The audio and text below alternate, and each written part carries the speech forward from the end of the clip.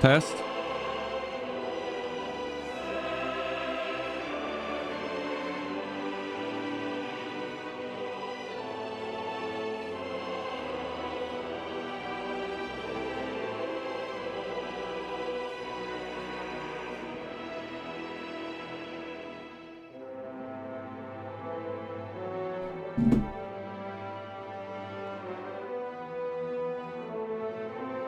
Testing.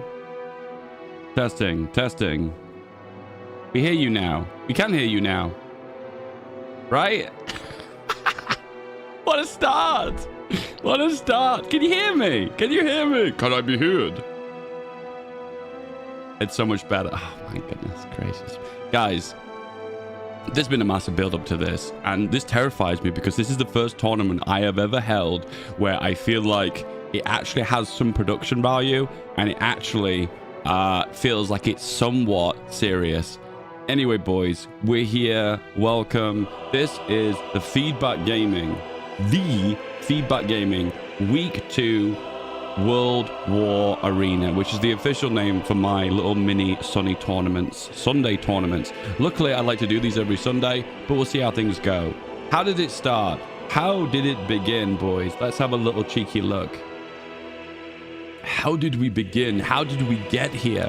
This is a list of 32 people who entered my tournament. Just a heads up, it was on Sunday that people entered the applications. Saturday midday, and within I think it was 5 hours we got a total of 33 people who wanted to join. At that point we had to close the applications because there were no more slots available, and because we had so many people we had to eliminate a certain amount of people, and we did that with our little qualifying rounds. And you can see really closely here, these were the initial qualifiers, these initial 2, and these were decided offline outside of the tournament just to screen out the riffraff and to get the best of the best. Massive thank you to my buddy Florius for arranging this for me. We'll give you moderator.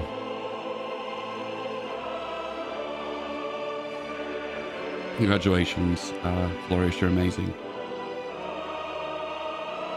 Rip bot 11, exactly. So there are some interesting surprises in this list if you look really closely. The winner of the previous tournament, last week's tournament, was bot 11, and he joined the tournament late. We found a slot for him at the last minute. We gave him that slot, and then he was eliminated in the very first round. It's only a best of 1 in the qualifiers, so you've got your opportunity to show how great you are, play safe, hopefully play aggressively, and you will win, and hopefully you will succeed.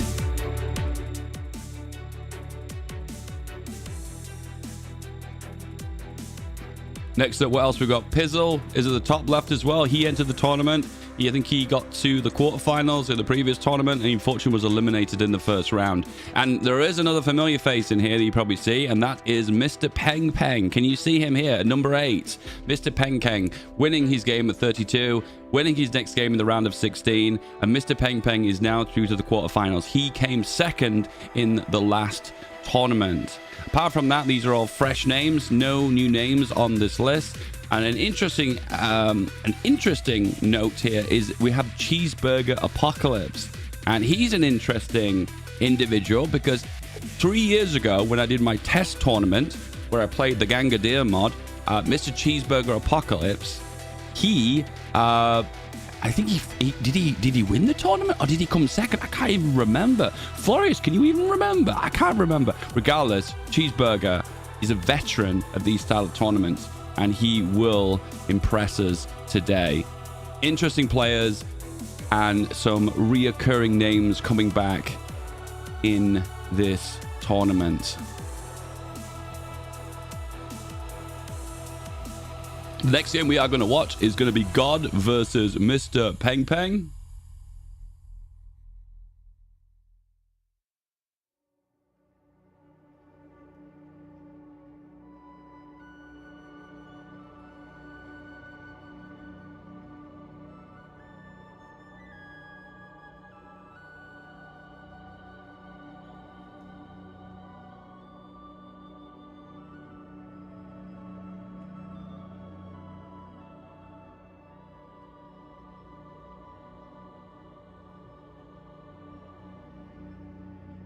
There's me using studio mode right now. I'm like, how does this even work? I'm learning, boys, as we go. There we go. That's not the game I wanted. That's not the game I wanted. Oh, no. Let's go back. Let's go back. Okay. All right, so I'm going to host the very first game. The other 3 games will be played offline. Then we'll go to the semi-final for a best of 1 again. Then the finals, which will be a best of 3. The next game we are going to be watching and spectating is going to be Mr. Peng Peng versus God.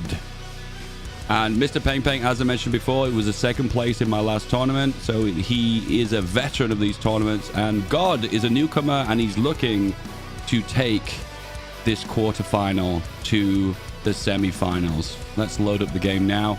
And let's play our very first game of the World War Arena Feedback Gaming Week 2.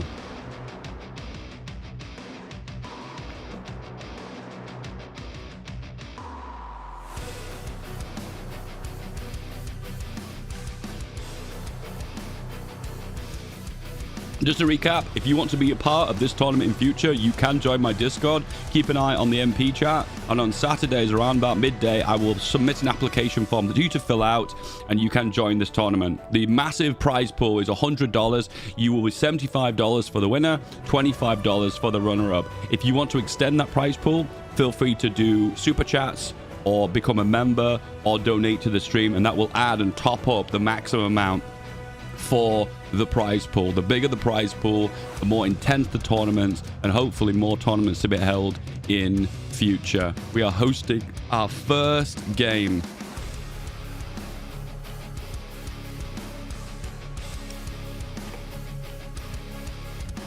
All the games will be held on the Across the Rhine scenario in the Speed 5 tournament map.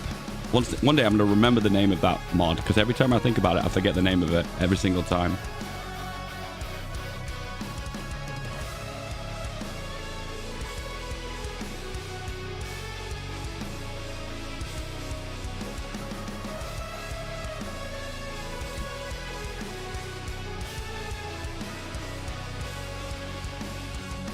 We have several gods in my Discord. That's really funny that how so many people call themselves God.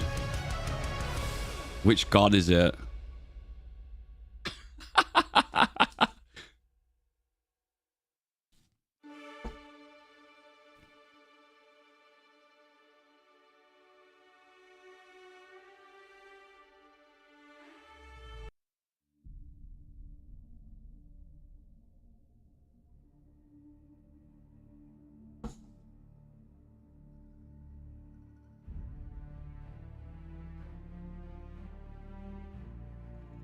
Get a heads up, guys. If you've got your name as God on Discord, unfortunately, you've selected the most ununique game actually possible. Because, unfortunately, everyone likes to call themselves God.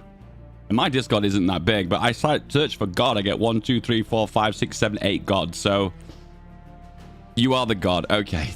Thank you for letting me know, God. I appreciate that. Thank you. Join the game immediately. Hop in. And off we go for the very first game. This first game is going to be between Mr. Peng Peng, who is the 2nd place runner-up in the last week's tournament, facing a newcomer, God. Simply just God. Will he show as God plays? Will he show us new tactics that we've not seen before? Or are we going to see a standard game where Mr. Peng Peng, the veteran, the most experienced player, take down the God?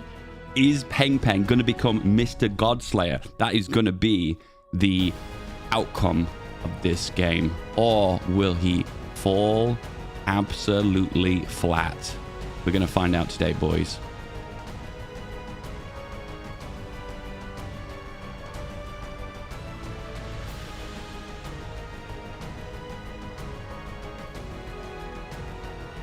Okay. This is probably the most unscientific way of deciding this, but we are going to ask the players that we're currently in the game, heads or tails. And Mr. God, because you are the first in the game, God. I can't type in the chat for some reason. I don't know why. Do you want heads or tails?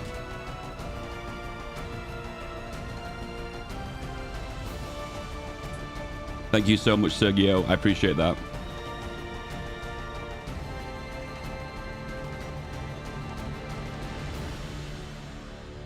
God has gone with heads. Coin flip. I should probably show this on stream, but I'm not going to. And it is heads.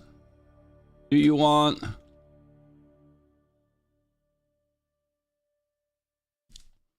God has got heads. He can choose between the Axis or the Allies.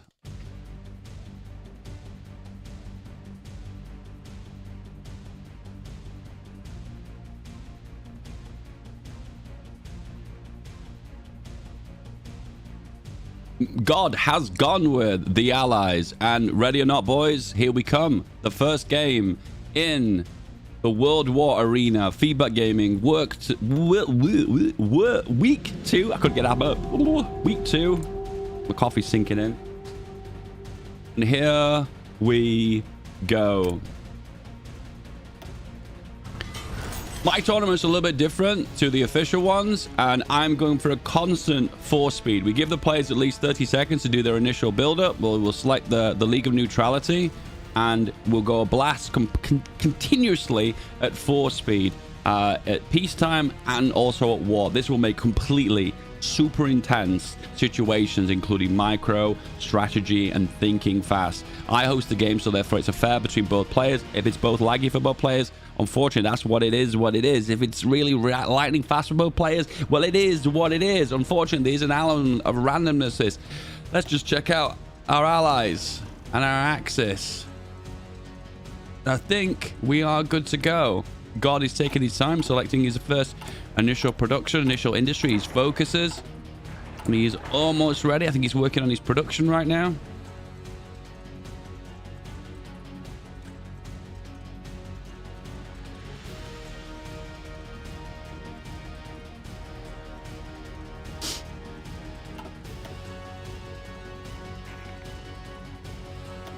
Letting the boys set up, and then we will start on our 4-speed journey.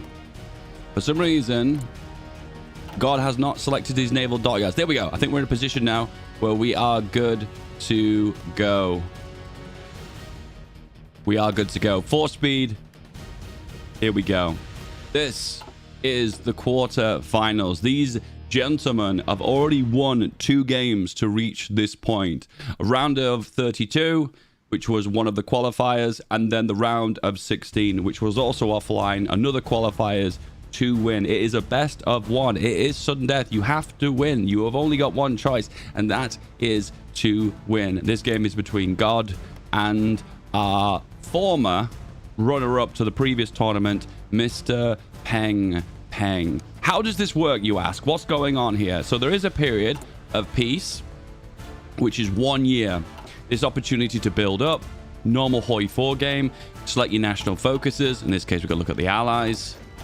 You've got options here for factories on the right-hand side. You've got options to select your faction and build up how you feel like is going to be the best way to fight this war. After 1 year is declared, the allied nation will declare war on the League of Neutrality and the Axis power, and vice versa, and they will both rush to the center of the map to capture 3 key victory points. We have Amsterdam, we have the Rhineland, and we have Hessen. If you control 2 out of the 3, you will win after the 80-month period has elapsed whilst they are at war. War. Yes, there is navies. Yes, there is air force. Yes, there is tanks. Both players will push towards the center and engage in a melee of bullets, shells, bombs, and maybe possibly paratroopers, maybe naval invasions. There may be a few trains that explode. There has been known issues in the past where people don't protect their trains and they seem to blow up a lot. That could be a possible issue.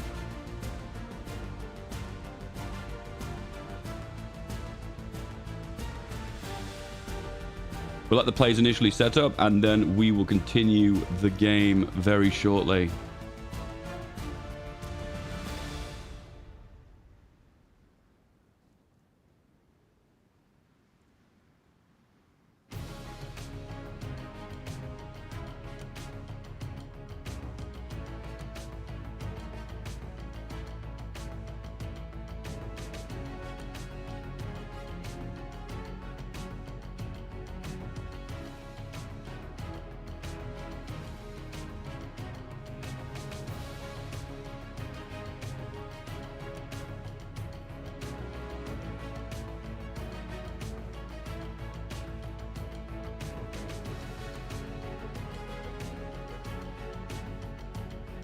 Update on the scores. This is what we are currently working with at the moment. We can see that we're currently looking at the game here between God and Mr. Peng Peng, with 3 other quarterfinal games that are currently being played offline on my Discord currently. I believe if you want to, you can hop on my Discord and actually watch these games live. If you hop on the Discord and ask one of the guys to stream it, and you can get to watch them play this game live. After this game is the best of 1. We'll move to the semi-finals, and we'll immediately begin the next best of 1 to move forward.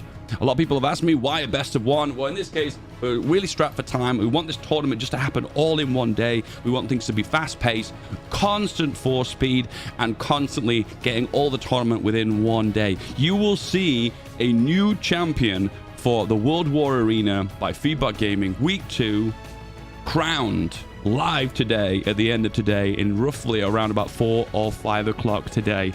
This is a fast tournament, boys. Get in, get out. $75 to win, $25 for the runner-up. If you do want to donate to that prize pool, you can do so today by becoming a member or offering a super chat to add to the total prize pool for future tournaments. I think this prize pool is decided for today, so we'll add everything to future prize pools moving forwards.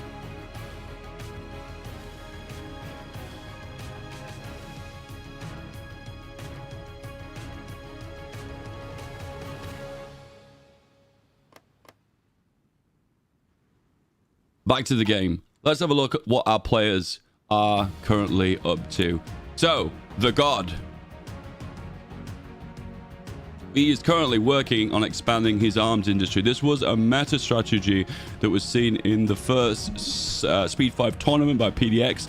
Going for the industry, going for the mills, going for the mills, going for the mills. The further you work down this industry tree, the more factories you are given.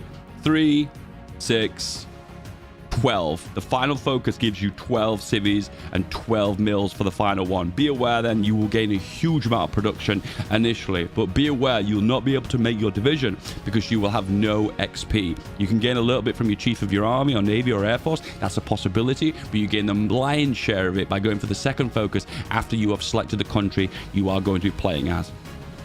The most popular path that players seem to be loving at the moment, that everyone seems to be doing, is the 5th Guards tank army for the Allies, which is the Soviet path, and it gives you 15% heavy tanks with steel mountains and 10% heavy tank reduction for the Stalingrad tractor factory. It also gives you a mechanized division that's high hardness and a big juicy fat 32 width armored division. Yes, I get it, it's not meta, but you can modify if you want to in game if you've got the XP and you've got the production. This is a hard hitting, super hard heavy tank division, and it does unbelievably great damage.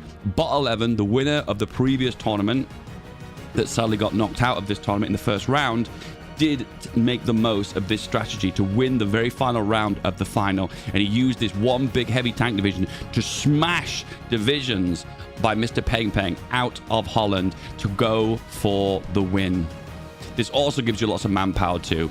Recruitable pop factor, war support, extensive conscription for free.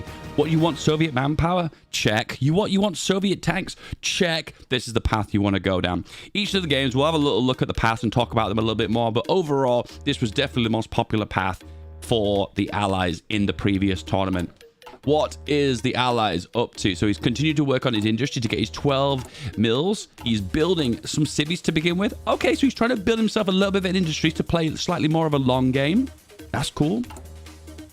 And he's focusing heavily on the guns. This was a normal strategy boss players did as well. At the very start of the game, make lots and lots and lots of guns. Make lots of divisions to hold the front line, have a really strong front line, then start to work on artillery, in this case support equipment and trains. I support this strategy. Making trains early game is super important. It's going to give him that extra supply if he gets logistical strikes, and therefore he'll be in that situation where he won't have to deal with low supply, which is great. Training lots of divisions too. Focus on the division template that you do actually start the game with.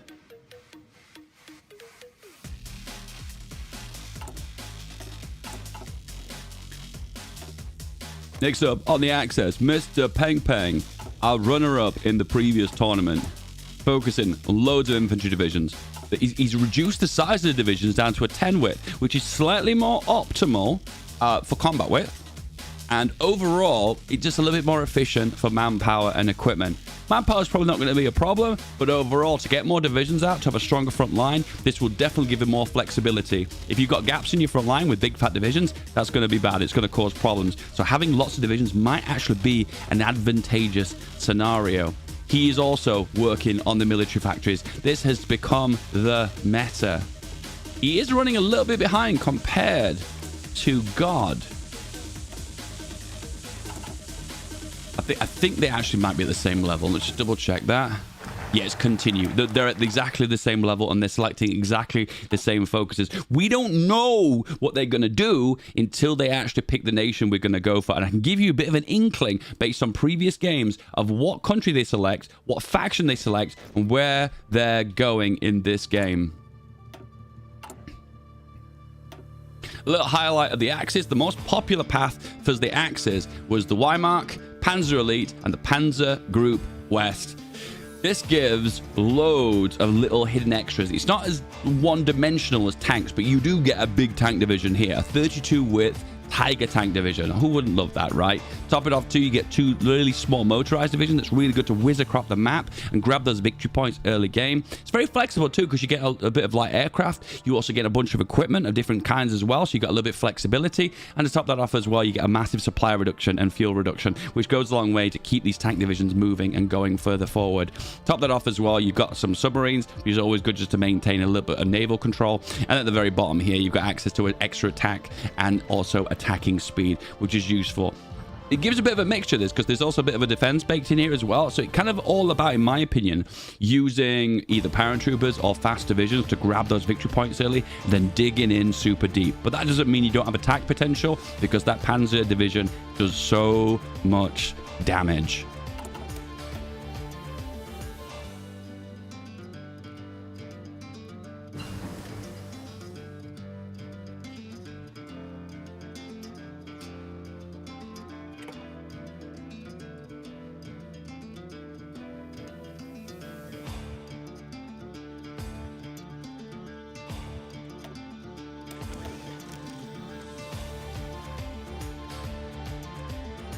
So just to recap, guys, this is the quarterfinals. Both of these players have won 2 games to reach this point, and this is a knockout best of 1 tournament between runner-up in the previous tournament, Mr. Peng Peng, versus the god himself. We are 6 months into the preparation phase. We have 180 days left before war is declared between both factions. And your objective is to do one of 3 things: to control 2 of the 3 victory points, or all 3, when the time elapses after when the war is declared, which is 18 months, or capitulate your opponent. Whatever comes first. I'll admit, capitulating your opponent is a little bit more difficult. The regular strategy mode players seem to go for seem to be digging into the mountains, digging into the rivers here, and trying to make a strong front line on the Rhine River, with lots of combat happening, particularly in the south here, as well as lots of combat happening in the north around Amsterdam as well. They're the most vulnerable locations where this victory point is definitely favored for the Allies, and it's very difficult to break. But to be let's be real, it could be a surprise attack if the Axis decide to push the center really heavily. They may be expecting the softer points of the north and south to be the ones that will get hit, so they'll divert the forces in the wrong direction, causing massive damage to happen in this region. But don't forget too, if the Allies make a breakthrough here in this region, look at these plains. This is basically perfect tank battle arena. Perfect planes, maximum damage, heavy tank on heavy tank action. The bigger tank will win this battle. And one mistake, if you lose that tank division, especially if it's a division that's the main core of that country's path, such as the big fat heavy tank for the Soviets or the big heavy tank for the Panzer Group West for the Axis, that could be curtains for your strategy.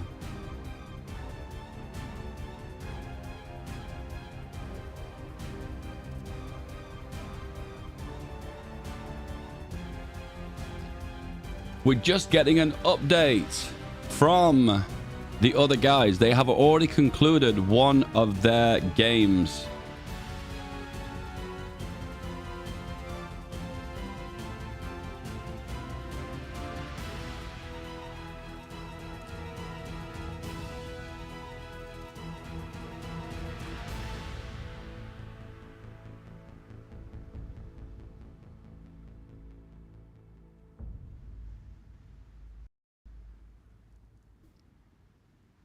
we have a winner between Kallian and K-Match Dalek. Probably pronouncing his name wrong. We have a victor. Our first quarterfinal game is over. And strangely enough, I support this winner because he is a member, unlike you scrubs, non-subs. What the hell are you guys doing? That's right, this guy is a dedicated feedbacker supporter in my Patreon chat. Congratulations, you are through to the semi-finals. Let's have a look at those results now.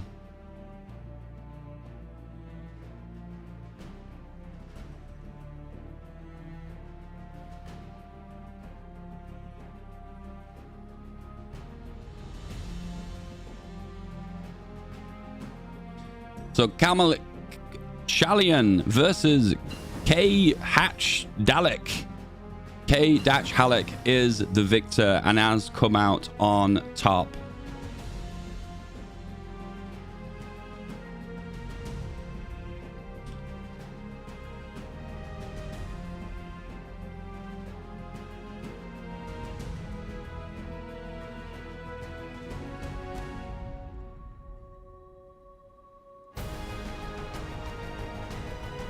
Well, we are currently focusing on this game between God and Mr. Peng Peng.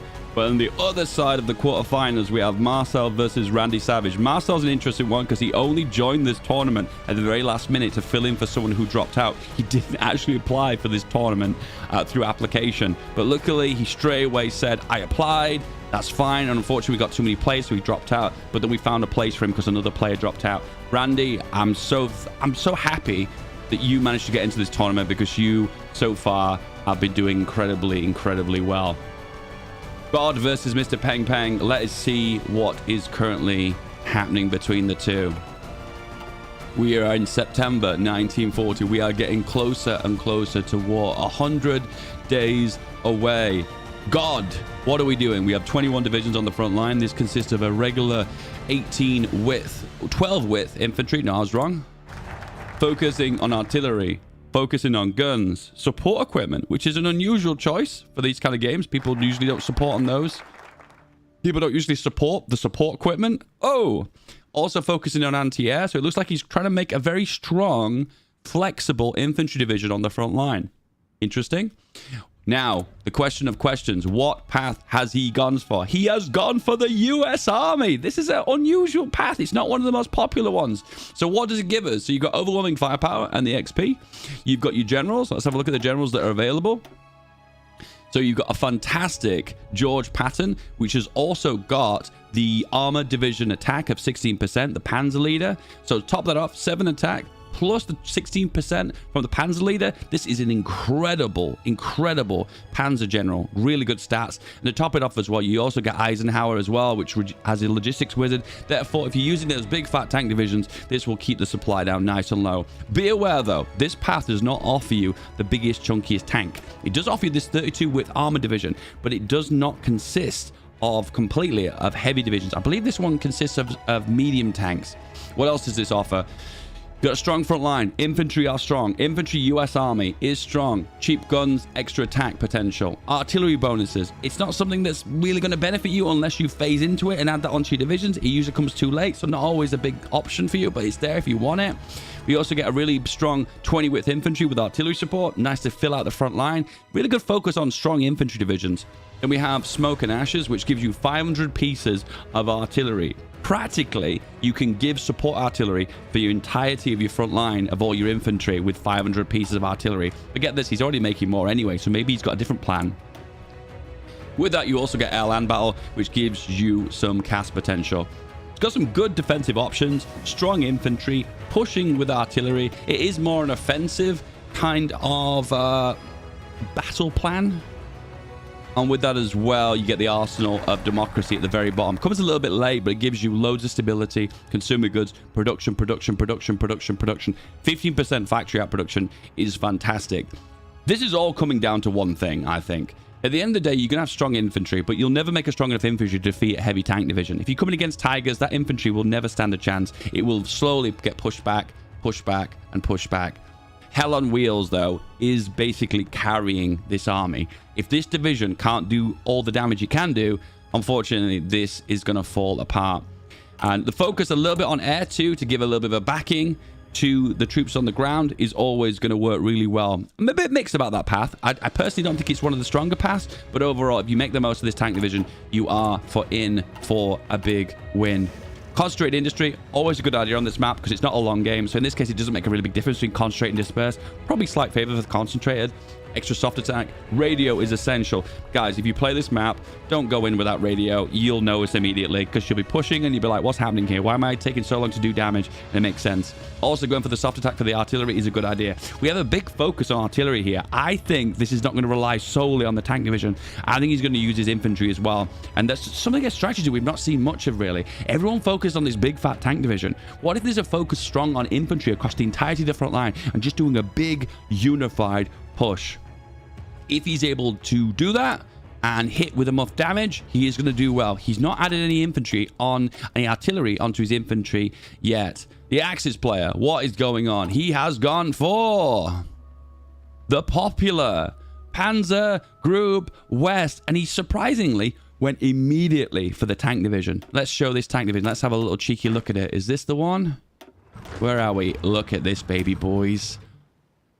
The Panzer 6, the Tiger tank, 360 of them. Look at this division. Loads of motorized, loads of heavy tanks, loads of hardness, loads of breakthrough. This is a force to be reckoned with.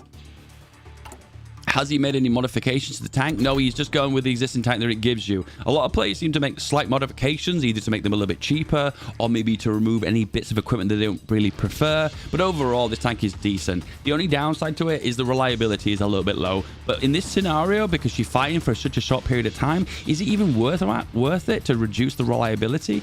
That is overall questionable. But be truthful, if this division takes a lot of damage, it will lose a lot of Tiger tanks. So you're ready to make sure that you are making excess Tiger tanks, and he is focusing on air and cast. So we're gonna have air battles here, boys, and we're gonna have tank battles on the ground. Not so much a focus on navy.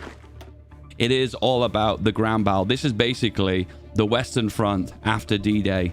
The Americans tank divisions moving forward versus the Tigers of the Axis. We are coming incredibly close now, 9 days before we declare war. We do have a naval invasion. It does appear that the Allies are going to go for a naval invasion just to yoink Amsterdam. It's a little bit controversial, but a lot of players at the moment are saying this is an Axis favored map. And the reason why they're saying that is that the Axis has more access into Holland than the Allies do, due to the fact that it's behind the river. The war has been declared. And here we go.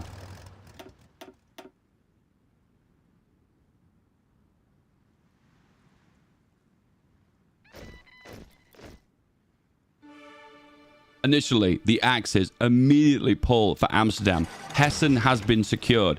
Holland has been secured. The naval invasion did not engage. I think the Axis, has full naval supremacy, so therefore they're unable to engage the naval invasion.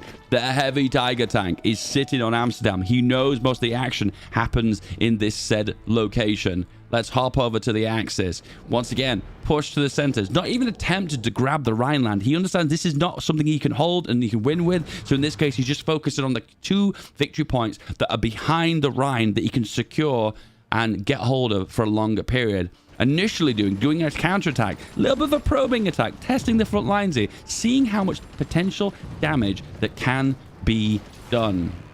Overall, we have logistical strikes. This is something we're seeing so frequently in these tournaments. Logistical strikes are doing so much damage.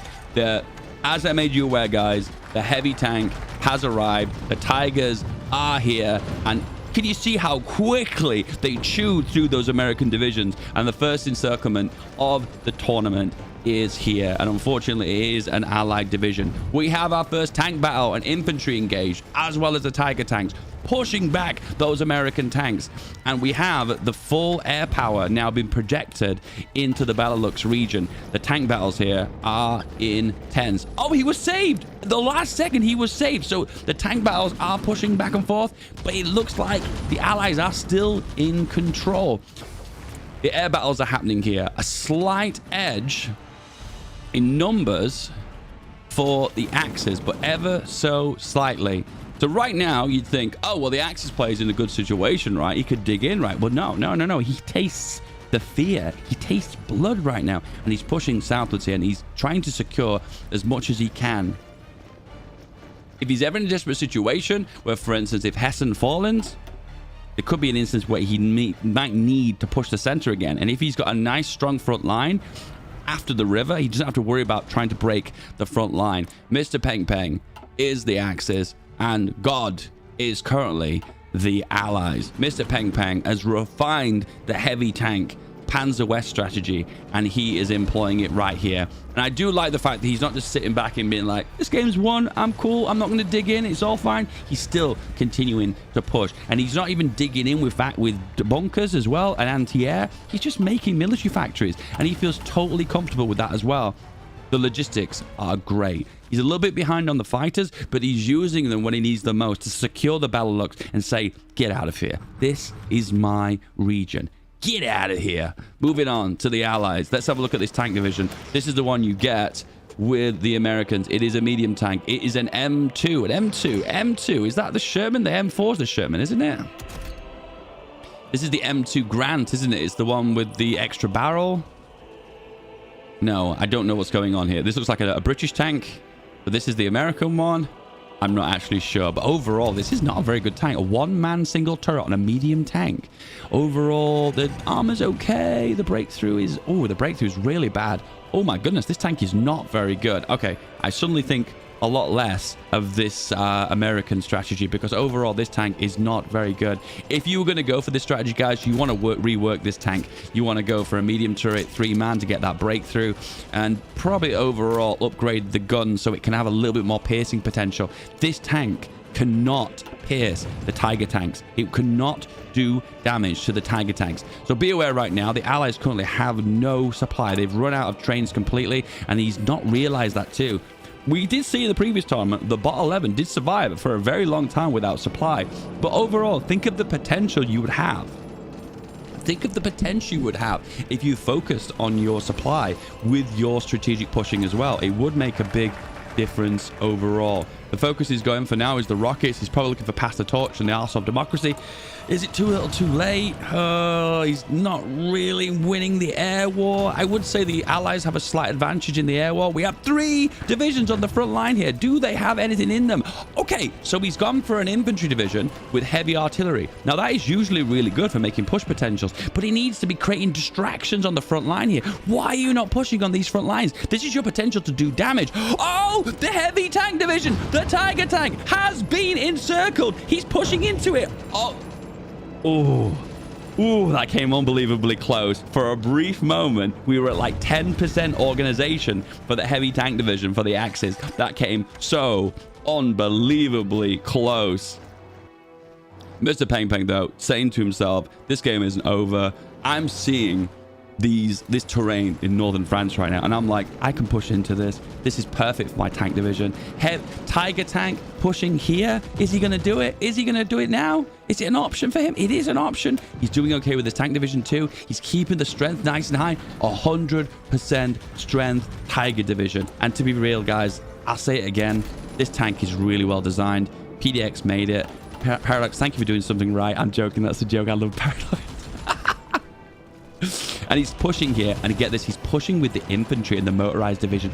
Oh, this is disappointing. The Allied player did not see that. Now, this is an issue now. Their front line is getting thinner and thinner and thinner. We're in a situation now where the Allies are going to struggle to counterattack, and they're going to be in a really peculiar situation. How are they going to be able to come back from this? That's 3 divisions down. How many divisions have we got for the Allies? We have 6 divisions for the Axis, where the Allies, we have a total of 34. Okay, so it's not actually that bad at the moment. So it looks like the Allies didn't actually make a few more divisions. So they have more to lose, which is a strategy about keeping a nice, thick, strong front line. But this is looking really bad. He has an opportunity here for a big, fat encircle, and he's doing exactly what I thought. Did you see how quickly that infantry division broke against the heavy tank? This is the perfect terrain for heavy tanks. Maximum hardness. The soft attack doesn't doesn't even hurt this tank. It just laughs at the artillery shells, the machine gun fire hitting the tank. And boom, the minute it pushes, immediately goes. And encirclement is there. Oh, he's going for the counter encirclement, though. He's not seen this. Mr. Peng Peng needs to be very, very careful. And straight away, he goes through the encirclement. He tastes blood. This could be critical. And the encircler has become the encircled to become the encircled again. A triple encirclement. Did you want double chocolate? No, we wanted triple chocolate. Triple chocolate encirclement. Boom on Calais. And that has reduced the overall infantry down to 33 for the Allies. Oh no, I've just realized the Allies has lost their medium tank. I must have just missed that just a moment ago, but the medium tank is dead. That is why Mr. Peng Peng right now on the Axis is so confident. He knows right now there is no tank that will face his tank. Sure, the tanks were not that great. I accept that. But overall, it's not doing too well for him at the moment in time. Honestly, hand on heart,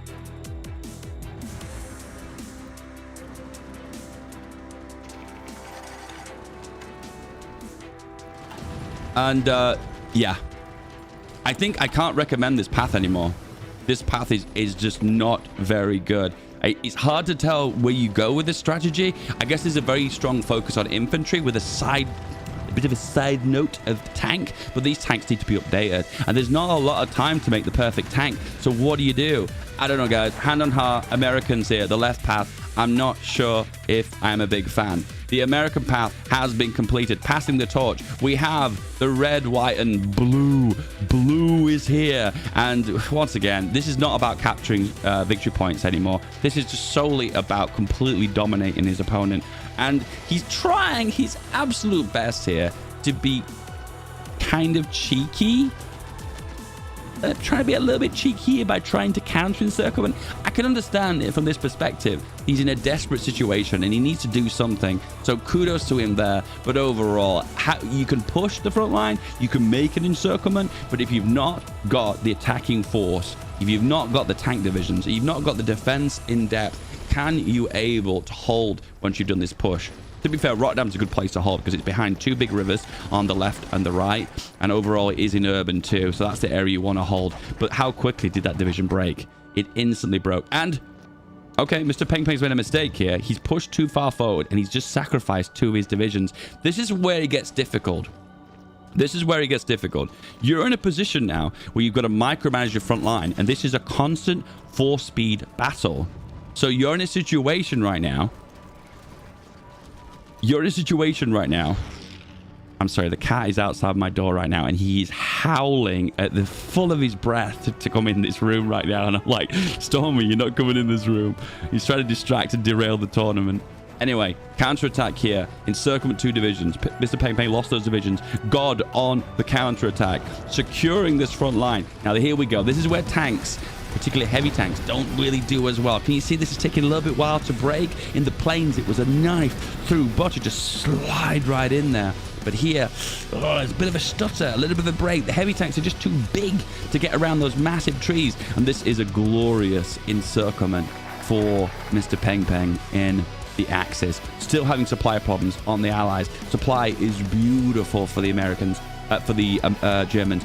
But we're running into other problems, such as lack of manpower. Are we training troops? No. What production are we struggling with? We are struggling with basic guns, which is something that will come back to bite you later on. And it's probably because of all the resistance. This is one of the disadvantages of pushing so aggressively into your opponent. Unless you're able to actually finally finish them, put that final nail in the coffin, you're going to be in a situation where you're getting biting and chipping away at your infantry equipment from partisan activity. Has he changed his occupation law? He has. He's on local police force. That's good. That's meta, because this will reduce the amount of damage your garrisons take by 50%.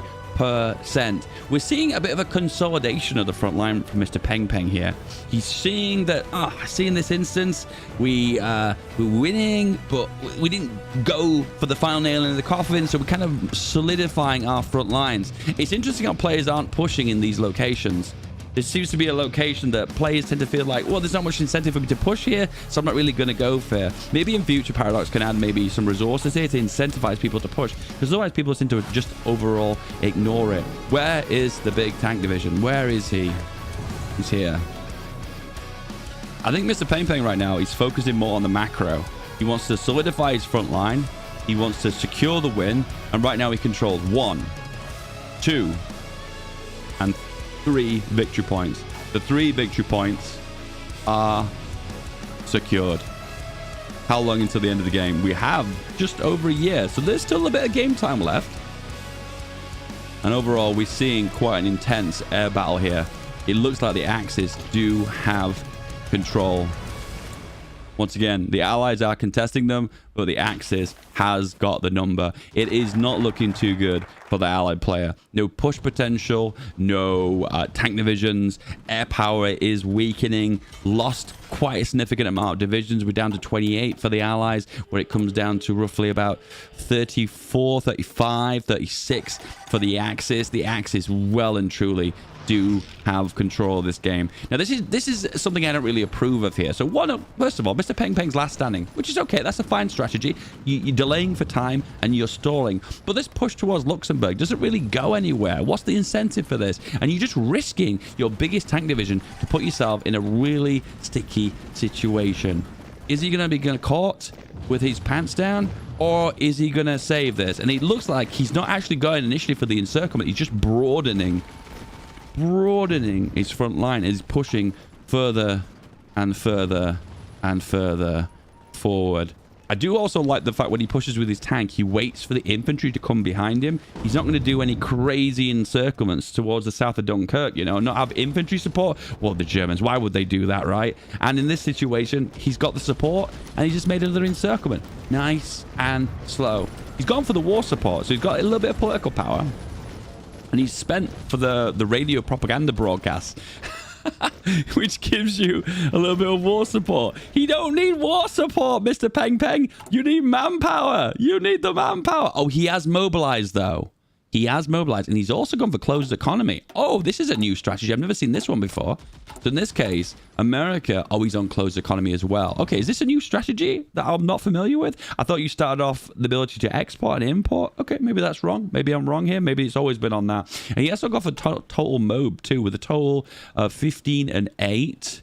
For production, for the Axis has 15 and 1. Oh, okay. Wow. Okay. That's interesting. So the Allied player right now has a more substantial economy in the long run. And we have a front line here, boys, with both players staring at each other. There's not a lot of action happening. God is making a push into Luxembourg. The land is just recently lost. And they're actually in a good position because these divisions have got some good soft attack potential, which is something you don't usually get the ability to do.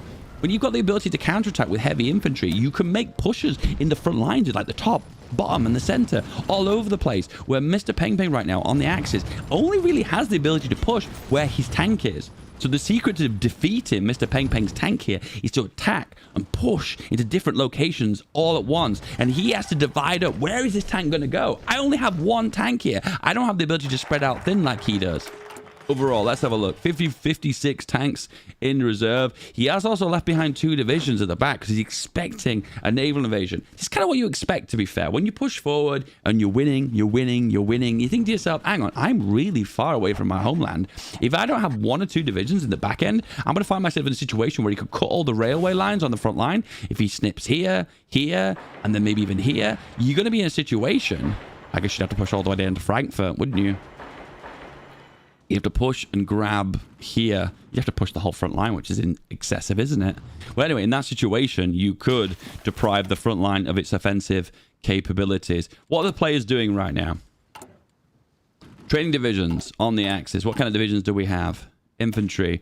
So it's a 20 width. It's got engineers and RT.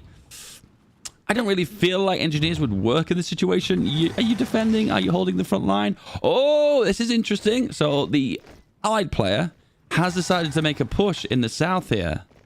He's probably looking for an opportunity for an easy push in the north, and he has found the Axis troops. You've got to be on the fence here. Is this a good situation? Technically, this front line is narrower than this front line. So technically, would it be better to have more of your forces condensed over this front line? But then there's always the risk of a counterattack in the north here and getting an encirclement. However, this is difficult terrain to break. Small river, forts, hills, mountains, forests. Difficult terrain, and you've got to push over a really wide arc. I suppose the easiest place to push would be here in the plains and then here in the forest. This would be nice. Whoop, swoop, boom, grab you, wham, bam. Thank you, ma'am. Okay, Mr. Peng Peng resumed his counterattack, going for the train. He knows how to push best. Remember, Calais was in the hands, completely in the axis. There was a big encirclement that happened there where 3 divisions got caught off guard. He's going for the exact same location again. This is why it's important to make fallback lines. Because you want to make a fallback line behind the river here and avoid these low, flat terrain areas. It can happen here. It could also happen here on the Axis side too, because all these plains are just easy territory for a joyride for the Axis. Oh, here we go. Oh, this is interesting. So the Allies players heard me. He knows his infantry are very strong, and he's making a push in the south here, and he is making so good ground. He is breathing down the neck of Frankfurt here. I'm not going to focus on the naval battles because there's no naval invasions planned, so what's the point? So he's caused this tank division that was pushing the south here, just having an easy day, having a bit of a joyride, boop, through Calais, easy. But now he's had to pull back the tank division because he realizes he is in a bit of a pickle here. This infantry is really strong. This is not what I expected. So he's made the infantry with anti-air capabilities. It's a very round, robust infantry. And this is the beauty of this strategy. You have the ability to push throughout the entirety of the front line. We are seeing the very first attacking infantry strategy. This is the very first time. And for the first time in the game, Mr. Peng Peng's like, oh, this is not the win I thought it was going to be. I thought we were doing okay here. But at the moment, it looks like the Allies, the god himself, is looking to try his best to recover this. And the heavy tank is being denied. Oh, no, tell a lie. No, that was strange. Okay, it's like he looked like he was winning the battle. Did he actively choose to manually retreat there? I think he did, because it was showing the Allies were winning that battle. It was a green bubble. But for some really strange reason, he manually chose to retreat. Oh, here we go. A victory point has been secured by the Allies. The god himself is back in action. 2 of the 3 victory points are now controlled by the Axis, and one of them is being controlled by the Allies. We have just over 3 months left, and a big counterattack is happening here. A massive counterattack is happening here. Has the Allied player spread himself too thin here? Oh, no, okay. So he went for the counterattack, and then we have the counterattack. That's going to be the theme of this, by the way. There's going to be counterattacks, there's going to be encirclements, and there'll be encirclements. The loop of encirclements never ends. The heavy tank is being moved back into position again. He knows he's in a desperate situation. Frankfurt, once again, is just on the front line here. Infantry from the Allies could actually turn this around. The heavy tank is back on the front line. The Rhineland has fallen. 2 victory points are being held by the Allies right now. The Allies have a lead in this game with 3 months remaining. The heavy tank, where is it? It's here. It's pinned. It's not fighting right now. He's in a really bad situation. This front line here, this victory point, is sided towards the Allies because it's on the other side of the Rhine. This is going to be incredibly difficult to take. The only one that's going to be an easier option is going to be to try and secure Holland. Holland is in a really good spot. Is he trying to dig in right now? Is he consolidating that win? Or is he trying to... dig in? Or is he trying to... Well, it looks to me like he's continuing to push. He's not even giving a single opportunity for a counterattack. Okay, back towards Axis favored now. Rhineland has been secured once again for the Axis. The 3 victory points, just to recap, are Rhineland, Hessen, and Holland. Holland on the Allies, and Rhineland and Hessen are on the German side. The Germans have the advantage for the remaining less than 3 months of this game. We have loads of last standing happening here. Last standing, by the way, is something I don't usually particularly like because you do bleed a lot of manpower and a lot of equipment. Hence the reason why you very rarely see me do it in my games. In this case, though, it works perfectly. You want to stall for time? We're not playing a long game. This would be a perfect opportunity. We are digging in here. Do we have forts? We have got forts. We have got forts in the Rhineland. He is digging in. He knows that he needs to hold this position. And he knows it's allied favored because it's a situation where it's on the side of the Rhine to the west. So this is where the Axis player wants to try his absolute best to hold on. And it does appear that Mr. Peng Peng has moved away from I'm going to consolidate this as a win and has moved more towards just holding the key victory points that he needs to. We're getting close to the last 2 months of the game. We're going to be in a situation here where the allied player is going to have to make a massive push to try and change and turn this game around. Frankfurt is holding by a single division where Cologne, the Rhineland, I'm not sure if I'm pronouncing that right, is held by 4 divisions. One of them is a heavy tank division. The honest truth is, I don't think that's going to be able to break. You need to get around the back of this. This is something a lot of players struggle with. You don't push into a terrain type straight on, full on. You don't do that. You want to go around the outside. You want to put your arms around that place. And you want to be like, embrace that individual. And he is going for the counterattack. He's going for the push into Cologne. He is facing a heavy tank division. And he is facing level 4 forts. Has he got full air control? He does have air control. He is pushing in. It does say in the game that he will win this in 5 days. He is last standing. He will be stalling. He is stalling. It looks to me that could have broken. That could have broken. And this is pretty smart. God realizes he can break this. He said that is possible. It is doable. We can actually break this. However, I want to wait until last stand has finished. So I'm going to wait the 7 days. I've got time on my hands. I can wait. We can do this. So you know what? I'm going to wait and I'm going to make another push when the last stand has ended. Is that what he's going to do? Now, looks at things. It does look like in Holland here, in the north of the Netherlands, that there has been a counter push by the Axis here. And Amsterdam is really close. This could be a situation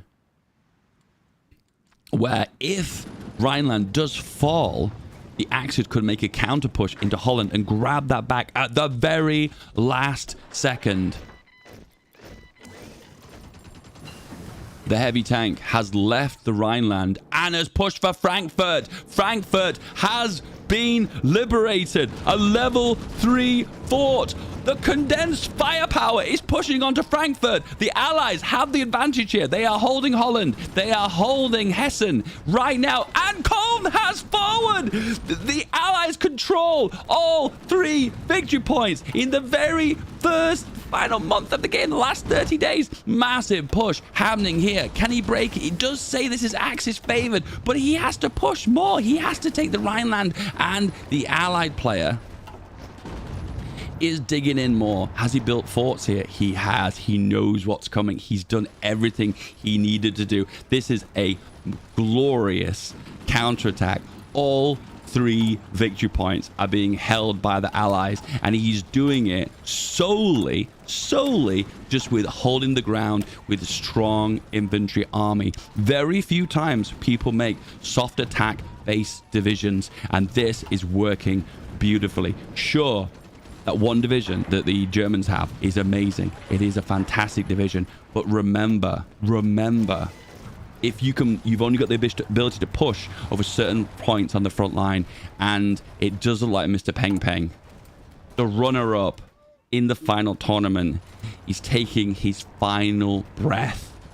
The final breath. He's attempting to push the entirety of the front line here to secure just 1 victory point. And throughout the entirety of the front line, he has been completely and utterly denied. He has reached critical air mass. You get around about 300 plus planes, you reach a point where you have full air superiority. 3, 2, 1.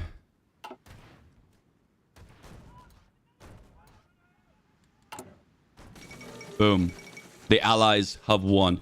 Congratulations. God, with his name and his reputation, has won this game. God is through to the semi-finals. Unfortunately, our runner-up in the previous week's tournament, Mr. Peng Peng, has been eliminated. GG.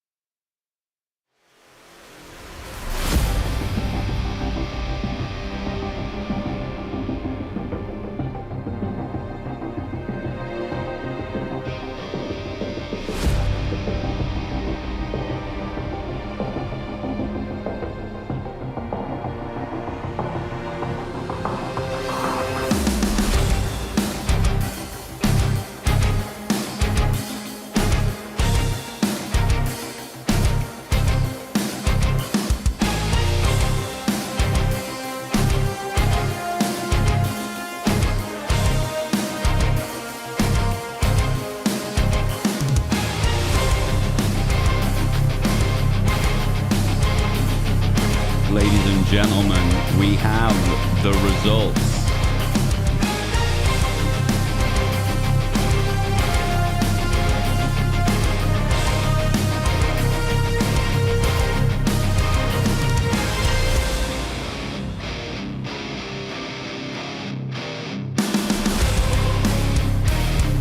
We have the results.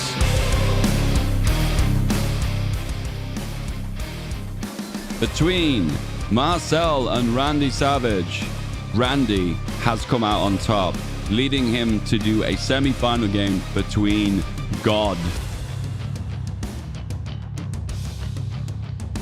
Charlian versus K-Hatch Dalek won his game against Charlian. And finally, Cheeseburger Apocalypse, an old winner from a very long time ago, has beaten his opponent, China.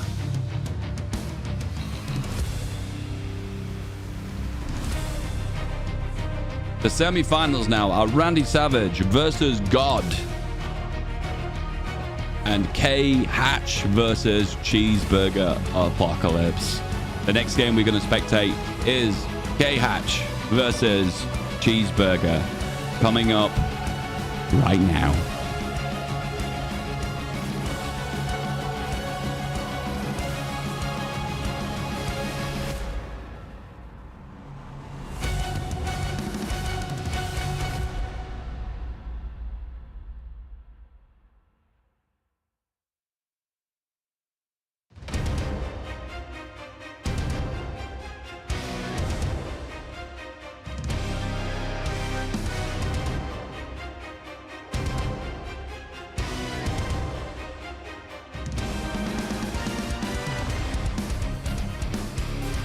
Coming up, the next game, the semi-finals between K-Hatch and Cheeseburger Apocalypse is up next.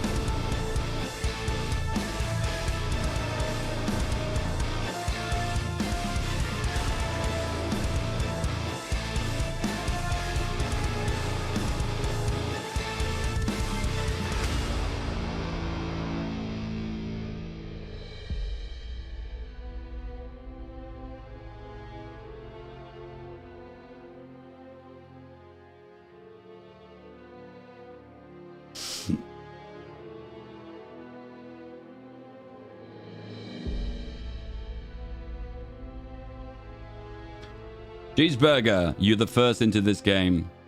Mr. Cheeseburger, heads or tails? So guys, welcome. If you're not just tuned in, welcome to our HOI4 competitive tournament. To reach now the semi-finals, these people need to have won 3 games back-to-back in the row, beating opponents in the round of 32, which was offline, the round of 16, which was offline, and just right now, just a second ago, you just missed the very first quarterfinal. We are 2 games, 2 matches, potentially, away from a new winner for the FeedBackGaming World War Arena Week 2 with a maximum prize pool of $75 and $25 for the runner-up. We have 4 players left and we have 2 matches remaining. This match for the semi-finals is a best of 1 and then the finals is a best of 3. Everything is quick fire. We're going to have the result and the actual winner announced in the next few hours. Stay tuned. You are in for some exciting games of Hearts of Iron 4. Cheeseburger has gone with heads. And it is tails. Allies or access, Mr. K-Hatch.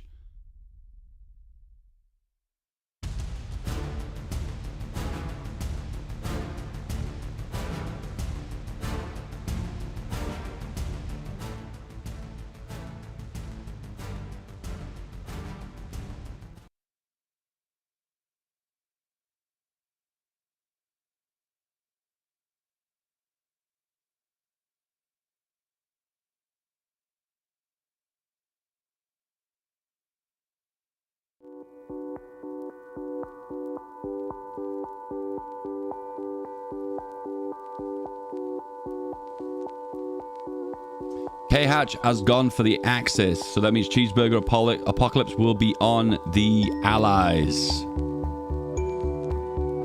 Cheeseburger versus Mr. K-Hatch Dal. Battle for the semi-finals, best of 1. The remaining 2 of 4 players. Here we go.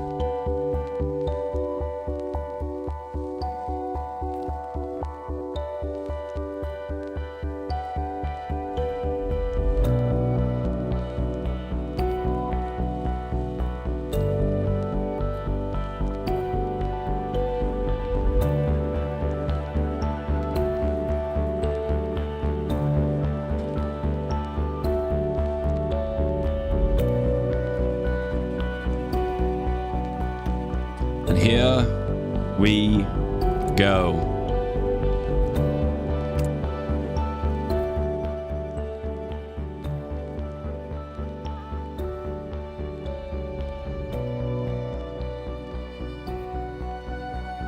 Cheeseburger, don't fail us now. We've come so far. So, Mr. Cheeseburger is an interesting individual because he was a previous winner of one of my Ganga Duel mod tournaments, which was held 3 years ago. It had a total of 38 players. It was an absolute nightmare. It was basically a practice run for this tournament, a proper tournament. And today, we're basically going to experience a veteran player of Hearts of Iron 4 against a new upcomer, Mr. K-Hatch, which is going to be playing as the Axis.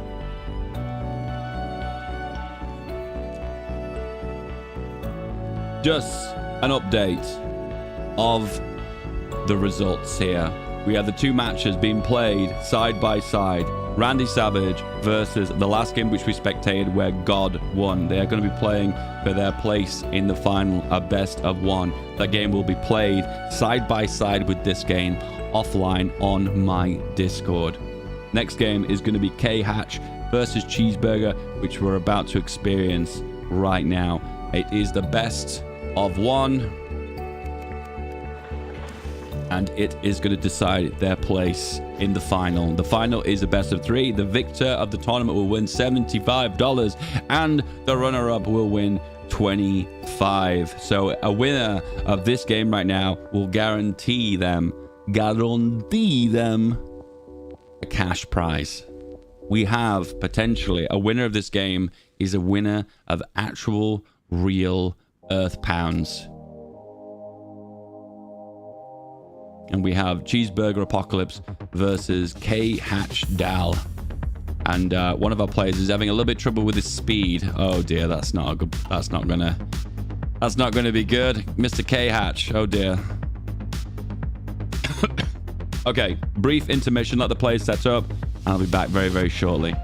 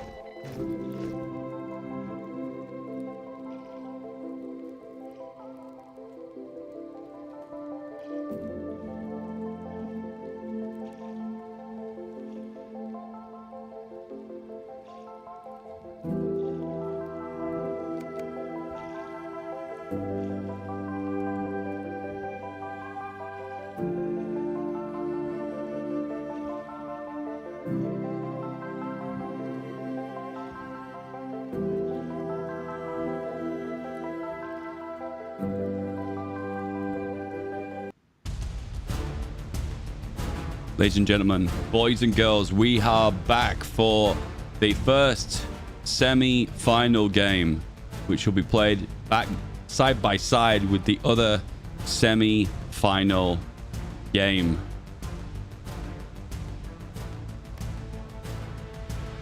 Back at it again with more Hearts of Iron 4.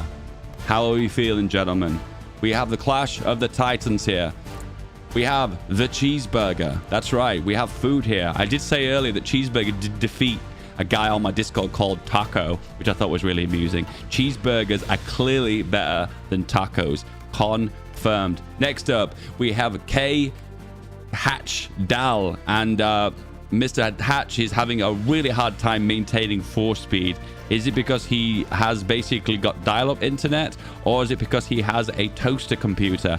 I do not know. Maybe he's playing Hearts of Iron 4 on his Google display, maybe in his kitchen. Who knows? But there is definitely a speed issue. I will continuously keep pushing for speed, and it will give, unfortunately, a disadvantage for me to K-Dal, but it's very important we maintain force speed. This is a speed tournament. It's meant to be fast. It's meant to be like speed chess. We need to get through these games nice and quickly and have a complete tournament held on one day. And unfortunately, that's not always going to be the case. The Allies, Mr. Cheeseburger. He's currently playing, and he is industrializing his nation. The industry is rolling out. This game is running a little bit slower than the others, guys. I'm sorry because of that. Unfortunately, we don't always get players with good internet. It's just that it is what it is. Training infantry divisions, and he has, straight away. What do we have here? Interesting. Very interesting. On the Axis side, what do we have? We have industrialization. As I said to you guys, this is the meta. But he has... Oh, hang on. No. He has actually done something different. Can you see what he's done differently? Can you see what he's done differently? He has already decided he's going with Japan. This is off meta. This is not a meta play. He has decided he is going with Japan. Now, this will give him 3 extra divisions at the very start of the game, which apparently meant to be... No, they're the same. They're just regular old divisions. And it's also gave him a big fat navy. And do you know what he's chose to do with that big fat navy and those infantry divisions? Immediately train them. So what that means is the divisions that he's going to have deployed in the war are going to be level 3, and they get a 25% attack and defense bonus. With that as well, a fully trained navy is also going to give a full attack and defense bonus. So he's going to have slightly more trained troops prepared for the front line. And he's also doing a little bit of a meta trick, which is kind of funny. He's changed his templates to look like a tank division. This is completely legit. This happens quite often in multiplayer games, and it's a way of confusing your enemy into believing what divisions are infantry and what divisions are tanks, because this will actually be visible to his opponent directly on the front line.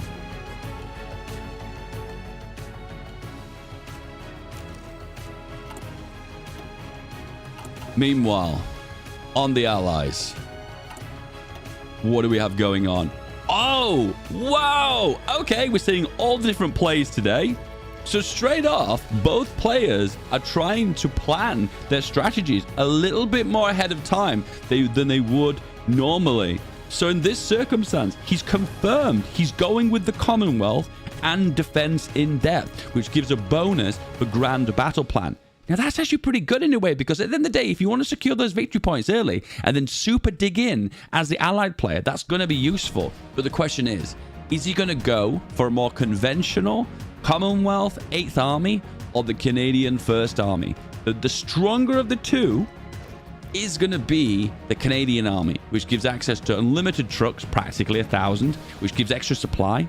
You've got extra option for a nice 20 width and mechanized infantry, which has lots of hardness. Another 20 width motorized. Top that off as well, you got access to another motorized division. So lots of smaller motorized, not big fat meta ones like 30 widths or 40 widths, but fairly big. Extra shore bombardment as well, because you get the Mediterranean fleet, which is the biggest fleet in the game. That's right, confirmed. The British fleet in this focus tree has the biggest fleet in the game, which has the most naval projection. This gives naval invasion opportunities and deny your enemies naval invasion opportunities on the other side. Wow. Alternatively, we have more of an air power on the Commonwealth 8th Army, giving paratroopers extra planes and giving an option for anti-tank capabilities. So this feels like a slightly more of a counter build if your enemy is going heavy tanks, and it gives this a bit of shenanigans by giving you a intel agency as well as extra paratroop bonuses. So if you want to see some, if someone goes for this build, they're probably trying to counter your tanks, or they're going for an air superiority build. But the Canadian First Army is a big mixture between keeping that supply really high and making the most of shore bombardment and also mechanized infantry. Our Axis player, Mr. Slowdown K Hatch, which I love you, K Hatch, because you are a Patreon supporter, but I don't like your internet. He is going for his industry at the moment. He hasn't decided which of the Japanese paths he is going for, though. Which Japanese path is he going for? He has not quite decided. We also have a bunch of cavalry divisions on the coastline here, just in that instance where he's prepared for a naval invasion, which is a very high possibility if he is going for the British path. Once again, there's certain paths you can see that you go, okay, if the player is doing that path, that tells you what they might be up to. And definitely the Mediterranean fleet gives the most naval superiority, which gives the biggest opportunity to do naval invasions. And naval invasions mean you need to gouge your coastline, or it's going to be into... Is it a CPU issue or internet? Who cares? It's one of the two. If it's a CPU issue, this guy is going to really struggle to play this game because he's going to have a massive latency problem. But then again, if he's got an internet problem, he's going to have issues as well. So it's going to go either way. Regardless, unfortunately, he must have a really bad internet or really bad internet or a really bad computer, because this mod is really streamlined and it performs incredibly quickly. So I don't know what's going on here. Who knows? Who knows? Doesn't matter. Let's focus on the game that we've got in hand and go from there. Allies expanding the industry. How does the industry look? Oh, ho, ho, ho. What do we have here? As I said to you guys, when you tend to go for this path, you tend to be focusing on planes. And that's exactly what's going on. This is looking much like a air superiority anti-tank busting build for the Commonwealth 8th Army. That's what it's looking like. We're going to see paratrooper plays, boys. It's happening. And to top it off, he's making infantry and he's making just a strong front line, as you would expect in this game. You need 50 transports to be able to drop one. So just be aware of that. It's always important to remember. And it doesn't actually matter the size of the actual paratrooper division too. As long as it's 50, you can drop 1 battalion or, well, 25, I guess, if you have a full division's worth of them. And then look at these planes. Oh, the Firestorm. Let's look at the Firestorm.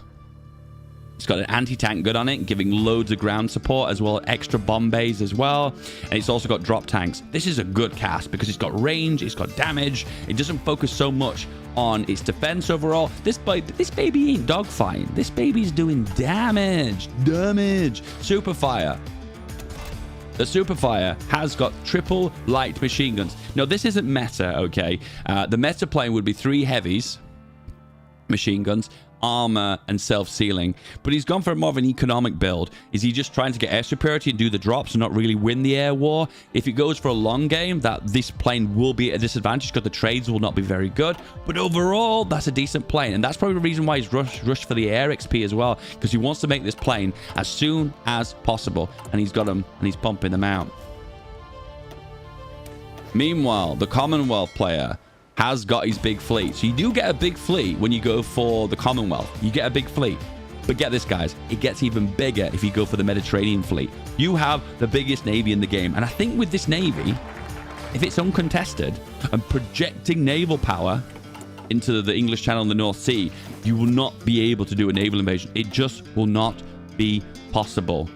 So this has the perfect idea of maintaining naval supremacy. And that is looking like what the allied player is going to do. He's going to control the seas, control the air, and get this, guys. If you control the sea and control the air, you know what? The land, the ground might be just before that, you know? You might actually go all the way with all three. Go for the trifecta. Land, sea, and air. Meanwhile, the Axis player is focused on guns. He's researched armored trains, artillery, and motorized. Working on more military factories. And that is all we have right now.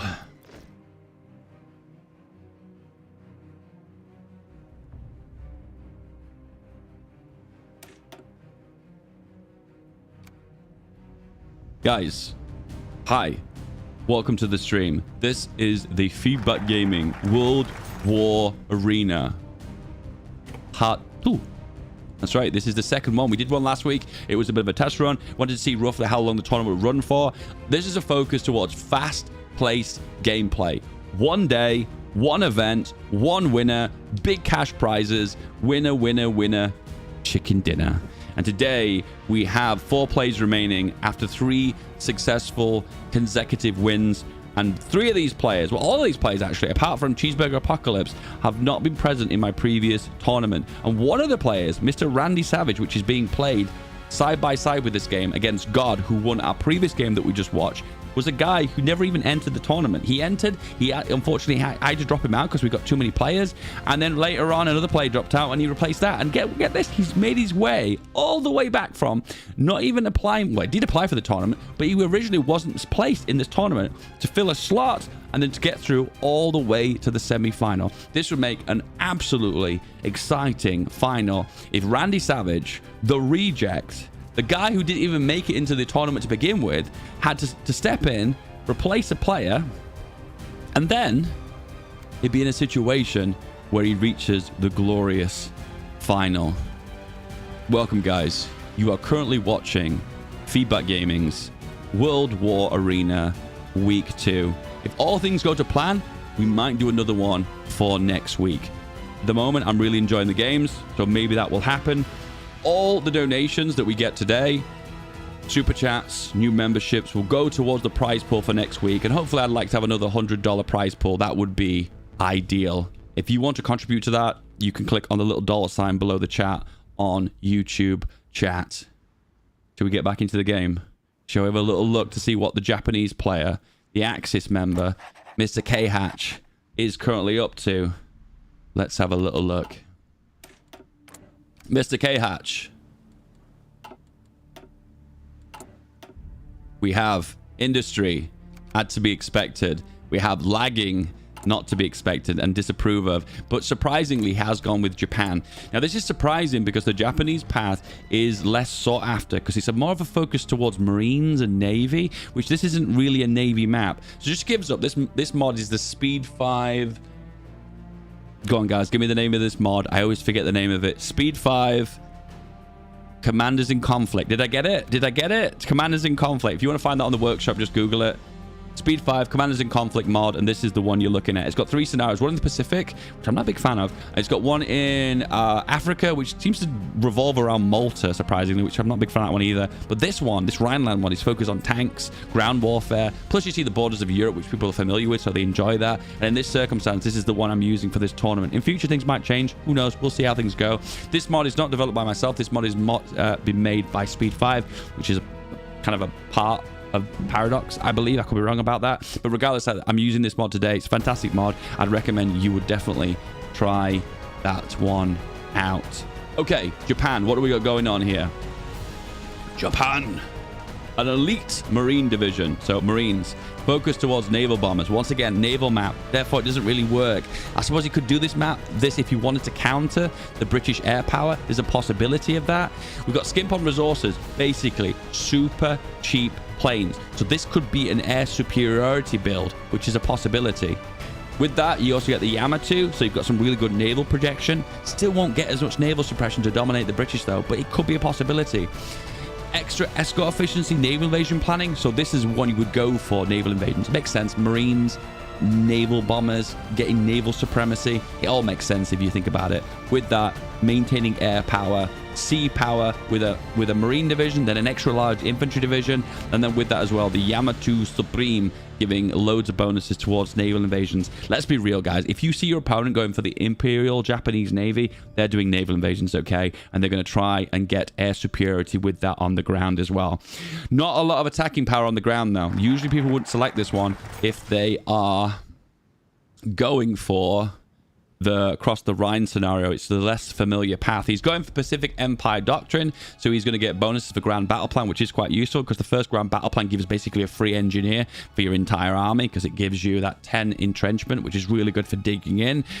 Be careful though, if your players are moving around a lot, you're going to lose that entrenchment. So you want to dig in deep and hold ground. Don't do what Mr. Peng Peng did in the previous game. He pushed really hard. He was attacking back and forth. He didn't really dig in. He didn't consolidate his win, and he slowly and truly got pushed back all the way across all of the victory points. Next up, the Imperial Japanese Army. This gives infantry, bicycle divisions, which is always useful. Infantry equipment is cheaper as well. So this is an infantry front line with some nice fast-moving infantry, giving defense as well. Thank you, the little man, for the 500 knocks. I have no idea how much that is, but I'd madly appreciate that, dude. Thank you so much, the little man.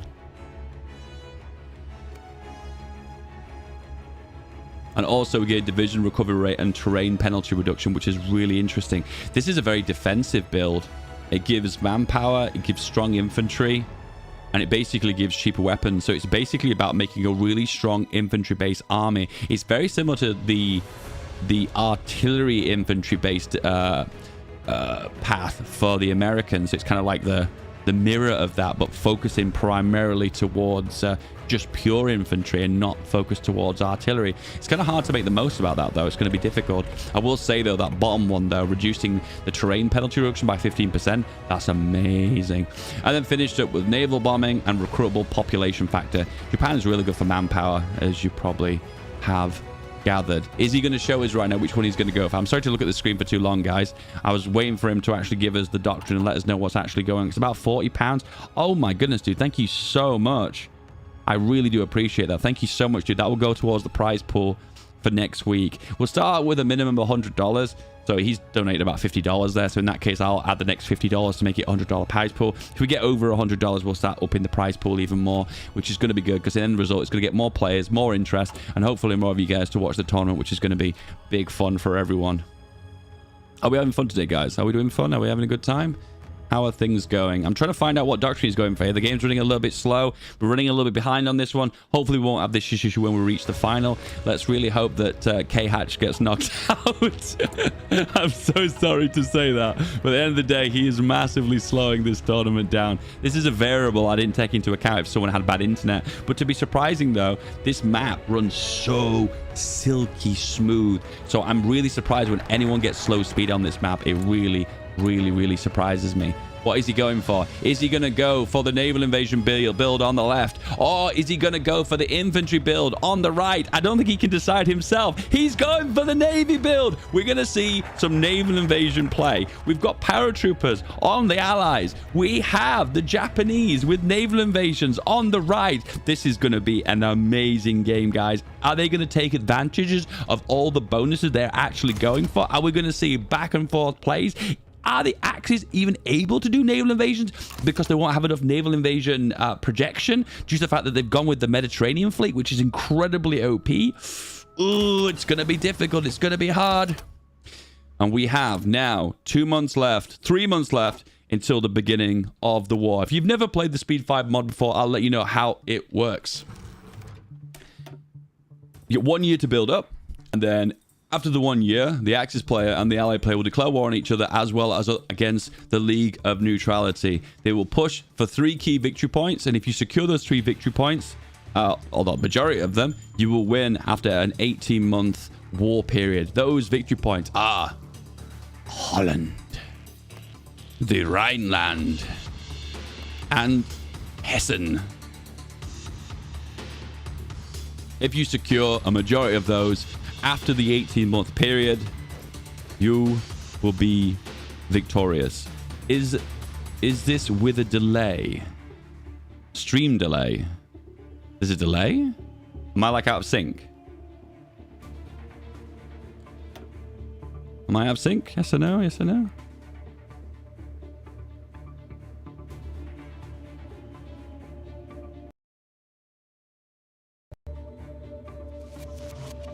Is that bad now, or you guys trolling me?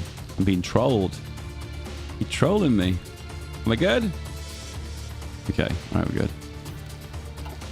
All right, what is the allied player up to? We're into the final 2 months before the war. What do we got right now? Oh, here we go. Same again, guys. Bit of a multiplayer mind games here. We have the Crown. Now, is the Crown an artillery division? Is it an infantry division? Is it a tank division? Huh? It could be anything, right? Well, it is an infantry division. It is a regular old infantry division. He's got a nice, thick wall of infantry divisions here. And he's doing a mighty big naval invasion too. How many naval invasions? We've got 6 divisions on this naval invasion. This is a meaty naval invasion, guys. He's not just dropping one division here and just be like, oh, I'm just going to take this victory point. No, he's taking it and he's holding it. And this is smart because you don't just want to take a victory point. Because if you get pushed by a tank division, you're just going to lose that victory point. So you want to send enough divisions to make a mighty fine push and therefore secure that victory point. What we're going to see here, boys, I don't think we're going to look for someone who's going to go for the capitulation. I don't think we're going to see someone who's going to go for the W here. I think what's going to happen here, he's gone for the Mediterranean fleet. Welcome to the biggest fleet in the game, boys. The big, fat Commonwealth Mediterranean fleet is here, and he has gone for the Commonwealth 8 Army, which is an air focus build. Special air services, paratroopers, infantry, and air power. Lots of air power. 200 fighters, so potential for a lot of air power, and also anti-tank stopping abilities. Trust me, I don't think he's going to have any issues with tanks, because the Japanese player, the Axis player, Mr. K-Hatch, has not gone for any tanks. Victory to the Commonwealth. Or in this case, victory to Japan. Japan versus the Commonwealth. Who will win? Tell me in the comments below, gentlemen. Who will win? Comment below. Meanwhile, the other division he's gone for. Is this different? No, it's not. It's just gone for an infantry division. Infantry across the whole front line. He's called them the Royal Rifles. Is that a default name or has he changed that? Production-wise. Wow. He's going all in on the planes. This is a maximum plane build. This production is so unbelievably basic too. Let's have a look at the ship design. So he's gone with a destroyer. He's called it the Tribal class. Is this one he's made or is this in the game? And it's fairly simple. It's anti-submarine warfare, torpedoes, light attack, depth charges. It does everything. It's the destroyer that does a little bit of everything. And there's nothing wrong with that. That is an appropriate ship to use to basically just screen at your capital ships appropriately. And this will project more naval power for him, which is a really good thing. The only thing that might be a downside is it will eat into a little bit of your manpower. But I don't know. How many are you going to make of this? Maybe 4, 5, 6, which in truth is just going to be about 1,000 manpower, right? Let's have a look. Total manpower for one of these babies is 325. Yeah, you're losing about 2 or 3, 4,000 manpower. It's basically nothing. It's not going to make an impact overall. The planes have arrived and he's spreading them. Spread those planes. And he's almost near 50 transports as well, meaning he's going to have the ability to paradrop. So, if the air superiority doesn't work, he's going to be like, I've got naval supremacy. I don't care. So one thing is for certain, at the very start of this war, he's going to have very full control of the air, and he's going to have full control of the seas as well. He's going to have no issues contesting that. Now, the issue is, he's most likely to lose on land, because he doesn't have a lot of pushing power. These divisions, sure, they're okay at holding ground, but these have no attack potential. Unless they're moving into gaps in the front line and being a little bit sneaky, the truth behind it is these guys are not going to do any damage. So he's all remotely relying on a thick infantry front line to do all the damage. I wonder if he is actively reacting to the enemy's play here. Has he got oh, he has actually. The Axis has got an intel agency inside of him, and he is preparing a collaboration government. Oh my goodness, he's going to capitulate him. He's going to try and surrender the allied player. He's attempting to reduce the surrender limit so he can take a bunch of land and completely capitulate the allies. We have never seen a collaboration government being used here, but this will reduce the surrender limit, so it'll allow him to capitulate the allies significantly quicker. This is an all-in. I think the Axis right now is going to go try and bash as hard as he can into the front line, capitulate the allies, but if that doesn't work, what is he going to do from there? What are the other options available to him? What is he going for? So we have a bit of a medium tank, and we're going for artillery too. Okay. So this is where the two players have differed on their strategy.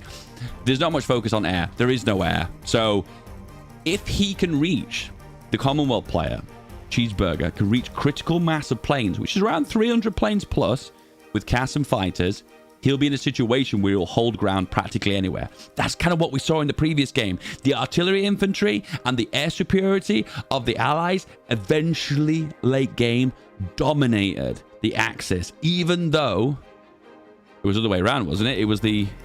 Because it was the Soviets versus the Axis. I've lost track of what the game was, but regardless, the air superiority won the day and infantry won the day. The allies won, where the Axis were defeated. They're big fat. I'm thinking of the Tiger tank, and I'm thinking of heavy tanks. I'm thinking Soviets, but it's not Soviets, is it?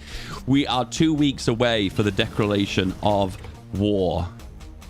We have anti-air capabilities. I wonder if he's reacting to the amount of planes that he's got, because he can actually see the intel of the player right now. You can see that there's 30 factories assigned to planes, so he knows a strong air build is coming, and anti-air is perfect, but I don't even think he's attached it onto a division. No template has towed anti-air. Oh, dearie me, this is going to be a problem. This is going to be a problem. And he's going for the naval invasion immediately. Well, actually, no, he's not. No, he's not. He's planned the naval invasion, but he hasn't assigned any divisions to it. Okay. So, infantry on the front line with engineers digging in deep. We have horses, regular infantry. Oh, the special.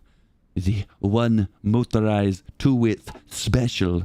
And this is the Marine division that he gets with the focus tree for free. We are 3 days before the declaration of war.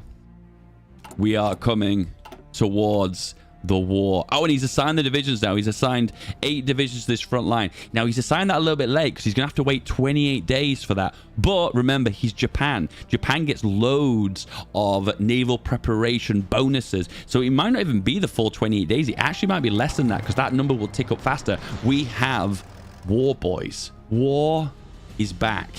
And straight away, we see a naval invasion executed immediately from the allies, immediately grabbing this location, and submarines are immediately intercepting.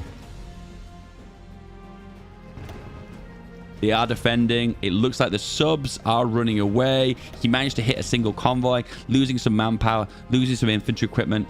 Not devastating, but it's okay. Equipment-wise, he's going all in with the air. This is an all-in air build. This will win a mid to late game scenario because of the critical mass of planes. I know I keep saying it. I'll say it again. Critical mass of planes. But if he reaches that point, he will win this game. And on the other hand, on the Axis side, we have a focus towards infantry with soft attack support, where if he could do the damage on the ground, which he might be able to do that initially, he will be able to push back Mr. Cheeseburger and do the damage. We have the fleet, the Mediterranean fleet, with a big fat aircraft carrier moving in and doing patrol on this region. He's trying to find the enemy fleet.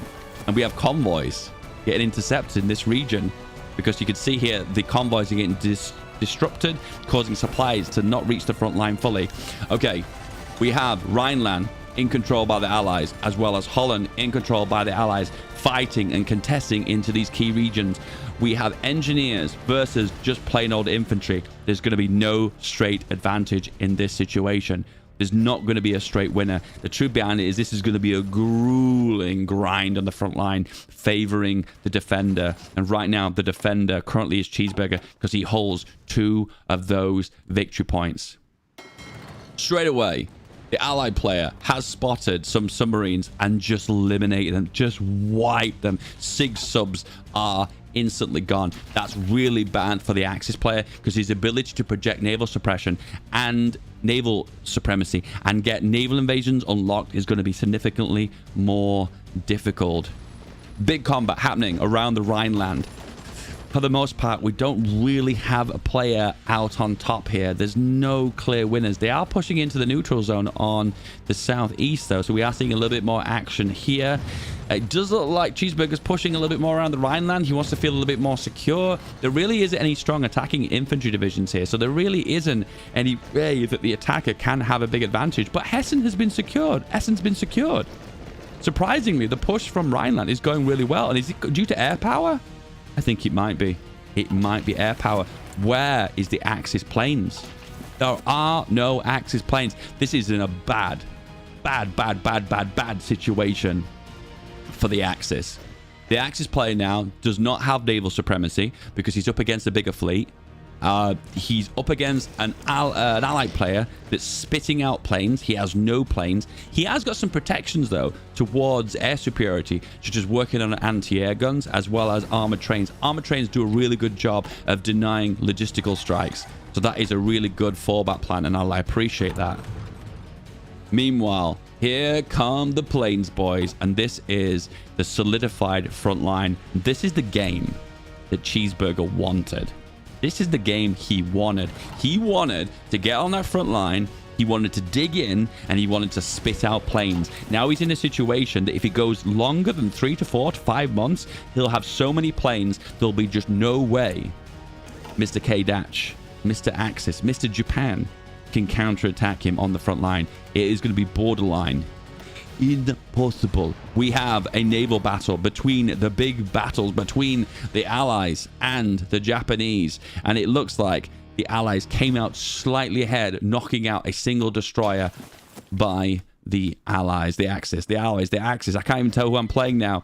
We have a naval invasion! Oh my goodness, look at this! It's like a perfect star! He is going for the all-in. He is going for that. I can't even believe he was able to get that naval invasion off. Is it something to do with the fact that this got actually tucked into battle? Is he going to pull troops off the front? He's got to. There's no other choice in this situation. He has a collaboration government. We are down to 35% capitulation. He needs to secure, let's say, Calais. He needs to secure Paris. He has pulled back his single paratrooper. Does it have enough defense potential? No, this division is terrible. It will not work. He has to pull troops back. He has no other choice. But remember, these divisions are rubbish. They're just too with motorized. They will do no fighting capabilities. He's pushing. He's pushing. He's going for the W, but he cannot take Paris. He's left one division behind on Paris, and it is enough to hold Paris. If it was for Paris, he would have got the capitulation. He would have actually got it. This feels like the only thing that Mr. K-Hatch could have actually done in this situation. But I'll give him one thing. He's still fighting hard. He's still pressuring him. He's doing a jolly good time of fighting back. But by the looks of things, these motorized are actually going to lose. They have no fighting potential.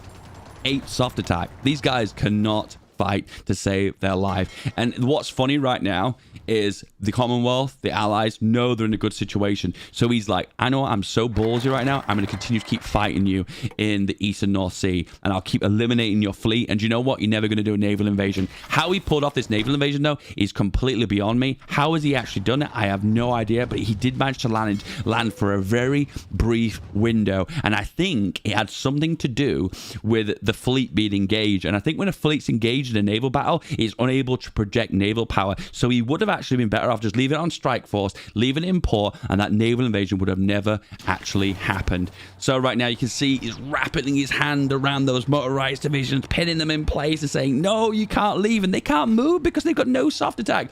Meanwhile, we're going for the encirclement of the encirclement. Who's encircling who anymore? I have no idea. But if he runs out of fuel, these motorized will have absolutely no speed, so it really will not matter. The speed of this division is 12. Okay, it's still showing 12. It still has fuel. But where do you go from here?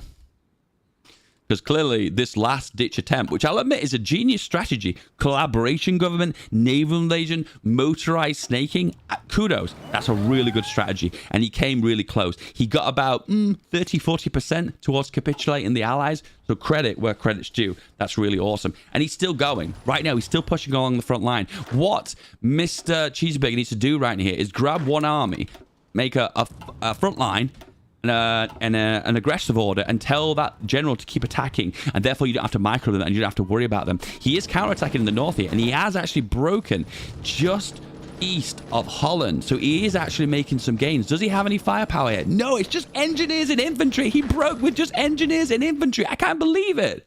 So right now, divisions are all tied up. He's feeling a bit insecure right now. He just had a naval invasion land directly behind him. So he's thinking to himself, oh, God, I'm in a really bad spot right now. Because if he does that to me again, I might lose. So therefore, I might want to keep these divisions around for a little bit longer.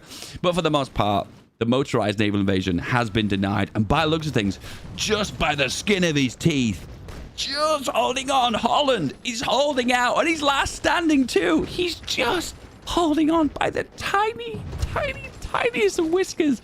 He is actually doing it.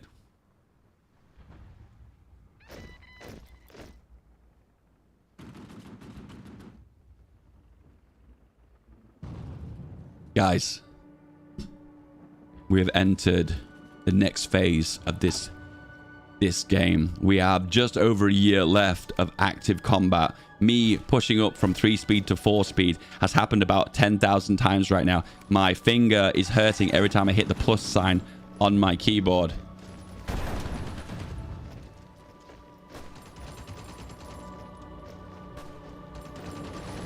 And the push is happening towards Holland. He desperately needs to get hold of Holland.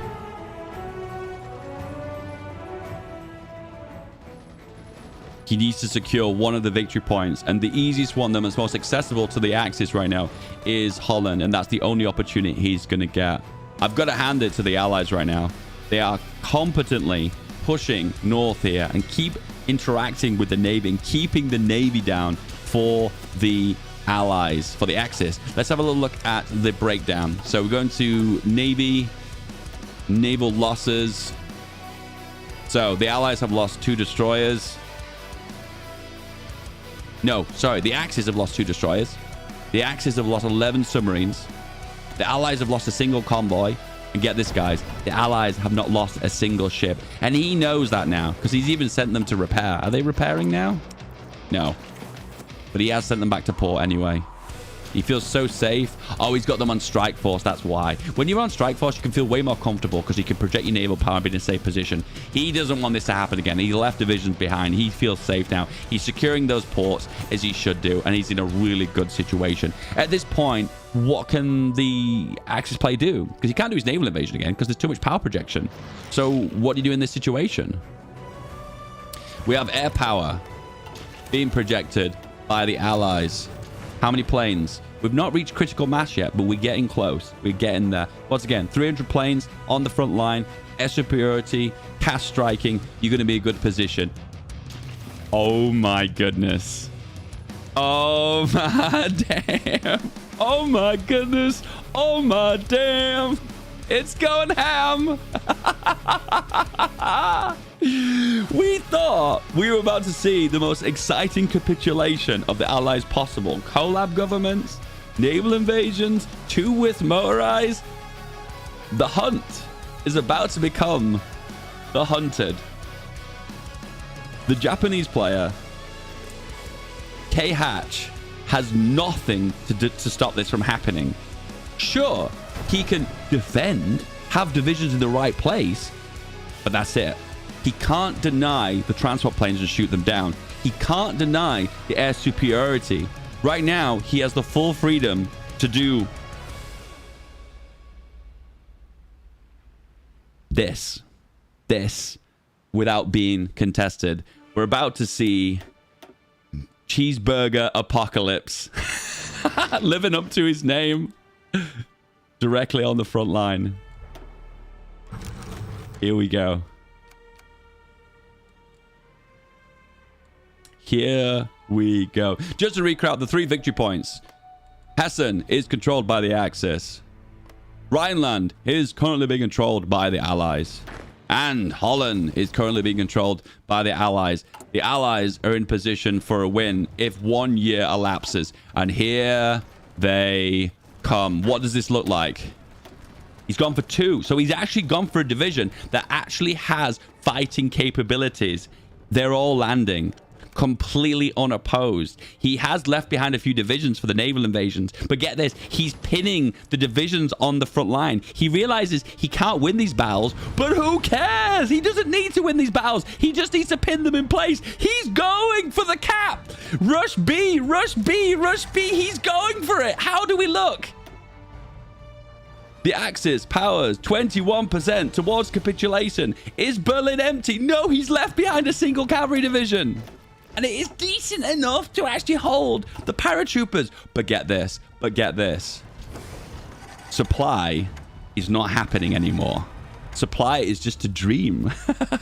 What the perfect strategy here would be, if he could do it, there's a chance he couldn't, is he could convert these divisions to something else. He could convert them into Royal Rifles and have actually just a little bit of soft attack power. If he could do that, he'd be in a really great situation to push for Berlin and push for Rostock and push for Hamburg and actually cap him. Cap. The Axis powers are 39% capitulation. 93 capitulation! Axis are just about to capitulate. If they lose another victory point, do they even have another victory point? Yes, they have. It's all the ones eastward here, aren't they? If they lose another victory point, it's over. It's ogre, boys. It's ogre. And it looks like they are succeeding to push Hamburg. They are succeeding to push Lubeck. And they are succeeding to take Stettin. However, the forces are pushing back. There's a counterattack happening in the center. And if he loses these victory points, he's going to be a spot. Lubeck has been taken. Stettin has been taken. This is the battle of Hamburg. The biggest victory point apart from Berlin. And it does look like, though, even though he's come so unbelievably close, it's not going to happen. It's not going to happen. But he's in a position here, guys, that he's managed to do a load of supply damage to the Axis. And it might just be a situation where the damage just might be so critical, it might not be recoverable. Just be real right now, the Allies are holding the victory points. They're holding all the cards. They're technically winning from victory points. However, he wants to go for an esports spectacular win. But unfortunately, he's unable to take it. And it does look like Hamburg is about to fall, but does it even matter? It does, 93%. If Hamburg falls, it is ogre, boys. He's last standing, his very last horse. Hamburg has been taken. And we have a winner, boys. Cheeseburger Apocalypse has caused the apocalypse. We have a winner. A spectacular win in the semi-finals for Cheeseburger Apocalypse. Commiserations to K-Hatch. What an amazing game. On both sides, back and forth, back and forth. Winner, winner, chicken dinner.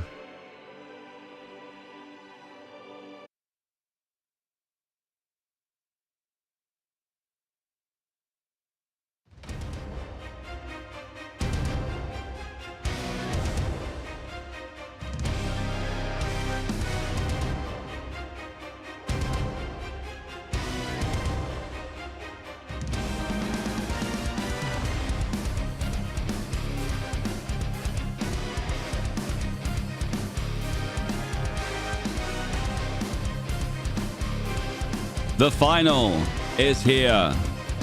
The final is here. A best of 3 is about to be viewed on stream, boys. God versus Cheeseburger Apocalypse.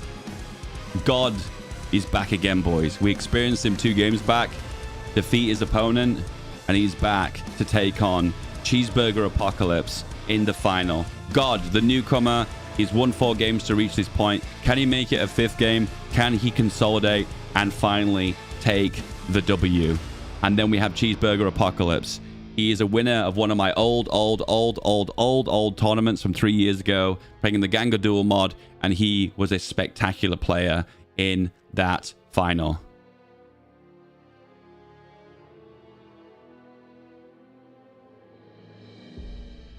We're about to experience the best of 3 final between Cheeseburger Apocalypse versus God.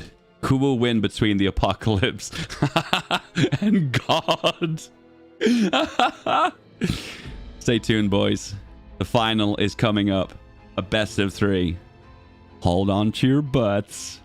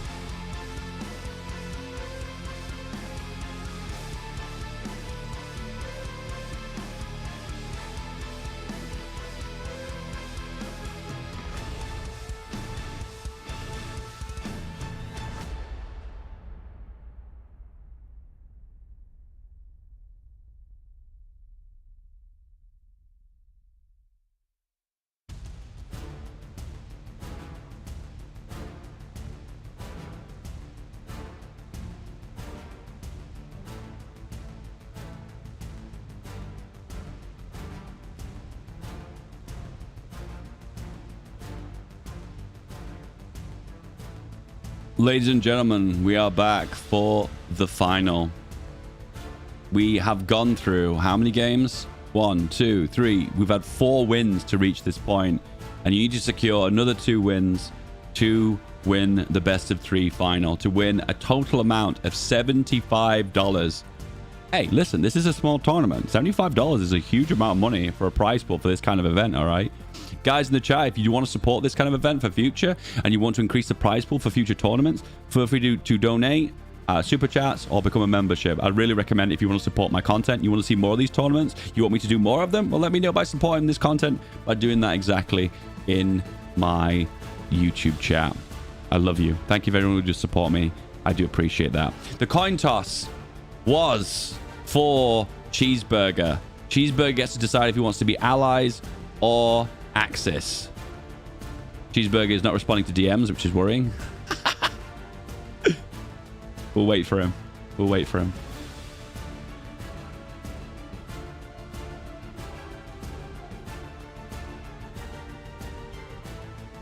It's not about the money, it's about the glory. Also, the runner-up will get $25 as a runner-up consolation prize as well. We have God, the newcomer, blasting through his opponents one by one by one by one. 4 wins to reach this point. And next up, Mr. Cheeseburger Apocalypse, also demolishing his opponents. Win, win, win, win. All we do is win, win, win, no matter what. Now, he needs to continue to win, because he's got 2 games coming up, potentially 3 games, and he could potentially take this and win this. Cheeseburger Apocalypse is going for the Axis. God is on the allies. We are very close to see a new winner in the FeedBackGaming World War Arena. Who will be the new champion of the World War Arena? Will it be Cheeseburger? Can we see some love in the chat for Cheeseburger? Or will the new winner be God himself? Some love for God in the chat. Anyone supporting God? Who's a fan of God right here? Put your hands up. And here we go. The final. Best of 3. Here we go.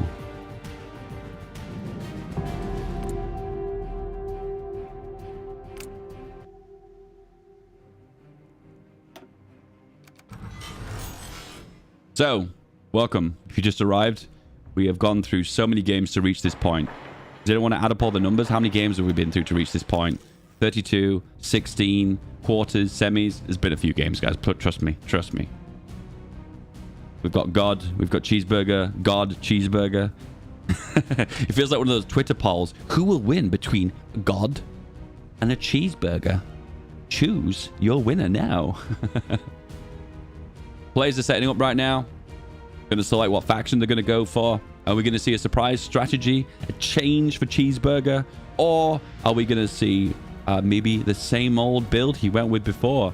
It was really interesting to see that the 2 wins of the games we've spectated so far have been like one-trick pony style strategies, like an air-or strategy with paratroopers, and also an infantry soft attack heavy army on the other side. Surprisingly, 2 wins for the allies. I've been told, listen, people keep coming up to me. They keep saying, Dave, this map supports the Axis. This map supports the Axis. We've just seen 2 allies wins back to back. Paratroopers, infantry soft attack. Everyone's like, but tanks are dominating the game, David. It's all about the tanks. We've not seen any tank wins yet. Not a single tank win yet. We're about to see the final. And off we go. We have on the Axis Cheeseburger Apocalypse. Are we about to see another apocalypse? Or are we about to see something different from God? A gift from God. The hands of God. But no, this is an apocalypse, and he is going for the Imperial Japanese military. More than likely, he's looking to do a similar strategy with naval to dominate navally. One thing I will say that Cheeseburger did mess up with the previous game is he when he was engaging the enemy fleet, he wasn't projecting naval power anymore, causing the opponent's naval invasion to activate, which left him in a bit of a hairy situation when all those Bowtries divisions dropped, which really let him it really threw him off, put it that way. And then we have God himself, the G-Man himself, Mr. G, starting with a bit of industrialization. He has not given away what strategy he's going for. One strategy a lot of players seem to go for recently is go for an intel agency to begin with, drop a spy in, and then you have a bit of an idea what focus they're going for. So you can do a counterplay. If he's going heavy on the air, you know what? You're going to go heavy on the air. You could do something like this. Red pilots. Can you see this? Red pilots. 15% cheaper pilots. That will let you play a long game with fighters and dominate in the air. Just keep spitting out those fighters. Top it off as well, there's also a good fighter build here with air-land battle, so you've got the opportunity to dominate the air from there. And also the Commonwealth 8th Army has got a decent air force as well. Air power, counter air power, it's up to you. Do what you need to do. Be aware too, this is a strategy that's important to remember. If a player is focusing incredibly heavily on air power, just be aware that there's going to be a point in the early game where they're going to be incredibly weak. When you don't reach that critical mass of planes are unable to really function properly. You don't reduce the defense enough, you don't do enough cast strikes, and you end up in a situation you slowly are losing unless you get that critical mass of planes. The critical mass makes all the difference. Listen, if you play StarCraft 2 and you're up against Colossus, the Protoss, big unit, siege unit, if you get like 1 Colossus, no big deal, no big deal. But then you get to like 3 Colossus, 4 Colossus. Welcome to critical mass. When you get the right amount of that unit to where it becomes insanely effective, and it does so much damage. This music's too intense. We need to calm it down a little bit. We need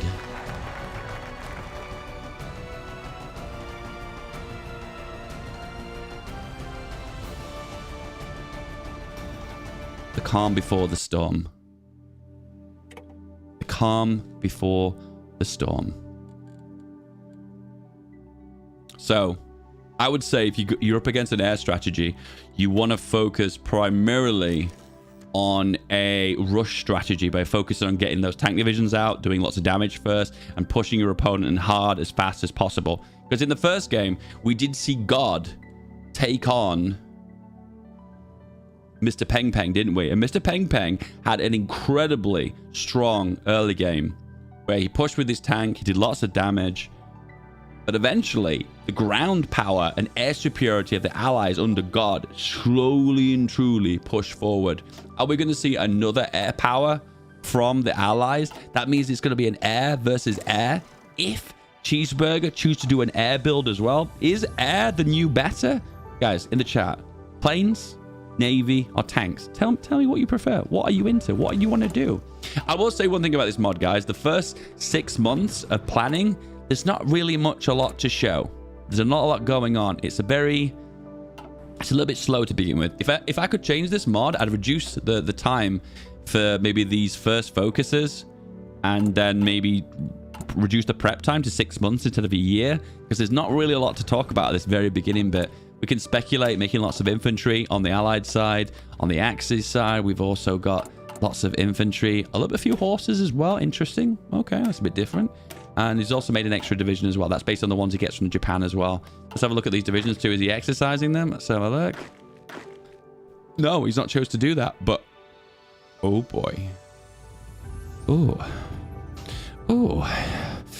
What do we have here?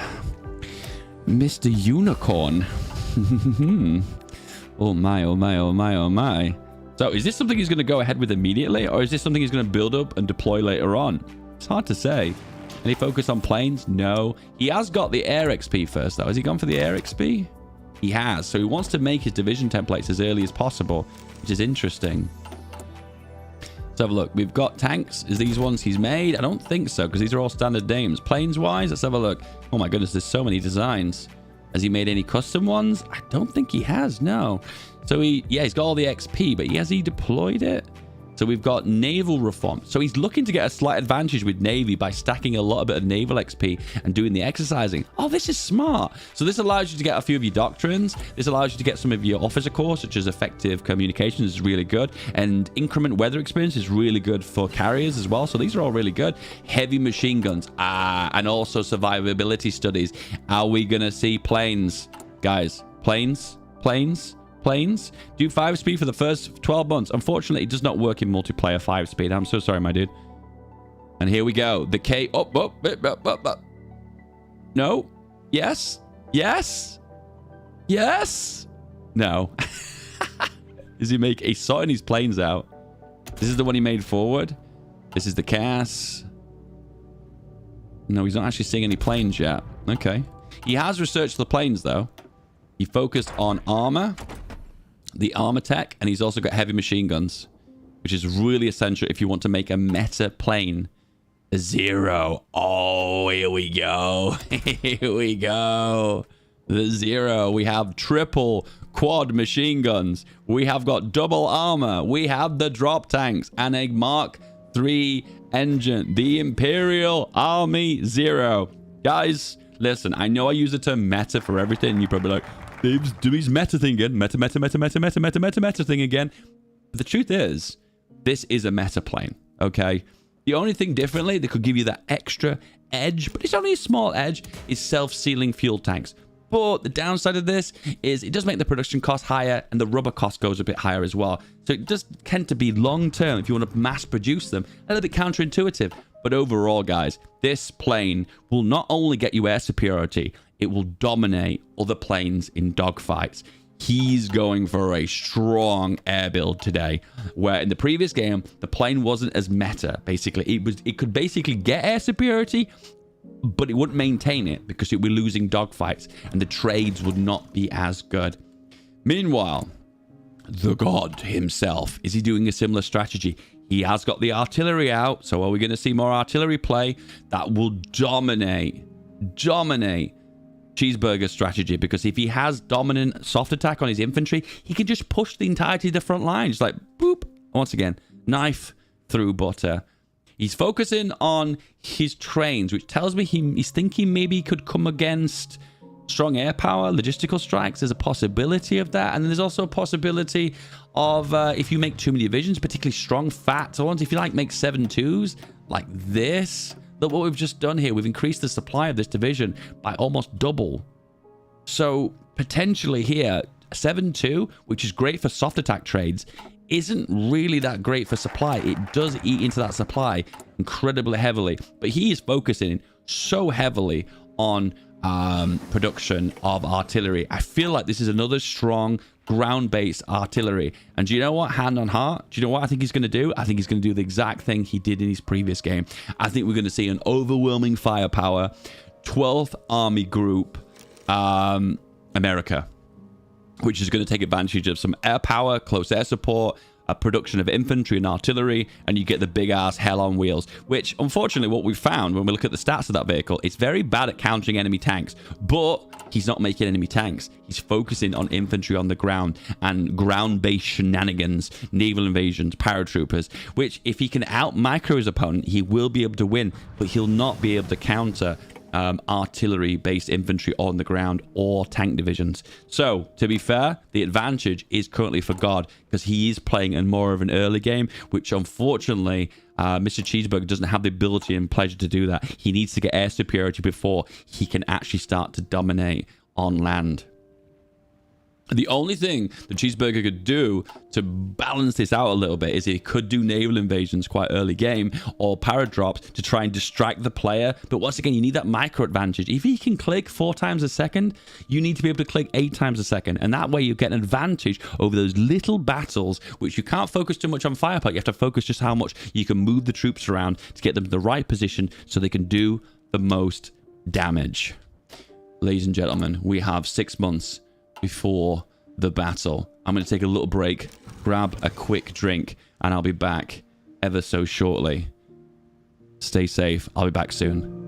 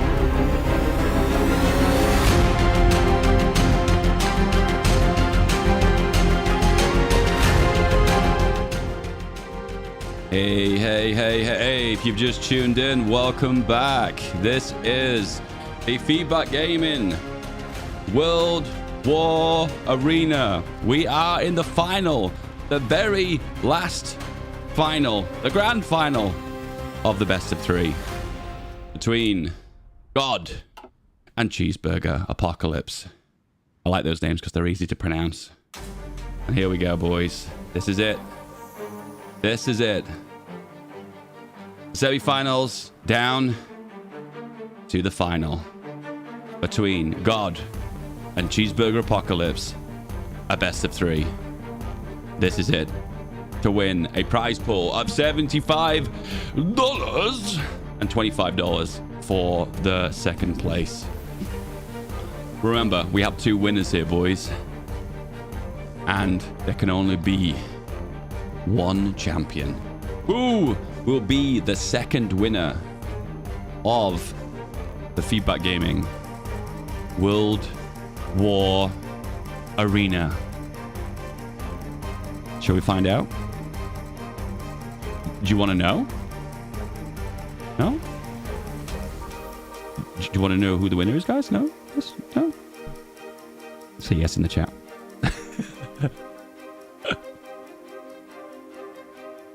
And the winner is one of two of these guys. How long we got? 3 months left until we have war.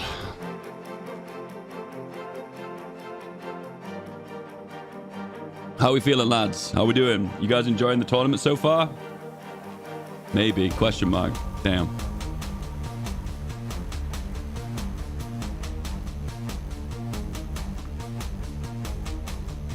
I guess. Question mark. Where's the lack of enthusiasm, eh? Huh? Lack of enthusiasm.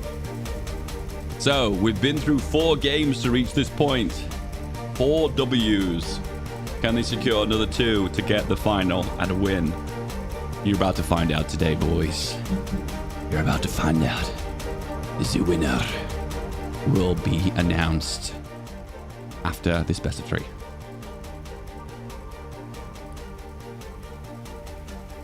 Can the nations trade with each other? No. They're on closed economy. I think they can trade with the League of Neutrality, though, to begin with. No, they can't. Never mind. No one can trade. We'll just find out. All right, the Axis player. What are we doing? What are we up to? Where are we going? So, we have 2 little naval invasions here. One looking to secure a bit of victory point, and another one looking to do a little bit of shenanigans. So what's happening here, which is really interesting, is he's positioned submarines on the coastline. And the reason why you do that is you get to see what troops are on the coast. So you can see that Dunkirk has got a division, but every other coastal tile here, by God, has no troops on it. Also exercising his fleet. Is he looking to get level 3? Maybe. Is he looking to gain naval XP? Why not both?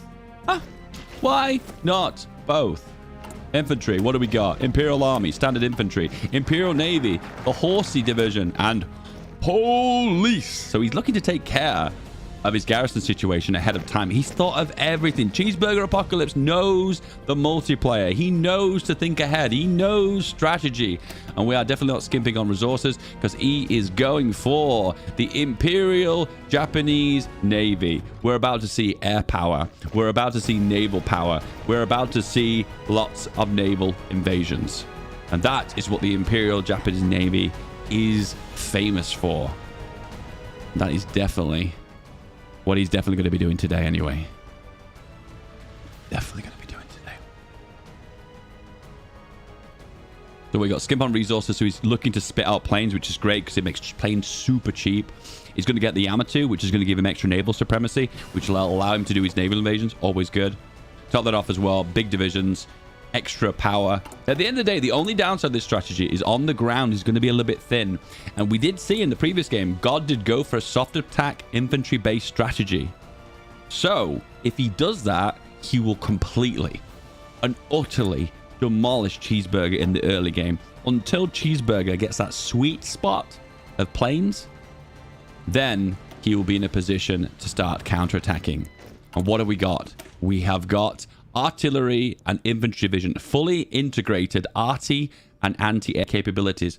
This is a perfect counter. It's got soft attack, it's got anti-air capabilities. This will keep his planes at bay for a longer period. This is really, really good. And he's spitting out so many of these. And he's even thought ahead when it comes down to trains as well, because he's getting armored trains, which will deny logistical strikes, which is a really good way of preventing the air superiority from biting. Supply-wise, he is a little bit behind on the trains. He's working on that. Is he working on motorized too? He does have the motorized. Supply might be a concern. This is the issue with making artillery infantry.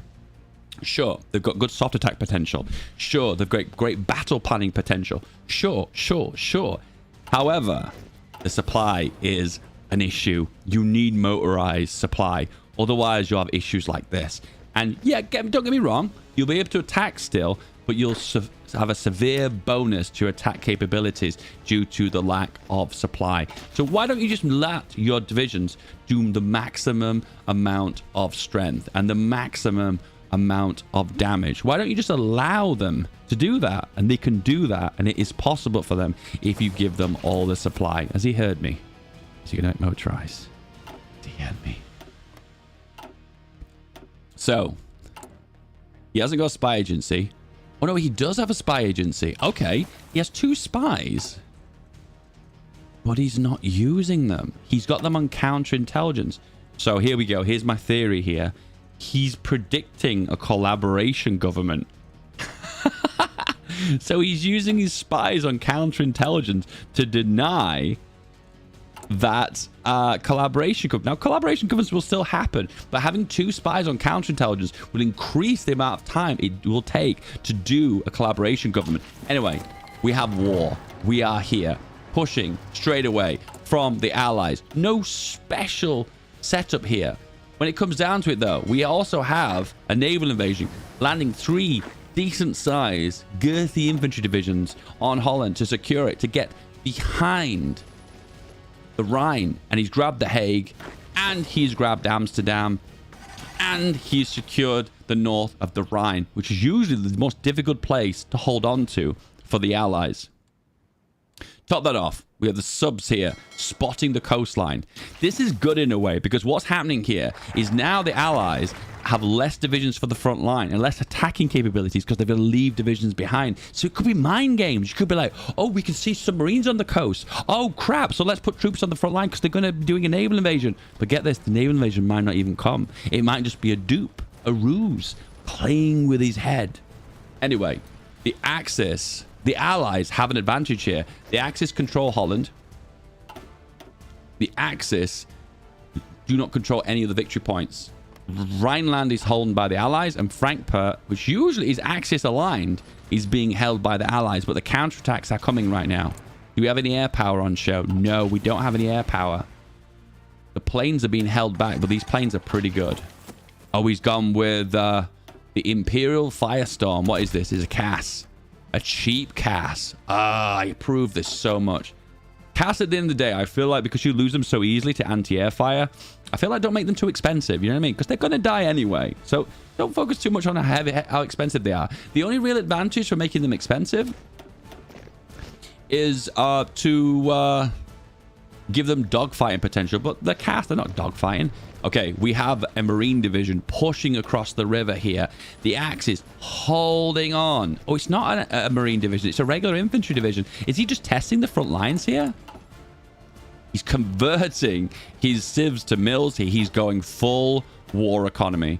Allies, on the other hand, what's going on? We're behind on all equipment, but we are focusing on artillery and anti-air. He knows the planes are coming, and he has managed to make a push here. This is a really bad situation to be in. Amsterdam is getting squeezed and pushed. Is he going to fight here, or is he going to run away? It is looking like he is going to lose the Holland victory point. All 3 victory points are controlled by God. Alhamdulillah. God has spoken, and he is holding the Holy Land, all 3 of them. Will we see a jihad, a counter crusade from the allies? And he's deciding to push out. Breaking this strait is horrendously difficult, but here there's another opportunity for a counterattack. Once again, we're back to that same old thing. It's all down to critical mass of air. Can he get enough air to make a difference? At the moment, right now, it's going to be a bit of a struggle, and the distance and the range. Oh, no, he can get max range here. Oh, he's moved them. He's moved them. He's looking to aim for Frankfurt. Is this a distraction, or does he really want this victory point? Regardless, he's got it. The Axis now control 1 victory point, where the Allies control 2. This is an Allied advantage. Focuses. Helmet for my pillow. Reduces supply consumption. Oh, wow. He's not gone the path that I thought he would. This path would have been better for him because it would have given him more soft attack based on the artillery and as well as the Hell on Wheels. He's gone for the Marine build. Okay, interesting. So we're going to be up against fairly weak infantry against fairly weak infantry. This isn't going to be another battle of attrition. The only way this can be broken is with a strong naval invasion. Oops.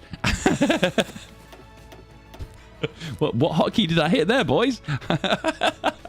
Oh, with a paradrop. What's come first? There are transport planes being made. Air superiority is on its way. Paratroopers have just been researched by Cheeseburger. Do we have any air power? We have bombers. Okay, this is funny. So we've never seen this play before, okay? We've never seen this play before. So God is bombing the capital of the Axis. And it's doing basically no damage. This is making no difference to the war effort whatsoever. This is the problem with strategic bombing. When you have the first 100, 200 planes, they don't do enough damage to worth your time. But let's be real. He's probably gained those planes through a focus. Yeah, he gained them through here. So he's just using the ones that give him through focus. So I can't give him any... I can't diss him because of that reason. Put it that way. Interesting to see that Cheeseburger isn't choosing to push these troops in front of the Rhine, because these would be easy pickings, right? You would think that would be the case. Surprisingly, the Allies have decrypted... Hang on, am I reading this correctly? Axis? The Axis have got an agency. And they've unlocked the ciphers.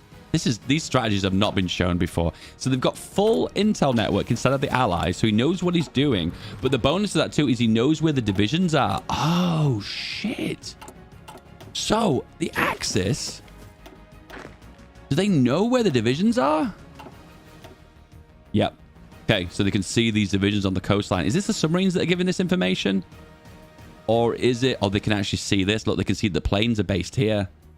So they can actually see the location of most of the Air Force and the divisions. But what do we have here, guys? We have a stalemate.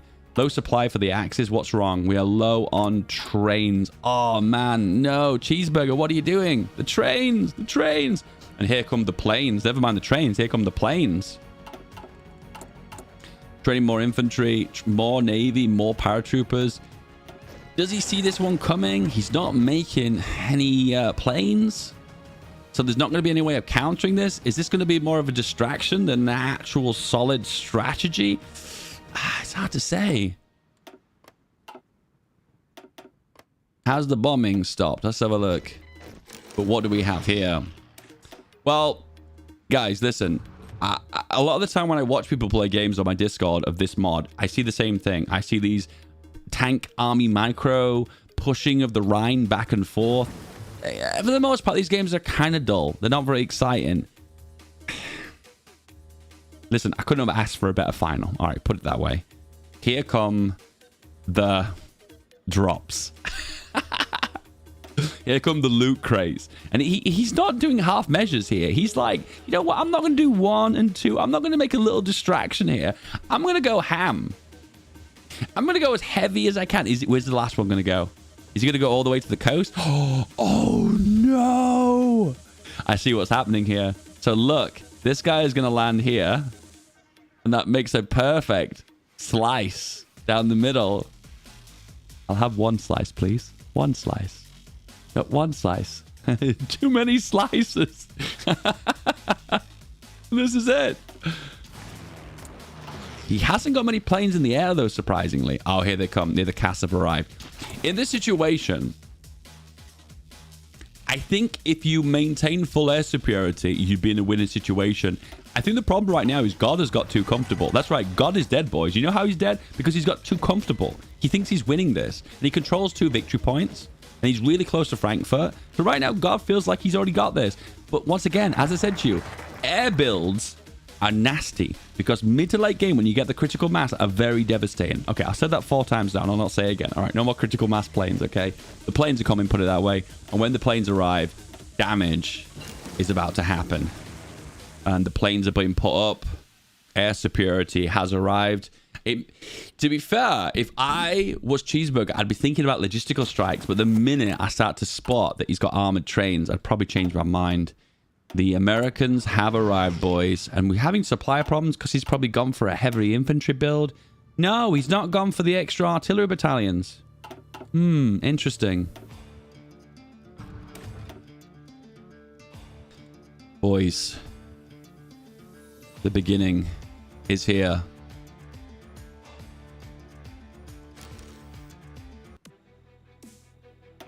And here comes the paratroopers.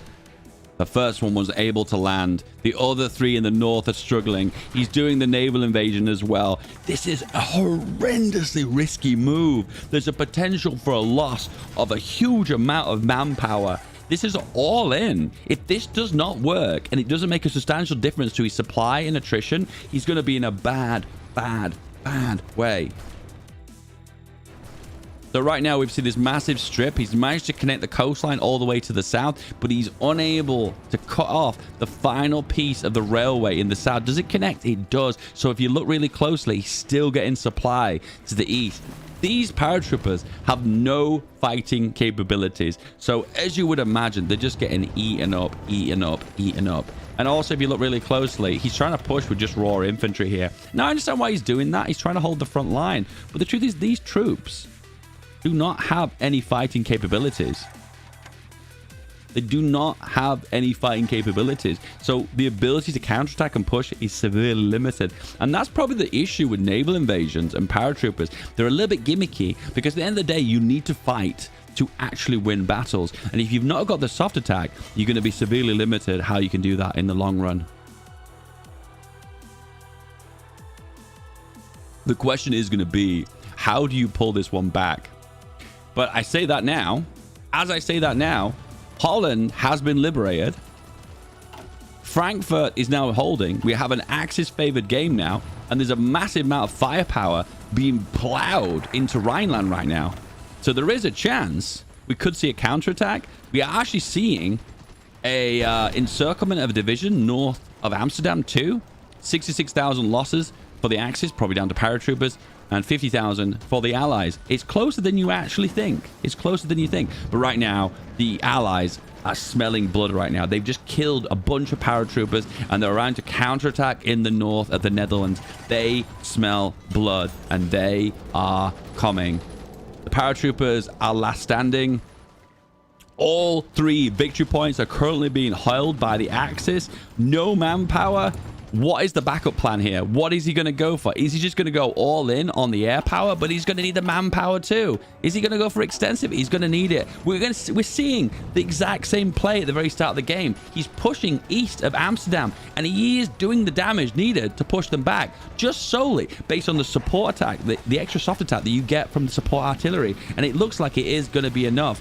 Is he going to move his planes over? He needs to micro his planes here. The battle is happening here right now. Why are these planes in this location? The only way Cheeseburger can pull this one back and actually hold ground is if he consolidates his air power. But surprisingly, he's actually holding. And it's the cast that's doing it. We have reached, gentlemen, the point that I spoke about. I know this is the catchphrase of this stream, but we have reached critical mass of planes. The turning point has arrived. Welcome to Cheese Manpower, Cheese Air Force. Literally, it's Cheeseburger. He is cheese. I mean, he lives up to his name, right? Another attack here. How is it going? It looks like it is an Axis loss. 22 days to the win. It's turned around once again, and it looks like the Axis are going to hold this position just based on pure air power. But be aware, he does have support AA, and this is the damage that support AA does. Look at this, the amount that are being lost here to support AA, 3 down. He is going to lose a considerable amount of CAS. Critical mass. That's right, critical mass. Spam that in the chat, boys. Critical mass. I've got to hand it to God right now. He's doing the right thing here. He's pushing into Amsterdam. He's trying to take it back. He secured the east flank. The south flank has been secured. The east flank has been secured. He's trying to push the west flank to get the encirclement on Amsterdam, but he's just not able to do it. And the only reason, guys, he's not able to do that, CAS, baby. CAS me good, daddy. Here come the CAS. And he keeps trying, and he keeps pushing, and he's still going. Special Forces attack and defense. Did he have that on the naval invasion with the paradrops? I don't think he actually did, but anyway, he does now.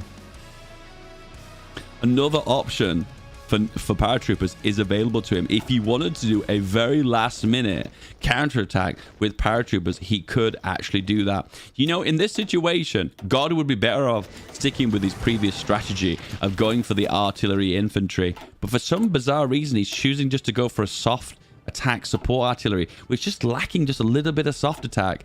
And right now, what's happening? Is he building forts? I would be really surprised if Cheeseburger didn't dig in here and build some forts, but he's not choosing to do that. Rhineland has 3 forts. I think that was actually built by the Allies, and Frankfurt has 0 forts too. An opportunity to dig in is here, but he's choosing not to take it. So what's the plan?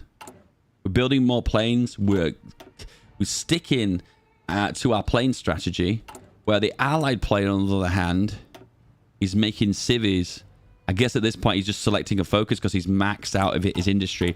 We've just had USA industry woken up now, guys. So we're in a situation where we're going to see some insane industrial output.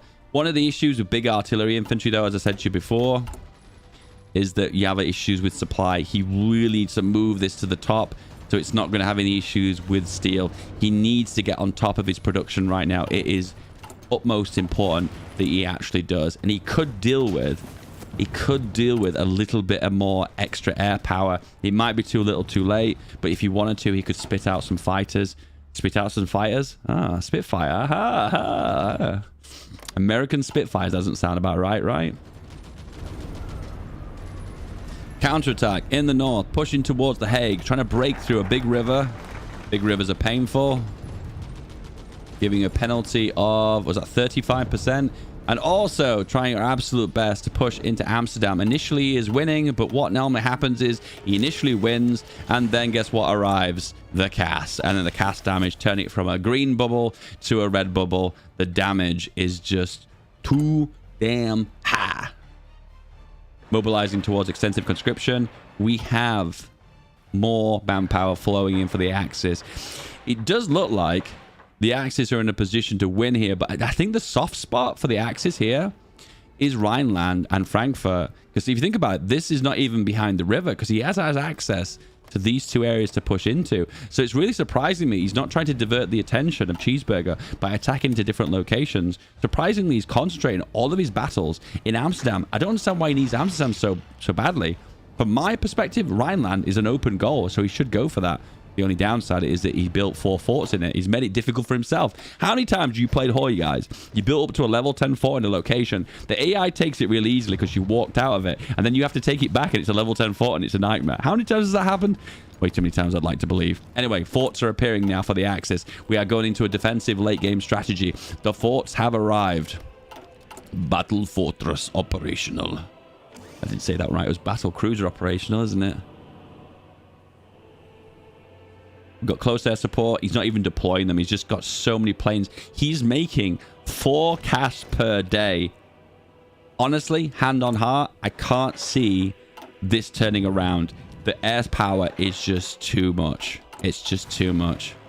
To be fair, he's in a position right now because he's winning by so much. He could start doing logistical strikes. Is the strategic bombing from the Allies making any difference whatsoever? No, it really isn't. It really, really isn't. This is the best of 3. This is the very first game. We're unable to say who is currently favored. Battle Fortress is from Red Alert 2. Yeah, Battle Cruisers from StarCraft 2, isn't it? What do Battle Fortresses say? I can't even remember now. I can't remember. They're pretty cool, though. He can't deploy his troops because he has 0 manpower, yes. And what do we have here? Even though Mr. Cheeseburger is in a great situation, digging in with the forts, even though he's in a good situation with the air power, he's always living up to his name as the Cheeseburger. And what do we have here? What do we have here? What is this? Huh? What is this? And it looks like he's actually made this infantry template a little bit larger as well to give it a little bit more attack power, which is always good because the problem is when they land, they always stink. And that's a big problem. You need to be able to hit hard other than just capturing land. Paratroopers are great, but you just need to roll in thunder. Yeah. That's it, isn't it? Oh man, I love this. I love the voice. I loved the voiceovers in Red Alert 1 and 2. They're amazing. Light them up. No, that's StarCraft 2. I'm getting StarCraft 2 mixed up with Red Alert 2. What's with me? That was the Hellion sound effect. God damn. The Battle Fortress was Scottish. I don't remember that. Damn. Okay, how are things going here? Agency. We've fully encrypted them, which gives them an air detection bonus, an interception bonus of 25%. Wow. And also extra information about their Civvy, Army, Navy, and Air Force ciphers, giving them information like...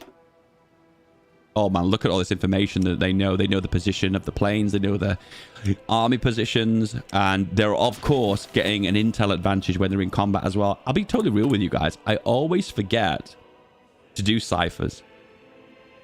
And if you're in a difficult situation, you can also activate the site decryption as well, which gives planning bonus, defense bonus against a country, 15% defense bonus. So what he could do is if it's in a desperate situation at the end of the game, he could deploy this, get a defensive bonus, which I never even knew it did that. And it also gives you a breakthrough bonus as well.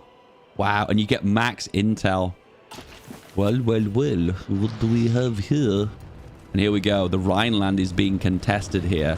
He is making a push in here, and he's got a beautiful surround on his with the combat width is massive. So you're able to condense so much firepower. By the looks of things, the way this is going, this looks like an easy break of Rhineland, and the Allies are now back in the game. He needs to capture a number of victory points at the end of the timer, which is in 3 months' time, to secure the win. It does look like, in this situation, that this looks like more of a distraction than anything. But if he was to deploy his ciphers and also deploy these troops at the very end of this game, you could potentially cause a distraction that could secure the win. Remember, guys, what does Sun Tzu say? Something like, when you defeat your enemies, you must obliterate them completely, leave no trace of them left behind. At the end of the day, he's not looking just for the win. He's looking for the total apocalypse. Cheeseburger apocalypse. Damn. Is he going for any kind of strategy here, or is he just looking to cut them off? He's just going for the full thing. Does he know the placement of his troops? There's a chance that if he's got the intel for it, he could actually do that. Okay, he doesn't know. He doesn't know. It looks like he only knows troops along the coastline here. He doesn't know most of them inland, because I think he's about to land on top of a infantry division. I think there might be one here. Did I spot that? Yeah. So out of all the locations, he's going to do a good job here. But by the looks of things, he's just dropping so many of them. It's not even going to matter. Okay, this is a desperate situation. He's got 2 months to pull his finger out. God, this is your very last chance to do something. And he's heard me. He's heard me, and he's pushing for Frankfurt. It looks like at the very last seconds, the very last point, he has the opportunity to do a push on Frankfurt. It is a level 4 fort, and he's doing a force attack on it. This is all or nothing. If you can't break with force attack, you're going to be in a situation where you are going to lose so much manpower and so much equipment. It is an all or nothing strategy. And here they come! Welcome to Paratrooper City. Population. These guys.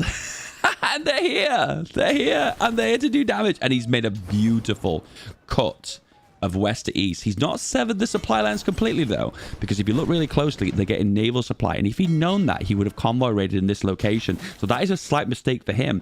A convoy raid here would have completely severed those supply lines by land and by sea. Once again, paratroopers doing what paratroopers do best, going behind enemy lines, causing problems, stressing everyone out. And it looks like the battle of Frankfurt is going to be the final battle for the end of this.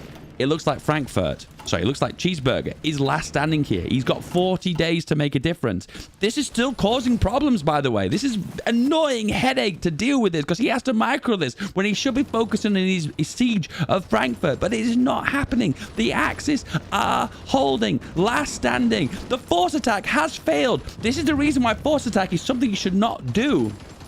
And you are desperate to get the win, because look at this. Look at the strength of these divisions. They're getting absolutely obliterated. Artillery destroyed, infantry destroyed, manpower destroyed. Not only is he pushing on Frankfurt, but he's going for the encirclement. This is what you need to do. If you need to break an entrenched situation, not only do you have to break the city itself, but you need to get around the back of it and attack with more combat width, therefore to get more firepower and do as much damage as possible. The Axis are holding. The Axis are holding. We have 1 month left. Holland is Axis controlled. Rhineland is Allied controlled. Frankfurt is Axis control. Advantage. Axis. 22 days remaining. We have 1 paratrooper still here. We have 1,200 CAS. Guys, it looks like Frankfurt was going to fall. But what happened at the very last second was force attack, decimation of the manpower, and CAS strikes. Look at these CAS strikes. 22. Was that 40 CAS damage in a single tick? The damage is absolutely devastating. Axis holding. The allies are spreading out, but what is it going to matter? Are they just going to create a diversion? I don't really sure, but the CAS, once again, are hitting hard. The Axis have just deciphered the cipher. Are they going to release the cipher codes in the very last second? What is going on here? This is going to be such a strange result. Is he going to go for the capitulation? It looks like he actually is. He actually is going to go for the capitulation. Even though he's only got 4 days left, there's not enough time. He's not going to be able to break Berlin. He's right on the depth of Frankfurt. Frankfurt is not going to break. He's pushing out for Hamburg. Is it going to be enough for the capitulation? He's at 60%. If he grabbed Berlin right now, it would be a full cap. The Axis have won. This is an Axis victory for Cheeseburger. Cheeseburger Apocalypse has secured the very first win. GG.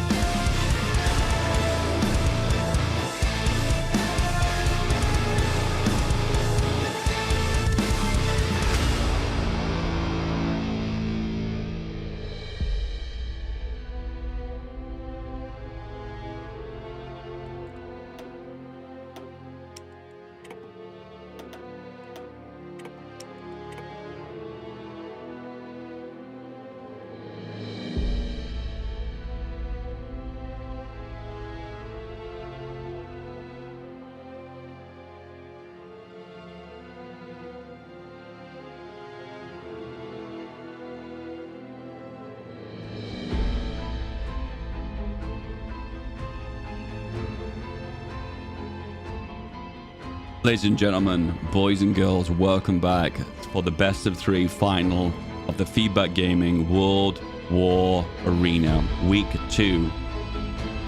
The first game we saw between Cheeseburger Apocalypse and God goes to Cheeseburger Apocalypse for the fantastic air superiority build, as well as full CAS warfare. Paratroopers are king, apparently. Well, in this tournament they are, aren't they? This is it, the final.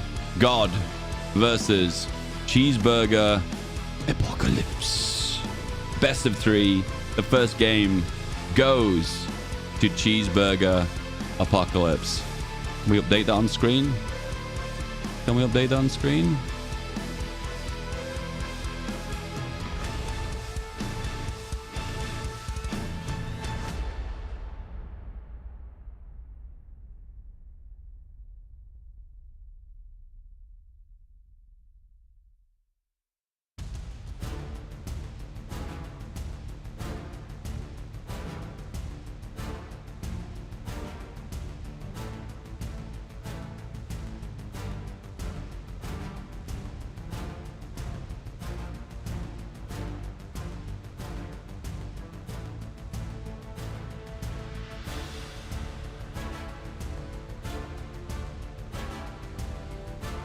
No, we can't change that on screen, apparently. I'm sorry, guys. I'm new at this. I'm just new. I'm new at this. Sorry. Okay, the boys are lighting up. Next up, we've asked God who he would... That's an old code. It is an old code, you're right.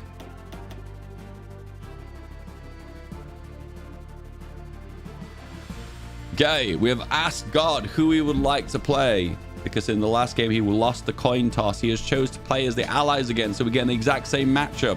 Allies versus Axis across the Rhine, speed 5. Commanders in conflict, mod for Hearts of Iron 4. Are we able to am I able to show the scores?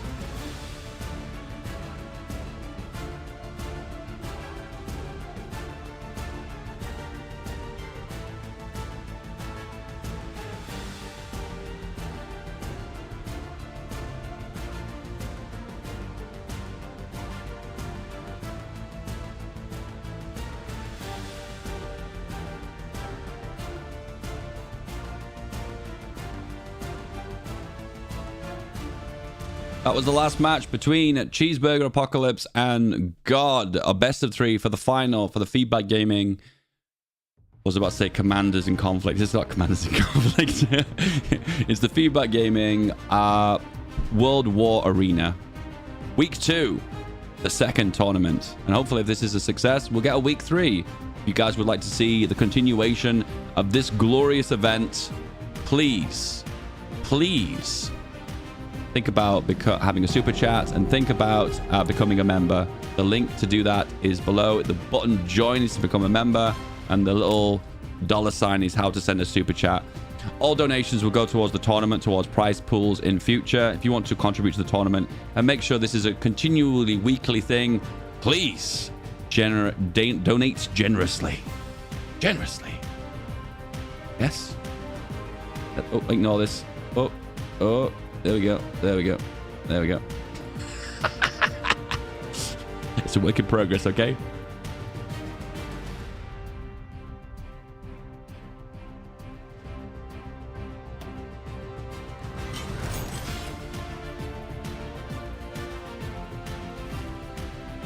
Here we are, back on the map. Back at it again. And we have the same loadout as before. We have God on the left, playing as the Allies.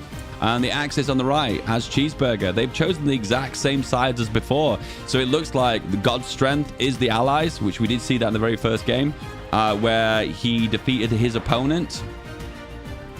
And he did it by strong artillery, soft attack divisions, which he didn't choose to do that this time, surprisingly. He focused a little bit more evenly, but surprisingly didn't have enough attack power to actually break any entrenched positions. of Cheeseburger, where Cheeseburger is playing as the Axis on the right. Oh my goodness, he is doing something different. Ooh. Another one of those paths that no one does. So it's kind of interesting to see how this is actually going to unfold. The first army, let's have a little cheeky look. So we have a very weak light tank division. It's okay. It's not amazing. It's all right. Then we have nice air builds. We have cheap tanks. We have 3 battleships for naval supremacy. We have lots of divisions, weak divisions to fill out the front line. That's actually quite useful, that, because it saves you a lot of equipment. Then we have 2 handsome artillery divisions, really good for holding ground and also doing a bit of damage on the front and making pushes. With that as well, you reduce your consumer goods, political power, damage to garrisons. Always nice to have, I guess. And then we have the army of Poe. What does this side do? We have lots of fast motorized, similar to the German path. Speed. Oh my goodness, speed. So this is all about capturing those victory points really quickly. Naval supremacy, coastal forts, defend the ports. It's kind of a bit of a counter build, this, for naval invasions. 15 width motorized, so 2 of them. Interesting, split between 2 focuses. And top that off as well, cheaper fighters and cheaper trucks. Interesting, because it's not a big discount, but it's interesting. We're down with supply consumption. My bet is he's going to go with the left path, which is going to give him access to planes and cheap tanks, as well as battleships. This feels like the build that Cheeseburger would do. How are we feeling today, guys? How are we doing? And are we having a good time? I'm looking to take suggestions for my tournaments. So if you guys have got suggestions, feel free in my Discord to make a suggestion, and I will see if I can do them for you. Okay. The build-up is here. We have a best of 3. This is round 2 of the best of 3 in the final of the FeedBackGaming World War Arena, which is the second one we've done, week 2. Versus God versus Cheeseburger. Cheeseburger has the edge by winning 1 of the 3. How are we doing? How are we feeling? Are we feeling good? Are we having a good time? So just a recap, this is God versus Cheeseburger Apocalypse in the final. God has had his very first lose of the tournament. He had a full 4-win streak, winning every single one of his qualification games, as well as his quarterfinal and semi-final place. Therefore, to lead up to Cheeseburger to take the very first lose. Cheeseburger, on the other hand, is completely undefeated. He is the GOAT of FeedBackGaming Arena. World War Arena. Can you do the full name, Dave? Come on. Cheeseburger Apocalypse. The airman. The Navy man. He loves his special forces. And more than likely, we're probably going to see more of those today. The final. Best of 3. 1 to Cheeseburger Apocalypse. And 0 to God.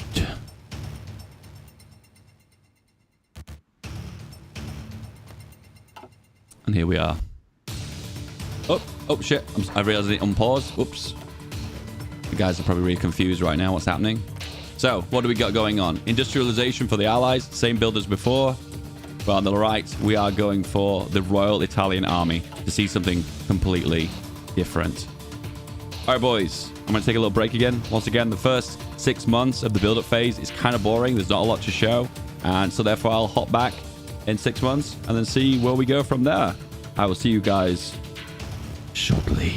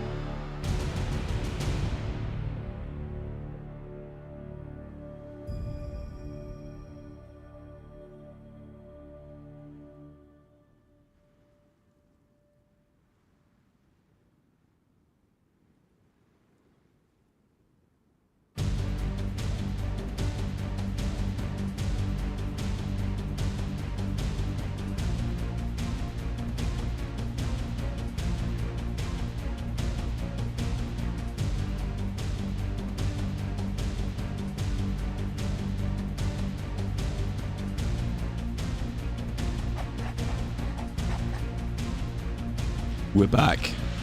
How are we doing? Did you miss me? It's time for the second round of the final between Cheeseburger Apocalypse and God. How are we doing? Let's have a little cheeky look. God is going for the industry. He always does that every game. Trust the industry. Power through with more industry. 6 months. Just over 6 months until the war. Industry. Infantry equipment. Support equipment. Artillery. I don't approve of the support equipment here unless you're doing maybe logistics for one armor division. I don't think I can think of. He's gone for armored trains again. Once again, that's a really good idea. Always wanted to deny that ability to get logistical strike. Always a good idea.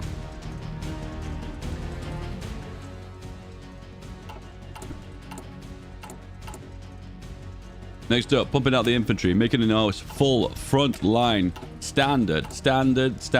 We don't usually talk too much about advisors, so he's reducing his consumer goods. You either go for that or mobilize, but it costs you 150 political power compared to 50, and it gives you more construction of your factories. Do you want the 10% extra construction, or do you want just consumer goods? He's gone for just the consumer goods. Political power. This guy will pay himself back in 6 months, giving long-term political power in the long run. Air superiority. Genius. Reducing enemy defense and breakthrough by getting full air control. Is this going to be an air build? Is he going to be doing something a little bit differently? It would suggest to me that that might be the case. Any agency, yes, he wants to see what his player's up to. This is good because once again, you can react to enemy play. Going heavy on the tanks. Maybe you want to go heavy on the anti-tank. Go for the Commonwealth Canadian build, which gives extra tank abilities. There's a possibility you could try and counterplay.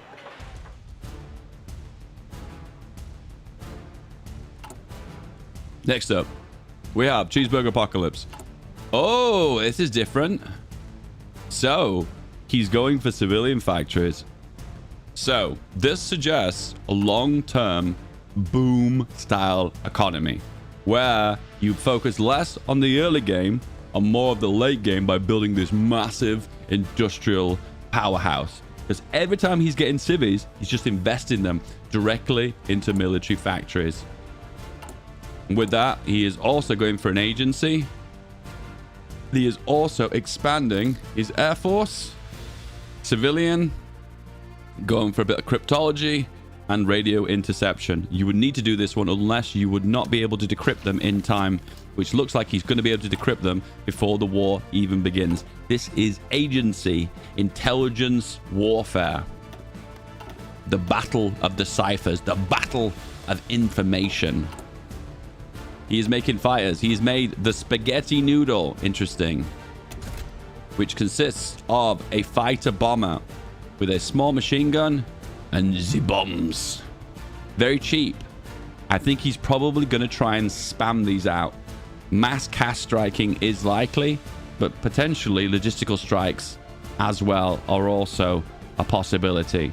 Cares less about gaining air superiority and maintaining it, and focuses primarily on doing the bomb. Interesting, he's going for a soft attack build though, because this is unusual for Cheeseburger. He usually just relies on the pure air power, but now we're maintaining air superiority with a decent plane and the cast support, and also getting artillery. This just suggests to me a rush build. However, going for civilian factories early game does suggest more of a long-term build by building off the back of the civilian factories by making a robust, strong infantry. But it's nice to see our Cheeseburger making soft attack based armies. He has selected what he's going to go for, and he is going to go for superior firepower with the Italians and the Italian fleet, but we don't know what breakdown, what army he's going to go with the Italians. The Commonwealth is the path he is going for. The Allies. Is he going to go for a domineering navy by going for the Mediterranean fleet? It is looking like the case. It might not necessarily be a case that he's going to go for naval invasions. He might just be doing that to deny naval invasions from the other side. But being the fact he's gone for the Italians, that doesn't suggest naval invasions are likely. But there is a chance of that, because Italy does have a decent navy overall. What do we have here? He has the Light Air Company, suggesting he's making decent fighters. Let's have a little look. Can't actually see them, surprisingly, because the UI has bugged out. Yes, the UI has bugged out. I can't actually scroll up. Whoops.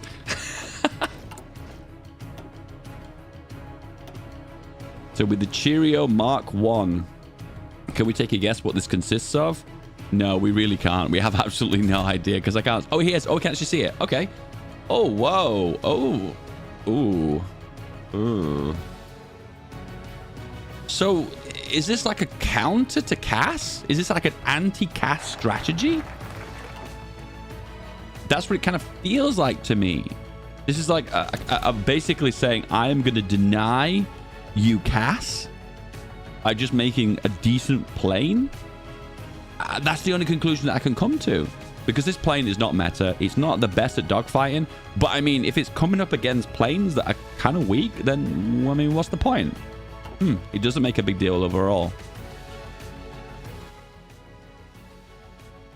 Anyway, artillery, soft attack, ground support, trains, loads of guns. We're basically seeing a bit of a mirrored strategy where Cheeseburger's going for more ground power, artillery, where the allies are kind of balanced a little bit more.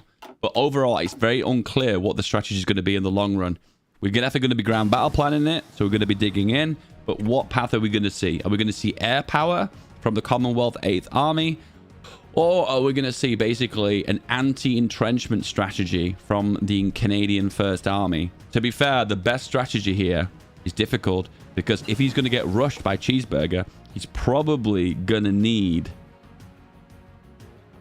maybe the 8th Army for a little bit of firepower. That's the only thing I can conclude. But for the most part, I guess he could rush his strategy with a rush on rush strategy. It's Russians versus Russians. Anyway, spaghetti noodle. Is it the same one? It is. He's spamming these out. These are his CAS boys. The final industrial sector expansion. 12 civilian factories. We have a gloriously massive navy.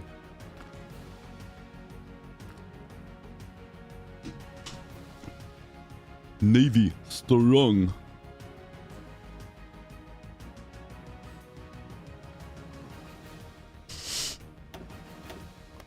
So here we go. This is the Navy for the Italians. This is the Italian Navy. Can it be expanded on further by looks of things? Can it? I think it can if you go for the 3 battleships, but it's still, once again, not as much naval supremacy as the Japanese fleet with the carriers through the Straits, and nowhere near as big as the British Commonwealth fleet with the Mediterranean fleet, which is the biggest one in the game. Expanding military factories. Wow, he's double downing on the factories. This is like an anti counter build because he's not giving away the path he's going for. Okay, we know it's Italy. We know it's potentially involving superior firepower, but is it going to be air focused, attack focused, or is it maybe going to be speed focused? It's difficult to say, really. Both of them do suggest basically a rush and lots of firepower early on and winning ground-based battles, but it's hard to say if it's going to be based on speed or raw firepower. Cheese on the Allies. We have 2 months left until the war has been declared. After 2 months, we'll have war between the Axis and the Allies, as well as the League of Neutrality will be declared on as well. They are basically the speed bump. They are basically Belgium. F for the Belgians, boys, in the chat. Then we have 456 days, 18 months, to decide who is the winner based on holding 3 victory points, which is Holland, we have Rhineland, and we have Hessen. And they will decide who the winner is if you control more than 2 or 3. Who will be the winner, guys? I want you to tell you who you're rooting for in the chat. Are you rooting for the Allied Commonwealth player, God himself, who is gone for the Commonwealth 8th Army, which is a focus more towards air and paratroopers and anti-tank capabilities? Or are you rooting for Cheeseburger Apocalypse, which he is going for the Italians, but we don't know what army it is? What are the Italian armies? And a big industrial focus to go off the back of it. Who are you supporting? Cheeseburgers or gods? Who is your favorite? Do you like God or do you like Cheeseburger? Let me know in the comments. Let me know in the chat, boys. 2 months before the war begins. Cheerio. Spitting out the fighters. Once again, looking for an economic fighter. I suppose if he wanted to go super econ, what he could have done is add on non-strategic materials, but he doesn't care. He's adding machine guns on. Heavy machine guns. Wow. This is a perfect plane to counter Cheeseburger's CAS-based plane. So this plane will not perform very well if it is being intercepted or air superiority is happening in a region, because those planes have lots of air attack, and these will not have the potential to do much firepower and drop their bombs, because this plane basically has no air defense. It is paper in the skies. Paper planes by Cheeseburger. Meanwhile, the logistics on the side of the Allies is looking pretty strong. We have our light tank division that's been deployed here. Let's have a little look at it. It's decent, but it's lacking organization. Guys, listen, if you're given a division by the National Focus, feel free to modify it. This division isn't great. It's okay. It's not great. It just needs maybe 2 or 3 extra battalions of infantry, and it'll be just fine. The organization is way too low. He's going for the Big Daddy fleet. He is going for the Mediterranean fleet, the most powerful navy in this mod, combined with the Commonwealth fleet as well as the Mediterranean fleet, to have maximum naval supremacy. He's also got for naval invasion support, which also gives him shore bombardment automatically to the coastline, which is damn effective. Very effective. Yeah, what do you want? Mac or cheese or cheeseburgers or tacos? We've had all of them today. And he's also focused on the planes, which, I mean, at the end of the day, it's a win. It's 200 planes, 200 fighter planes. If you exercise them early on, you're going to be able to do lots of damage in the air. Cheeseburger, what are you doing? He's not giving it away, boys. He's not giving away if he is going for the speed Italians or the firepower Italians. He is not revealing his hand. And production-wise, he is focusing very heavily on artillery. Wow. Okay, I think I know what's coming. I don't want to say it, but I think I know what's coming. This is looking like less of a cheese strategy and more of a superior firepower. Do I say more? Do you know what I mean? If you don't, you're about to see it anyway. Anyway, Allies, what we got going on? Oh, he's converted his planes. Interesting. So the planes he got given through National Focus, he's converting them. Oh, this is such a good strategy. This is the same thing you should do when you play as the Americans and get the big tank division, the Hell on Wheels. This tank isn't really great. It's fast. It's a light tank. It's a light medium tank as such. But man, it's so lacking firepower and breakthrough. You want to convert it. That's what you need to do. Convert it. So the tank actually has stopping power and can actually do some decent damage. He's moving his fleet around here. I think he's trying to spot any divisions on the coastline, but he didn't do that. He just head strike back. Ugh. Just to confirm, on the Allies, we have God. Ooh, he seems to have gone for the Commonwealth. He's focused on a fat navy as well as converting his planes to have anti-bombing capabilities. And then we have Cheeseburger on the Axis power, not revealing what he's doing. I don't know what's going on. He's deploying these divisions really late. Oh my. Oh my. That's going to sting. So there's not many divisions here, but my goodness, they hit hard. And once again, Cheeseburger has not declared what path he's going down. Is it Poe or is it the First Army? My instincts are telling me it's probably going to be the first. I was right. I was right. Very last second. We have war between the Axis and the Allies. I'm incredibly nervous for Cheeseburger right now. There's not enough divisions here to hold the front line. Ooh, I do not approve of this strategy. He's in a really, really bad way. The Allies, on the other hand, pushing out with lots of firepower, but overall, lacking a lot of kick from these divisions. He's gone for the support again. It worked in the previous game, so he's trying to do it again. But remember, the last game, we know how they ended up. He ended up losing, so it was a problem. What's this? Is this an Australian division? No, it's a New Zealand division. It has firepower. And it can dig in and trench. So it's really good for holding victory points. So the Allies and the Axis have meet in the middle here. Surprisingly, not filling out the gaps with the neutral nation. And there we have full firepower happening between the Allies and Axis. And the very first push and combat happening in the definite center of the map. Surprisingly, though, I don't understand why he's doing that. Ugh. I don't approve of this strategy, guys. This rush strategy is cool and everything, but man, he is such in a vulnerable position to get encircled here. This requires intense micro to prevent your divisions from getting encircled. But I will say one thing, though. These divisions hit hard. These are a steel baseball bat, which is a definite improvement to what we saw before. And here we have, boys, Cass being denied. 30% intercepted. 40%. 71%.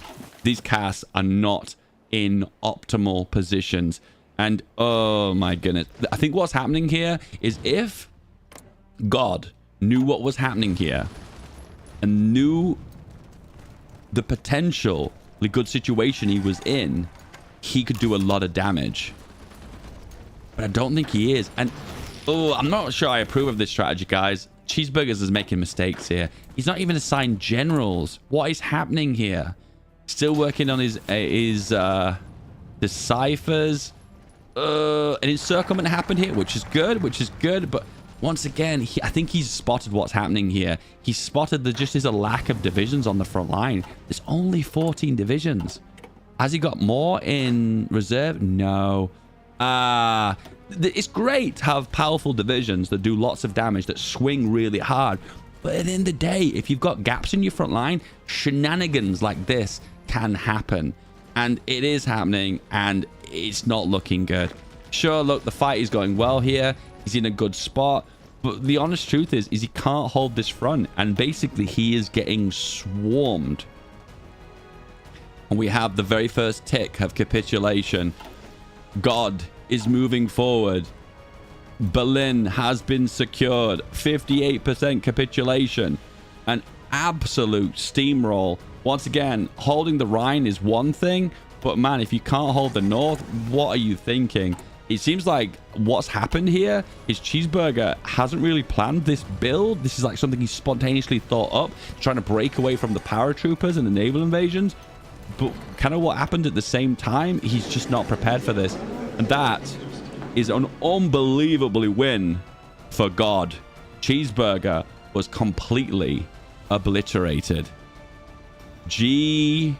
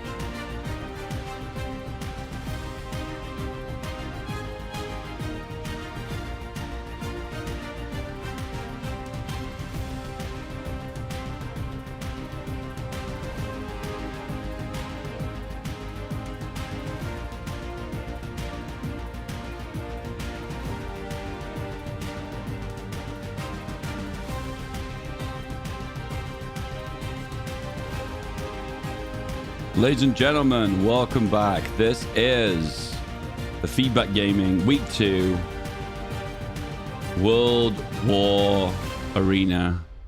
And you are witnessing the final. Welcome back. This is a best of 3 final. And we have 1 win for God in that last game. And then 1 win for Cheeseburger. This is the grand final of the final best of 3. You're about to see the very last game in this tournament. Are you ready?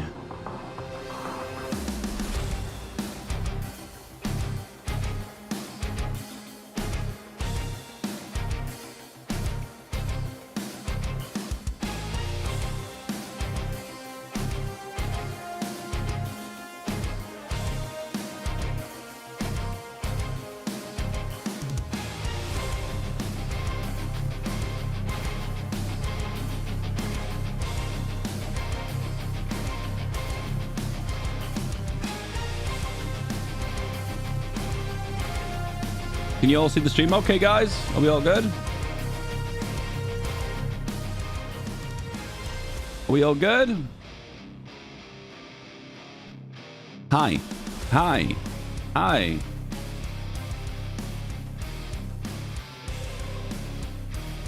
How are we all feeling, lads? Are we doing good? This is the final game of the final between Cheeseburger Apocalypse and God. One game apiece. The final. The final is here. The final. Thank you, Feedback, for the tournament. No problem, my dude. No problem.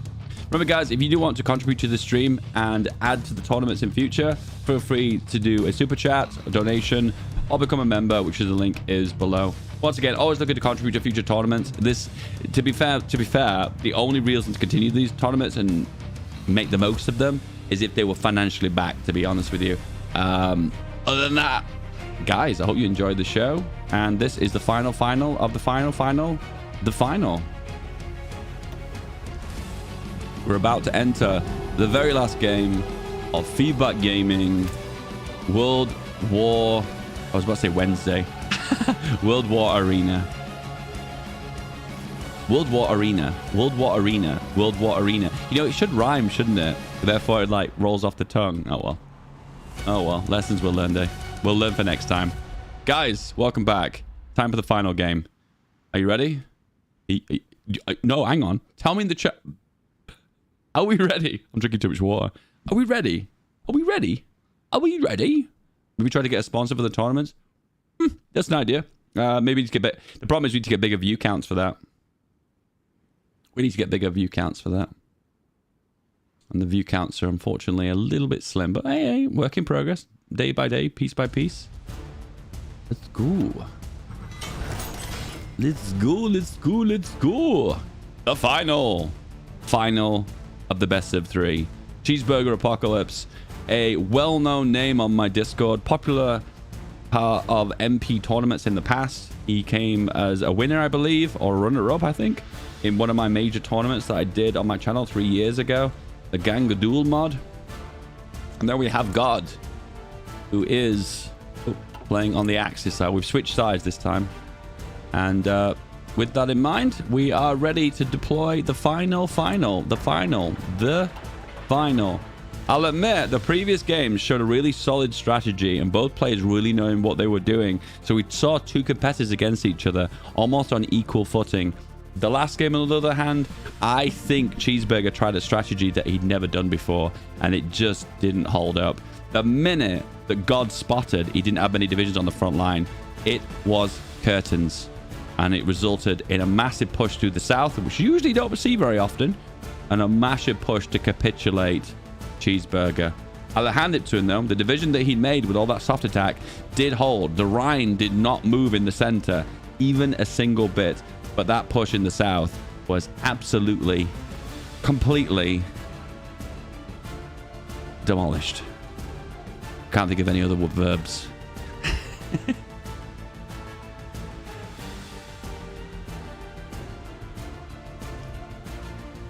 Once again, looking to take suggestions for future. If you guys are interested in future tournaments, you can be a part of them. I think what we'll do in future is if we want to take on applications, we will do them on the Saturday. And then games will be played throughout the day until we get enough 8 people so we can actually do the final. And we'll get everyone together. To be fair, actually, we could take applications immediately and people could start playing the game straight away. But the reason I don't want to do that is I feel like we might get players flaky and they might not turn up for the actual tournament. And I can't schedule everyone's schedule. So if you're either here for the tournament and you're able to participate, or you're just not. You know, I can't do some in-betweeny things, you know. We all live busy lives, boys. And I understand if you're unable to attend, but it is what it is. Yeah, it did look like Cheeseburger tried some experimentation there. But unfortunately, it did not pay off. 4-speed. Here we go.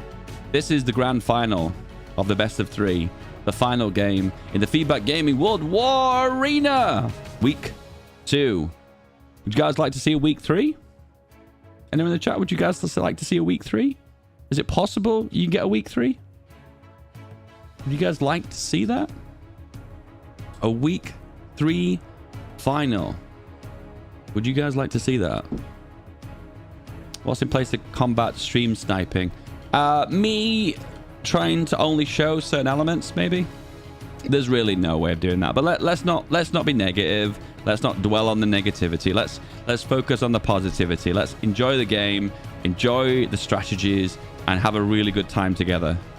Let's focus on, oh, this could be done better. Let's not focus too much on week 3 sounds good. And let's not focus on, oh, stream sniping and cheating. Let's try and focus on the positives, guys. I like to think that you guys are more a positive community. Reflection on how positive I am, other than when you say something stupid in the chat and I rage at you. That's the only one exception. Apart from that, let's go from there.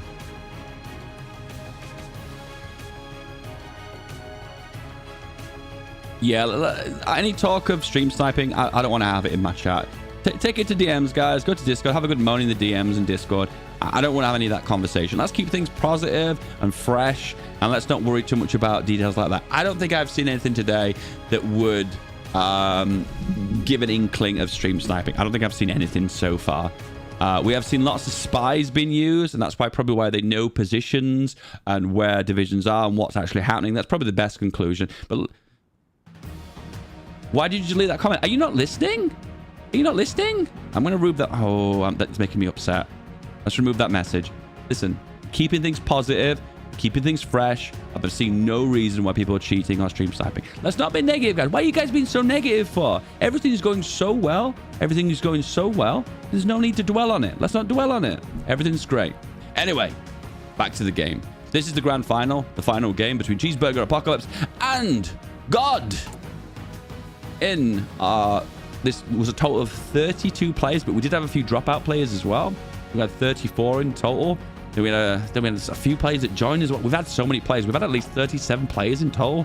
So this has been a real battle of, I guess, tournament supremacy, shall we call it. Rapid industrialization for the Axis. And the Allies is going for the Soviet Expeditionary Force, Blood and Iron. Is he going to go for the very popular 5th Guard path?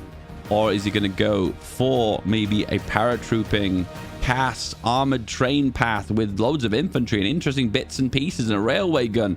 Kind of an attack division. Basically a break the entrenchment division with the railway guns, the cast, and the bombardment opportunities. Basically like a crack open that walnut strategy, where this one's more of a heavy tank manpower strategy, which is the one he is famously going to go for. Production wise is exactly the same. We've got the factories and whoa, big focus on the motorized here. Okay, that could reveal a little bit of his strategy, what he's up to, but maybe the strategy revolves around speed. Little bit of artillery for God here. This looks like the amount of mills that he's assigned here. It looks to me like he is trying to just add supplement artillery for his division, and he's not looking to kind of make a big fat overall division. Usually 2 or 3 mills on artillery is enough for the rest of the game. Meanwhile, Cheeseburger is just a little bit unconventional with his build, but once again, there's not really much to conclude with this because we're at the very start of the game, and we'll go with that. Let's look at the possibilities for the Axis here. So based on how God plays, which is usually a soft attack based strategy, what could he go for in the Axis here?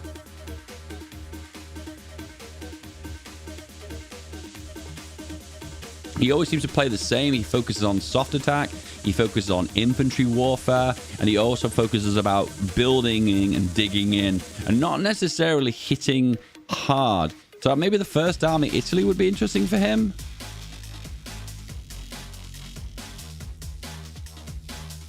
Lots of opportunities for hitting hard, potentially. Aside from that, though, then I suppose there's the 4th Army as well. The Panzers and lessons of the Blitzkrieg and the railway artillery. There isn't like a very clear artillery build for the Axis, is there? There's an infantry build here, so I suppose you could go for this one as well, for the Japanese as well. Possibility. There are some really good strategies there because he does like planes, so there's a potential for skimp on resources is a good one, making planes 15% cheaper. That's a really biggie, that one, actually, so that could give you lots of potential for making a decent air force off the back of it, and he does always make a good air force, always. Could go for the first army as well, as mentioned before. Lots of infantry, and gives you light tank divisions and a few planes as well. There's lots of options available to you depending what you want to go for. Let's have a look on the intel. Once again, intelligence. He's made an agency, God, and he's placed it inside of the allied nations. Once again, many trying to go for more of a reactive play, looking what he's up to, give a bit of an idea if he's going for a naval invasion, he's going for paratroopers, or depending on what he's trying to go for. Allied nations, Cheeseburger here. He has gone for aircraft here. What is this baby? So we have loads of light machine guns, and we've got slightly more of a meta build, but it's slightly on a discounted path. Once again, you can mass produce these ones, but what potential do you have in the long run with this? Because once again, this can't win dogfights in the long run. The lack of heavy machine guns, the lack of armor can hurt in the long run. Is he going to fix that? No, he's not. I'll give Cheeseburger credit for a second. He is very creative with his strategies. He's always trying things new. He gets kind of a little bit bored, and he likes to try new things out and play with them. Immediately, red pilots. Oh, here we go.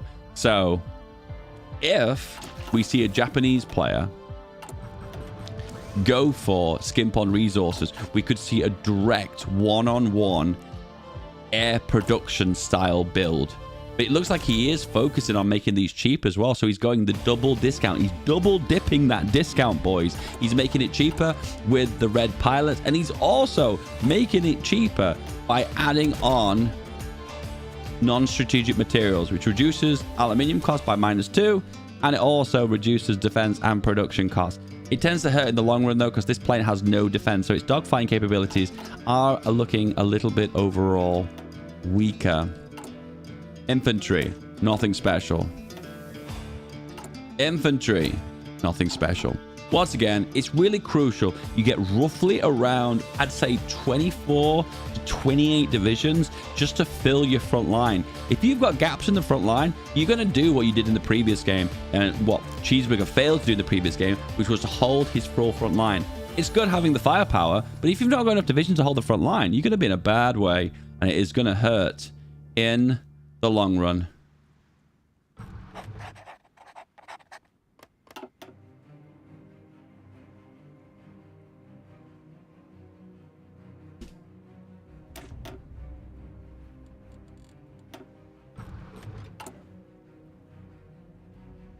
Once again, not a great deal to say now. I like Cheeseburger, the fact he always kind of like goes for the XP. And I like the fact he's done something a little bit different here with the red pilots as well. Industry has come a little bit later. We're about to see, basically now, guys. We're about to see, is rushing industry the meta? We're about to find that out. Because this is the one game, once again, or the second game, where Cheeseburger hasn't gone down the full industry path immediately. But consistently, God has done the industry. Every game, he consistently makes his full military factories. Every single game. So, this is a real test.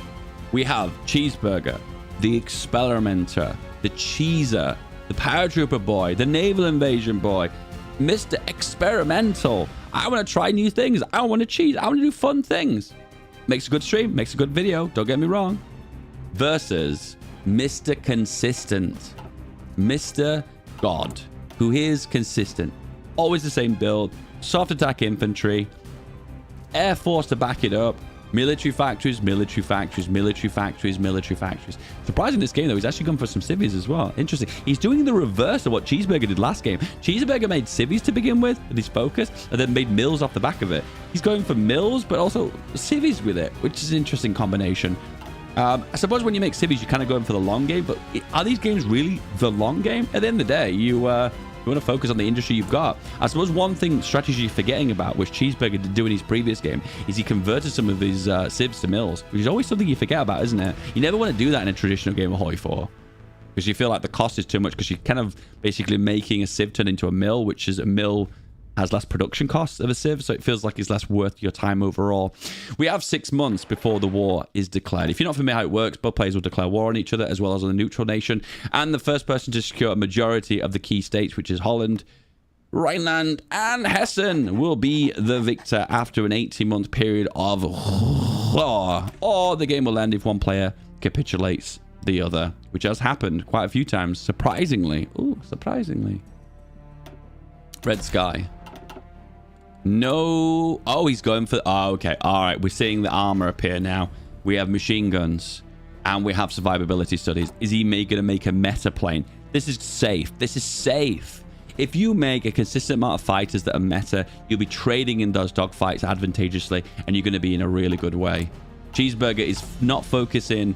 And to be fair, it's a bit confusing, actually, what Cheeseburger is going to focus on right now. Interestingly enough, we have a very interesting destroyer here. What is the long-term plan here?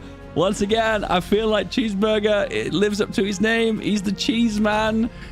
I'm a bit confused what his build is right now, because once again, another position where he's not focusing too heavily on soft attack.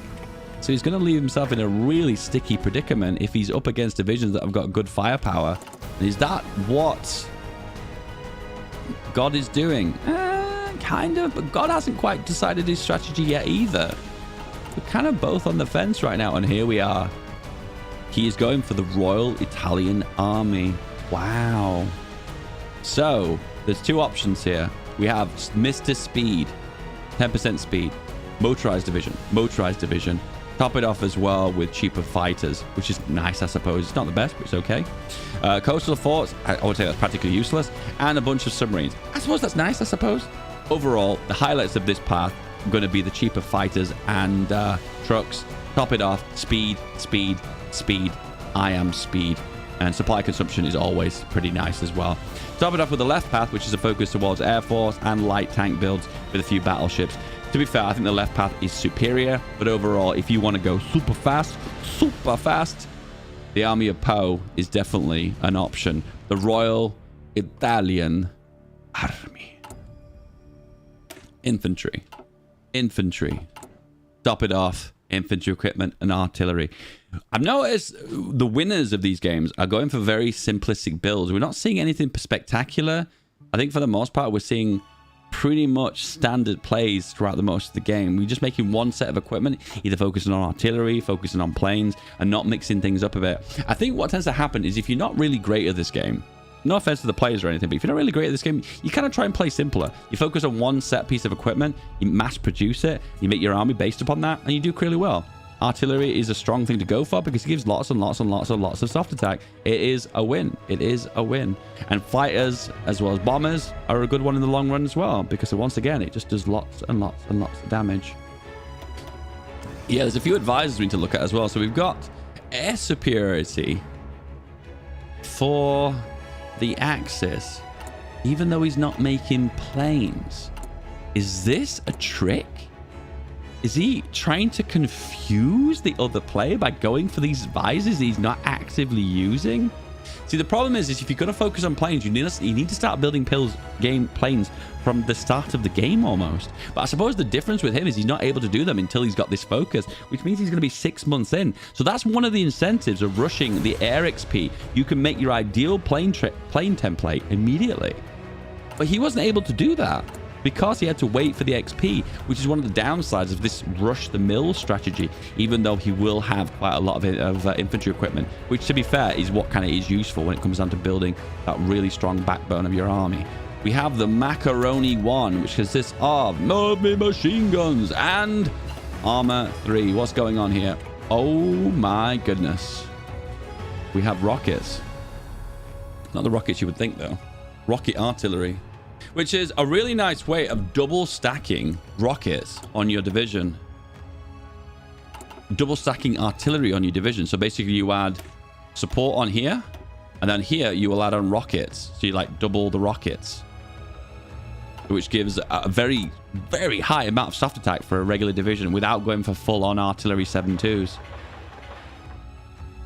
Okay. Meanwhile, the advisors. We have air superiority. We have defense. Wow. 15% defense is big. We have got the operative man, and we've gone for consumer goods reduction. Pretty standard. Industry. A bit more industry. The final arms industry expansion.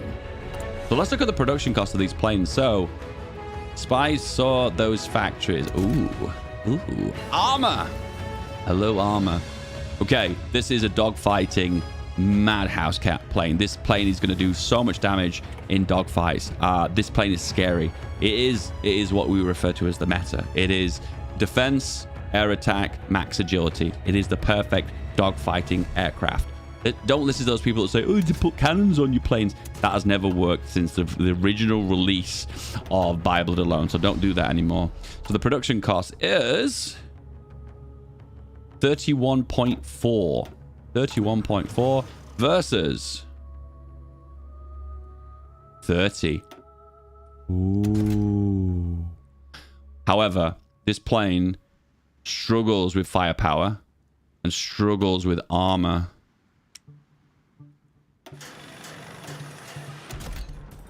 Interesting. Very interesting. I like the armored trains. I think that's always a win. However, be aware sometimes it could be a loss of production if he doesn't really go for the logistical strikes. Once again, no one's focused on logistical strikes. That was like a main theme of the previous tournament. Mr. Peng Peng and Bot 11 were the two finalists in the previous tournament. Bot 11 took it, even though it was a supply nightmare for him. But Mr. Peng Peng would not give him a second. It's raining outside. Wouldn't give him a second to rest because he was completely logistical striking these trains over and over and over again, doing maximum damage. We are 2 months, just over 2 months away for the declaration of war, boys. This is the final of the best of 3. 1 game apiece. The winner of this game will win $75 and the runner-up will run $25. This is the final of the grand final, the final best of 3.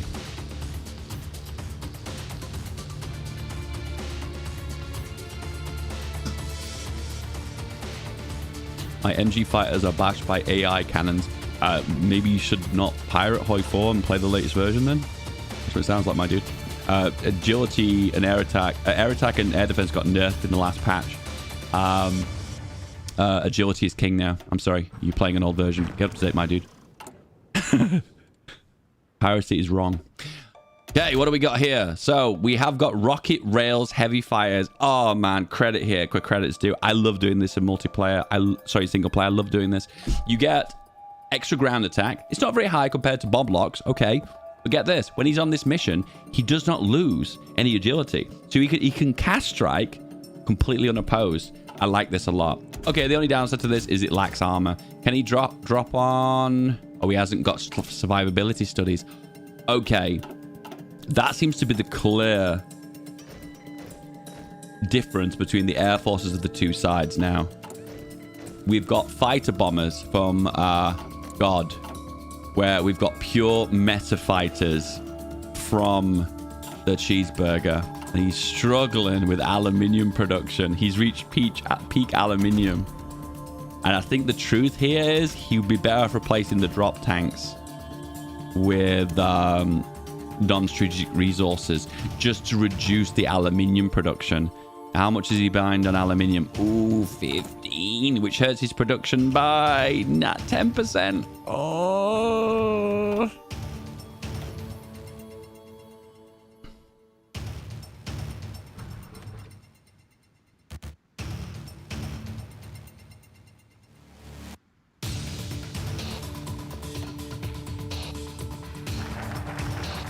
The Stalingrad tractor factory. So no one would have predicted this. Okay, no one would have predicted this. But not only is he making an air build for the Soviets, but we're about to see heavy tank boyos arrive. And these 2 free divisions you get from this path are mad strong. Mechanized division has so much hardness, it makes it very hard for infantry to do damage to it. And second up, the 32 with armored division has so much soft attack damage. Out of all the games we've watched so far by Cheeseburger Apocalypse, this is the very first time he's focusing on ground warfare and damage on the ground. This is going to be the very first time we're going to see him tickle his fingers in the ground-based heavy tank micro. Is it going to be something he's strong at? Is it something he's going to fail at? We're going to find out, boys. We are 1 week, just over a week, towards declaration of war. We have a tank division. Oh boy, look at this little tank boy go. This is the one you get from the left path of the army, which gives you loads of infantry. Gives you lots of infantry to hold the front line with, and light tank divisions. Ahoy. What's the tank like? Let's have a look. Infantry, and then the light tank is the M1139. He's not making any extras of them because he doesn't probably care. M1139? Where? I don't even see that tank. I don't even see it. M1139. So what we got here? The armor is, oh, dreadful. The breakthrough is, oh my goodness, dreadful. It doesn't matter. That light tank is atrocious. That is an awful light tank. Japanese cannot make light tank. Is it Japanese? Oh, it's Italians. Oh, that makes sense. Initial push for the light tank to grab Amsterdam. The speed is so fast and initially captures it, even with a naval invasion off the back of it. Get this. So the Axis naval invaded Holland, and so did the Allies. The Axis arrived first, surprisingly by tank. Then the naval invasions arrive. And then off the back of that as well, the Allies are arriving with their naval invasion as well. So no matter what you do, it looks like the Axis are always geared to secure Holland if they go for the push immediately. Really interesting here. He's not going for front lines, which is interesting. Got one front line going on here. Maybe this was made by the naval invasion, but he's pushing. If he can hold on to Hague, he's actually going to be in a really good position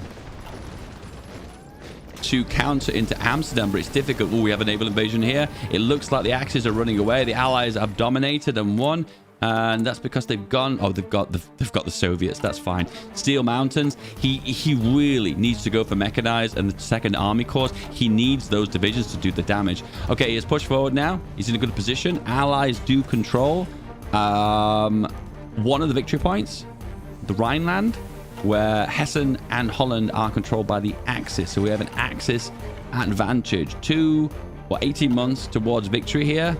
Naval invasion is still happening. It hasn't been concluded yet. Front line has been pushed. Divisions on the back. Surprisingly, Cheeseburger's choosing not to use battle plans, which, to be fair, on a meta level, a high tier level, that's true. That's what they all do. That seems to be a reoccurring theme. Alrighty then. Pushing to the south. Once again, these front lines saw a lot of action in the previous game. Cheeseburger doesn't want to make the mistake once again. Counterattacking and pushing in the north here. Got to be very careful though, because I think he can push from Amsterdam to Rotterdam, so it could cause lots of problems. And he's doing exactly what I just said. Oh, the hero division. The 55th West Lancashire Division Infantry saves the day. This is a front line that doesn't look very stable. Air power has been deployed. We have the meta fighters fighting hard. They've not been exercised to level 3. That is a problem. But these air power is strong. He's going to do a really good job with this. Meanwhile, Axis air power doing cast strikes. Interesting, because he's got the rockets. He has got a massive amount of planes. This is a massive amount of planes. Let's see how many factories he's got assigned to that. He's got 15 on the Axis, and the Allies have 25. Wow. He's applied the minimum amount of planes onto mills to not get the penalty for aluminium. It's surprisingly he's assigned factories onto the heavy tank destroyer as well. Okay. All right. Interesting. Okay. So we are with a Axis advantage, controlling 2 victory points where the Allies are controlling 1. However, it is paper thin, because if you look really closely here, this victory point of Amsterdam is super close to the Allies. So there is a potential for a push here and some damage to be made. We have logistical strikes for the very first time, hitting those trains hard, losing trains on the front. Do we have an excess amount of trains? He's not producing any trains, but he does have a reserve of them. He's losing 0.5 per day, which eventually will start to eat into his massive supplies over the long run. Axis, what's happening? Trains, we're behind on because we've deployed too many divisions. Artillery in reserve, focusing quite heavily on the plane warfare. How is the plane design? Bad. It is cast heavy though, I'll give him that, but he will never be able to produce the amount of factories that the Allies are making, as well as combat them in the skies. He looks like he's scouting the coastline here to look for opportunities to do the nasty on him. But we have a very stable front line here. There's not a lot of movement happening. And to be fair, there's no incentive to make moves here until both players are ready. But things are about to change because we have the 5th guard mechanized on the way, as well as the 2nd tank cores. This is going to give an opportunity to do so much damage because the truth is, get this, the Axis has no hard attack. There's no hard attack potential here. Hard attack for the infantry, 9, basically nothing. 6, 9. Okay, so it looks like the only one that does decent hard attack is, funnily enough, the light tank division because of its support anti-tank. But everything else just can't hit that mechanized and can't hit that heavy tank division, which will have exceedingly large hardness. Maximum hardness activated. We have an order here to do some shenanigans. Ooh, what's this? What do we have here? The mechanized division has arrived. Oh my goodness, is he going to do what I think he's going to do? The risk here is going to be massive. Oh, not sure if I recommend that. We're doing a bit of naval mining, which will basically solidify his naval supremacy, which gives like a bonus to naval supremacy, meaning less likely to do naval invasions on the other side, which is always good to see. Once again, super solid front line. The confidence is really high. A lot of the battles happening here are actually concentrated in the air of Benelux. Let's have a look at the breakdown here. 200 planes versus 300 planes on average. And it looks like a slight advantage to the Allies, which is exactly what I thought would happen. The plane has more air attack, so therefore it has better dogfighting potential, which that guy in the chat was wrong. That guy was wrong in the chat. The guy who said we stack air attack, he was wrong. He's wrong. Next up, the Axis. What are we focusing on? Air power. Trying to fix our train issues, making mills, focuses, expanding the civies, light tank production. Are we making lights? No. Ooh, I'm going to be real right now. I think right now, Cheeseburger is the most creative player, and I think he's a little bit more game awareness. And I think Cheeseburger, if he's got the right tank division where here's the big boy, he's here. Oh, here comes the big boy. Has arrived. I think Cheeseburger could take this if he tries a solid strategy. And I believe his front line looks solid now, so he's in a better position. This is a stupid move. Do not do this, guys. Yeah, I get it. He took some ground off the Allies, and he's pushing here. But he's pushing into mountains. This is just like a really difficult move. Is this a distraction? Is he trying to just like distract I mean, to be fair, this is a good strategy because remember, the Soviet play was 2 strong divisions, the mechanized division and the armored division. It's all about how you play with these 2 divisions. Is he trying to pull down the armored divisions from the north here and push them southwards? Is that the long-term plan? Okay, you're going to break the hills here. Congratulations. But then you've got to break through a big river, into mountains, into hills, into urban. Is it really worth defending this location? If I was Cheeseburger right now, I'd pull away from here. I'd be like, balls to it. I'm not going to defend this territory. I'm going to like, come to the river and let's have a good time, you know? Be aware, there is a soft attack advantage for the Axis. And this is how God plays his games usually. He focuses on soft attack. He focuses on bigger overall divisions. Oh, okay. This is the biggest soft attack division he has made yet. This is going to be a situation that if he makes a unifying push along the full front line in the most crucial moment, he is going to absolutely dominate. I think I know how this one's going to end. Do I want to ruin the ending of this? How many of those divisions does he actually have, though? 2. Oh. And what he's done here is he's using the exact same template as the regular infantry. So there's this confusion as why is this division doing so much damage when it actually is this one. Oh, anyway, pushing the north here. We have taken a little bit of ground from Holland, from the Axis. Once again, the heavy tank divisions, they do damage. No one can hurt them. The light tank has arrived. The light tank has hardness, so therefore it can do a little bit more damage. There's no forts here. Ooh, it's still not doing enough damage, though. I'm going to say supply is the problem. Am I right? Yep, supply is the problem. Supply is the issue. Surprisingly, it's only a very small supply problem, though. 5% attack, 30% defense. It's not a massive amount. Just not working overall, though. Oh, here comes the fighters. The fighters have arrived. And we have... Is this a logistical strike? I think it is. It is a logistical strike. This is a strategy we've not seen employed in this tournament, and it worked incredibly well in the previous tournament. Knocking out those trains in the long run does so much damage, and we're starting to see a lack of trains for the allies, and I don't think he's actually realized. We're at 46% supply here, 7 trains down. He's not realized yet, and he's, oh, that's gonna hurt in the long run here. He has to pay attention to the supply. I'll admit, supply is a problem, okay? However, you can actually survive without supply. It means supplies are delivered by hand and by horse, which every area has like a domestic amount of supply, like 3 supply here, 5 supply here. Everything has local supply. So you can get supply even if you've not got the trains, but an amount of supply that reaches the front line will be significantly less. 2 things need to happen here. Cheese needs to be aware of these logistical strikes, or it basically needs to make the trains or armored trains to kind of counter this. We're at 41% logistics fulfilled right now. Things are not looking too good. Do we have any trucks? Okay, we are making trucks. He needs to assign more mills though, because unfortunately he can't get enough supplies. Probably going to lose trucks too if he gets logistical strikes in this region. But it looks like he's contesting each other in the air. Yeah. Oh, look at the difference, boys. 18 losses for the allies, 101 losses for the 165. Wow. For the Axis. The air is being dominated by the Soviet Union because they've made a meta plane.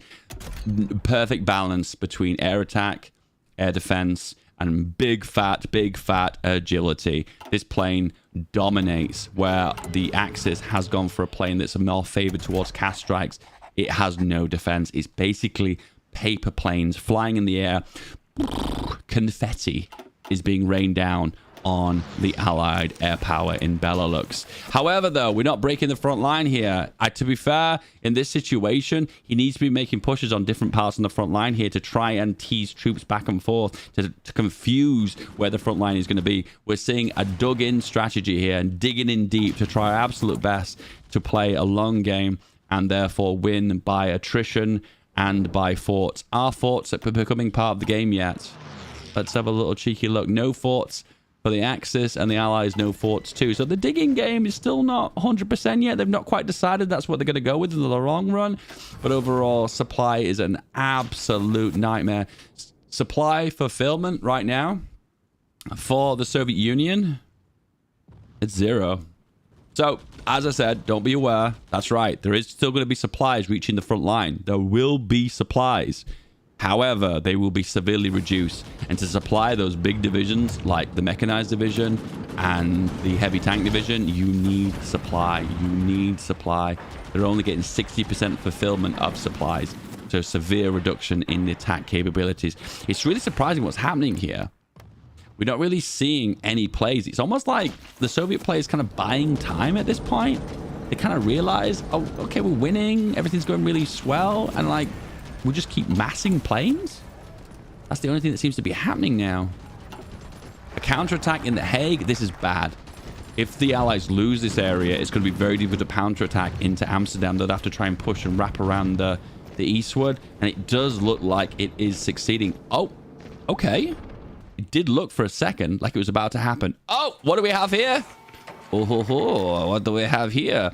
So this looks like the diversion, and straight away he knew it was coming. He knew what to do, and straight away too he's intercepting the convoys as well, doing exactly the right thing. This one lost half of its strength because a convoy got sunk and immediately pins it. He knows what he's doing. So to make the most of this situation, you don't just land your little trucks here. You don't just land these trucks. You also simultaneously be making pushes. And he is.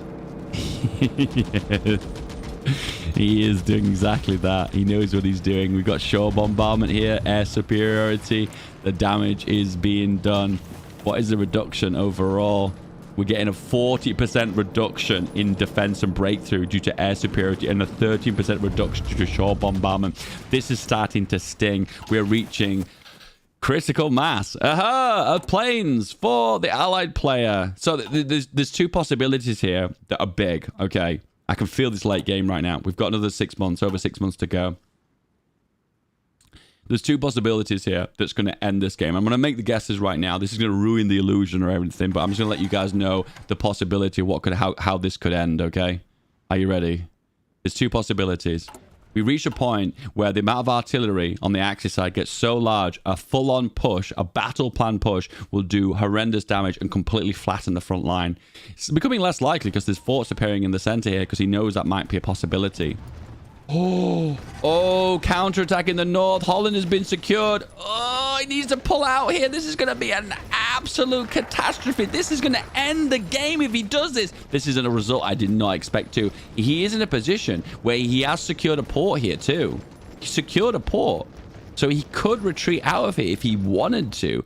However, have the Axis got convoy raids? They do. So that would be a devastating result. Oh, no. The 1st Infantry Division is about to get crushed. Is he even aware he can retreat? He could right-click to here if he wanted to. One of the infantry divisions is down. He's last standing. He's going to bleed so much equipment. The tank's going to get roasted. The mechanizer getting disabled. He's holding, though. He's holding, and he's the problem is when you're in a situation where you're only holding one province, is you don't have anywhere to retreat to. So you're always constantly losing org. And I'll be honest with you, I'm confused why he's not choosing to retreat, because they can just constantly keep cycling these divisions over and over again. And oh my goodness, he retreats. Oh no. The heavy tank got encircled and died. Then he retreated the mechanized division, and now it's getting intercepted by the submarines. So, by the looks of things, the way things are currently going, this is all being decided by that one mechanized division, which luckily got away. And it is also being decided by the air power, which definitely favors the Allies at this point. Let's have a look how things are going at the moment. So a nice supply of artillery, working on more infantry. It looks to me like they're thickening the front line on the Italian side by making more divisions. They're trying to pump out more planes, but this design is just too poor to go anywhere. Low on manpower, but we've gone for extensive, so they're working on that. The Soviets definitely have the advantage because they have the ability to get extensive conscription, as well as the manpower bonus here as well. They never run out of manpower in the Soviet Union. I mean, isn't that a classic Soviet Union style game? The biggest issue I'm finding right now is the Allies have full air control. Okay, I realize we've got no music playing, boys. What the hell? You're going to let me know this is the final.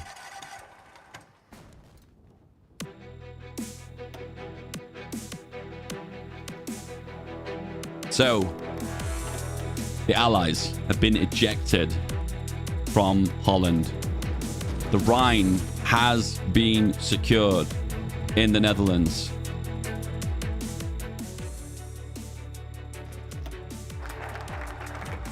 The only thing that would work for the Allies in this situation is a tech switch towards Cass.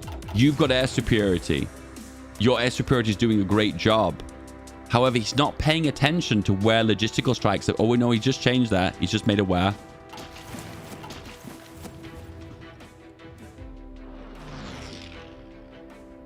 So, the full air superiority is going in his favor, and he's able to do lots of damage on the ground. But the problem is he lacks attack potential. There's no artillery divisions here.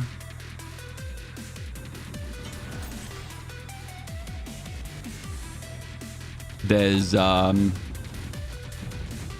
tank divisions left, apart from that one mechanized division, which is technically weaker compared to the two divisions. And once again, it lacks soft attack. The hardness is good, but everything else is pretty rubbish. By the looks of things, it looks like he's doing a tech switch, and I can kind of get an idea of where he's going. The good old favorable strategy. He's not aware. I thought for the most part, Cheeseburger was kind of an aware player, but he still hasn't. He hasn't twigged on yet. The part of his brain cells have not rubbed together yet and figured out that he's low on trains. That point has not been reached yet. Meanwhile, the Axis player, confident. 6 months left. Spitting out the fighters, getting a little bit of cast damage, logistical strikes. Welcome to the meta. Maybe he did hear me. Can you hear me?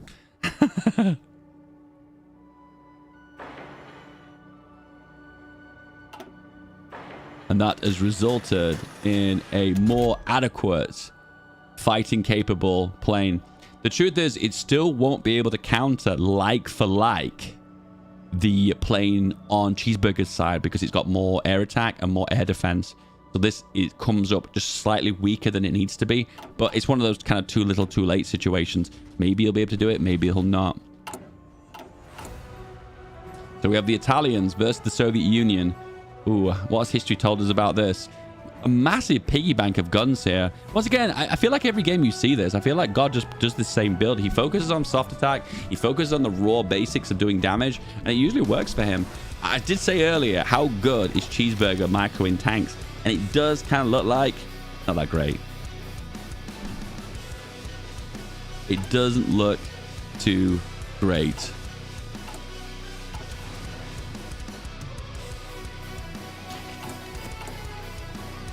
And here we have the old faithful strategy, but oh no, I don't think he's aware. He's not aware. Oh no.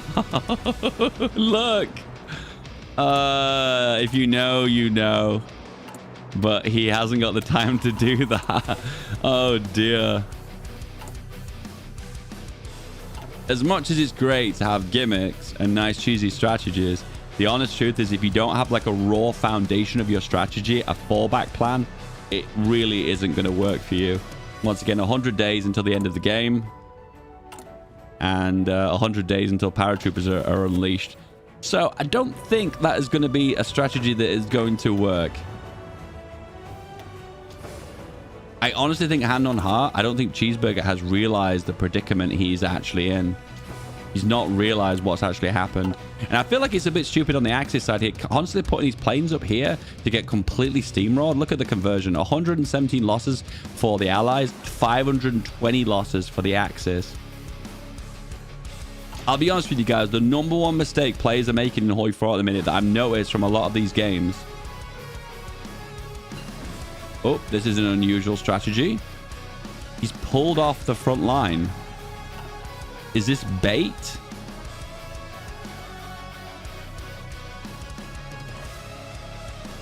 And he's deciding to push forward here. Do you know, this is silly. I get at this point, I feel like maybe Cheeseburger's disheartened. He doesn't feel like this could be pulled back and won in the long run. However, giving up a victory point, I don't really understand what the point of that is. Okay, so he does have actually build. No, he doesn't. No, he actually doesn't. It's funny, guys. The actual two games before this were really fun and interesting, but this one is probably the least interesting of the three games, I'll admit. They're probably the least interesting. Oh, the rubber. So right now he's trying to double dip into planes, and obviously he's destroying his own industry with that, so it's not working. It's a shame, really, because right now the air superiority for the Allies is basically 10 out of 10. 10 out of 10. Meanwhile, the Axis are unable to use their navy because they're being mined to death, which is funny. And then we've gone for super artillery divisions. This is basically how I thought this would end, with a massive push of artillery warfare, completely dumpstering the front line. You see, artillery divisions don't work very well against tanks, but however, if you push the entirety of the front line, a player won't have enough micro to counteract it and counterplay it. So you'll leave yourself in a situation where you can't really click fast enough to counter it and play against it.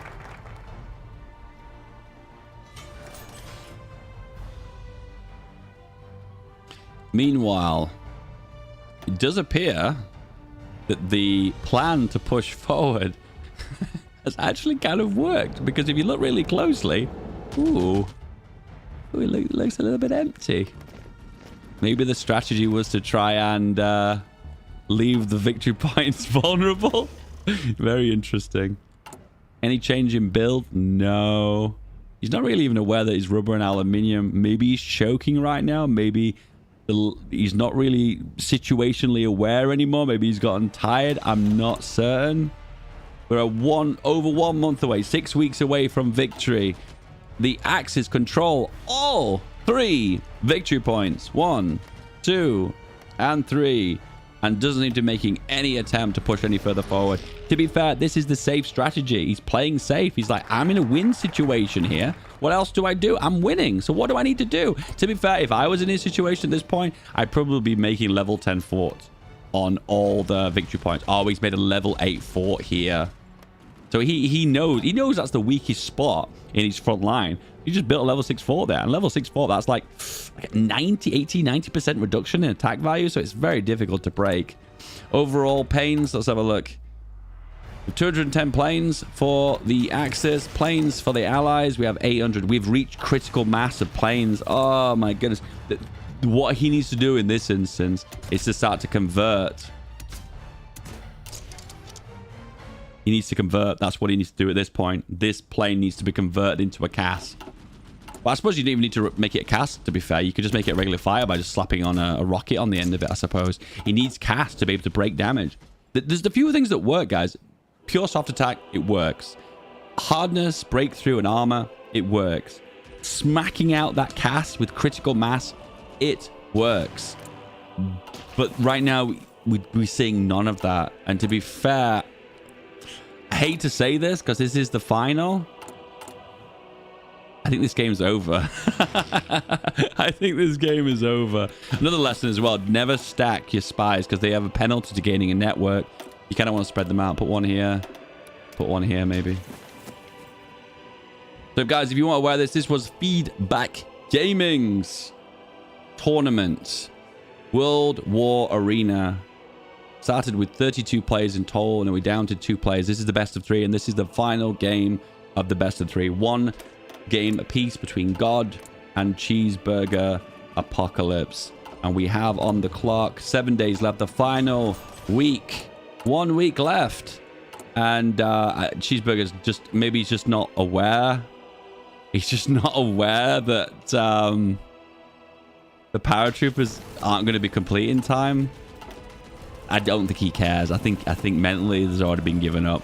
The artillery infantry are pushing forward right now. Oh, that's not artillery. The soft attack's really low. I feel like the lack of use of his hard attack has cost him. Guys, I can officially say 100% we have a winner for week 2. Feedback Gaming's World War Arena.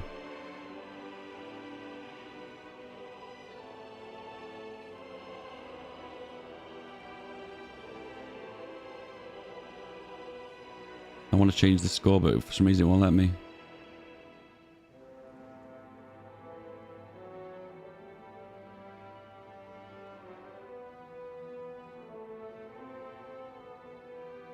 Oh my goodness. Sorry guys, I feel like this has ended so underwhelmingly.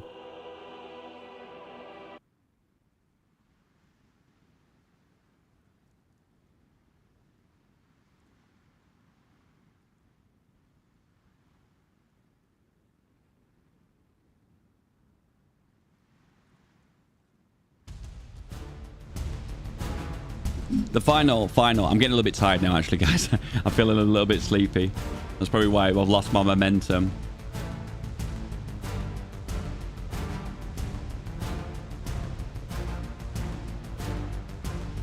We started with simply 32 players playing a round of 32.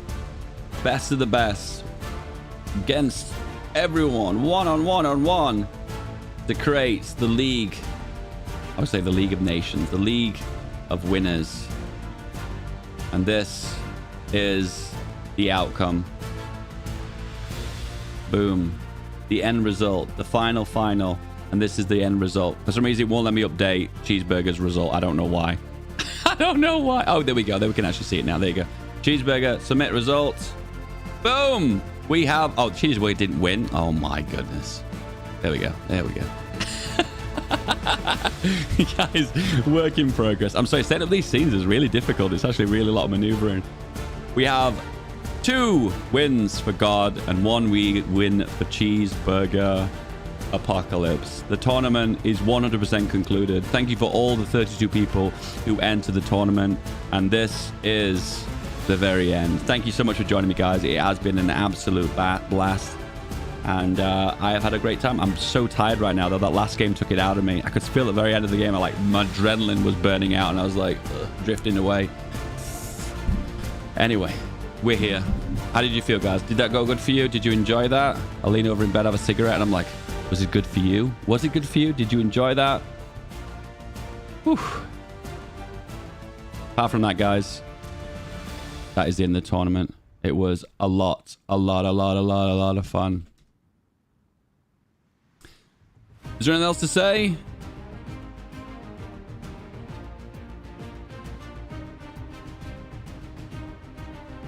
Best match is when God came back against Peng Peng. I think God, for the most part, was the most versatile player in this game. I feel like he played consistently, and he always had a rock-solid overall strategy. Oh, we can speak to our winner, can't we? Hello, players. Hello. How's it going? How are you feeling? Yes, very well. We're fine. We're fine. I'm going to talk to Cheeseburger first. How is it going? How do you feel? Commiserations. You took second place. $25 for being runner-up. How do you feel? I probably should have made some cash. Maybe you should have made some trains as well. Were you aware that you were low supply for the entirety of the game? If you realize the name of like my army group is Bomb Me All You Want. Ah, right. Your strategy was like, come at me, bro. Because I don't... The infantry don't care. Right. They don't use enough supply to need trains. Yeah. I was also surprised how quickly my trains disappeared. I expected them to stay a bit longer. Yeah. It feels like every game that God plays now, he researches like armored trains like in the first day, because he almost preempts, like psychically preempts that logistical strikes are coming eventually. And I feel like for the most part, when you don't have trains, making pushes with artillery or tanks is just near enough impossible. The traffic jam of Holland was pretty intense. I strangely lost naval supremacy, despite my mine line. Oh shit! Really? Did you realize at the very end that the paratroopers wouldn't come in time? So I saved up another tech slot for 30 days to add on to it. Right. And maybe I already used one with 30 days on it because it didn't change time. Right. I've noticed that little trick sometimes doesn't always work. Like someone's like PDX have become like a little bit self-aware of that one. Yeah. Good times. They would have come with a few extra days spare. And I was hoping that he would attack when I pulled back. And then I tried to sneak the points after that. But commiserations, congratulations, you do get second place. Throw me your PayPal email and I'll throw you the money. Now, to speak to our victor. God, you made it all the way to the end. To the qualifiers, through the quarters, to the semis, boom, final. You only went down one single game. How do you feel? Oh, it's been a journey. The first round all the way to this last final victory. I'm gonna enjoy my winnings. Yeah, what are you gonna buy? I don't know. A victory takeaway. Amazing. I feel like your strategy, if I could describe it, was consistent. I feel like for the most part, I knew your build before you were even going to do it, because I feel like the clicks were almost a little bit like automated.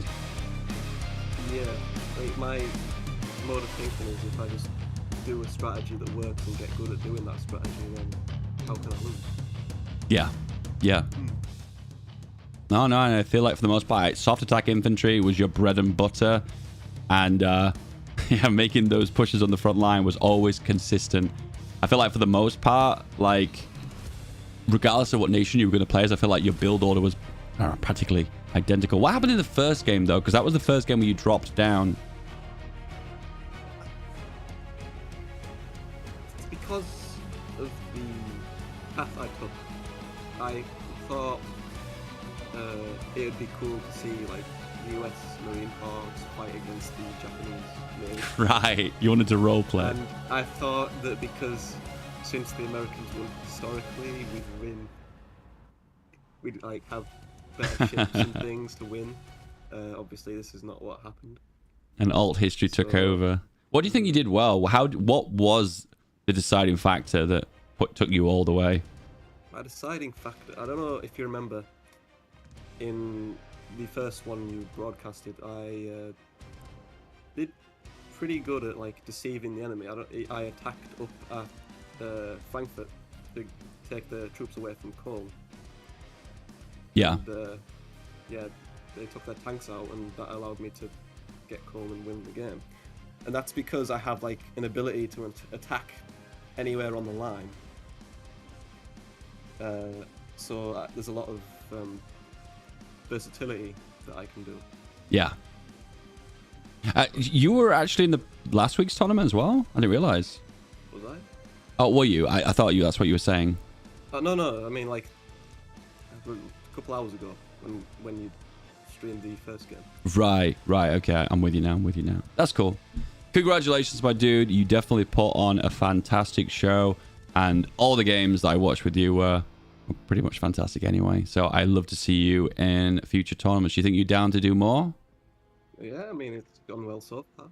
Yeah, I am definitely down for them. Maybe I'll find an emergency supply of energy somewhere, and maybe when it reaches about 5 o'clock in the evening, I won't be falling asleep. All right, dude. Congratulations, God, and commiserations, Cheeseburger. That is the end of Feedback Gaming's World War Arena. Until next week. If you want updates, by the way, guys, on the future tournaments that we're going to do on my Discord, feel free to join my Discord, www.discord.gg/feedbackgaming. Hop in the Discord, keep an eye on the MP chat, and we'll keep you updated on how things go. We might change the format in future, because we might try and go for a format where people play out their games throughout the week in their own time.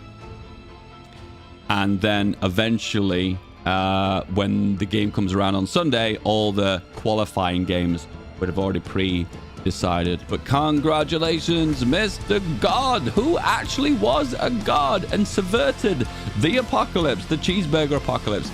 The tournament is now officially over. Okay, get lost. Go. Shoo. Goodbye. The game is over now. We're done. Bye. There's the door. Go. I'll see you next week, guys. I love you.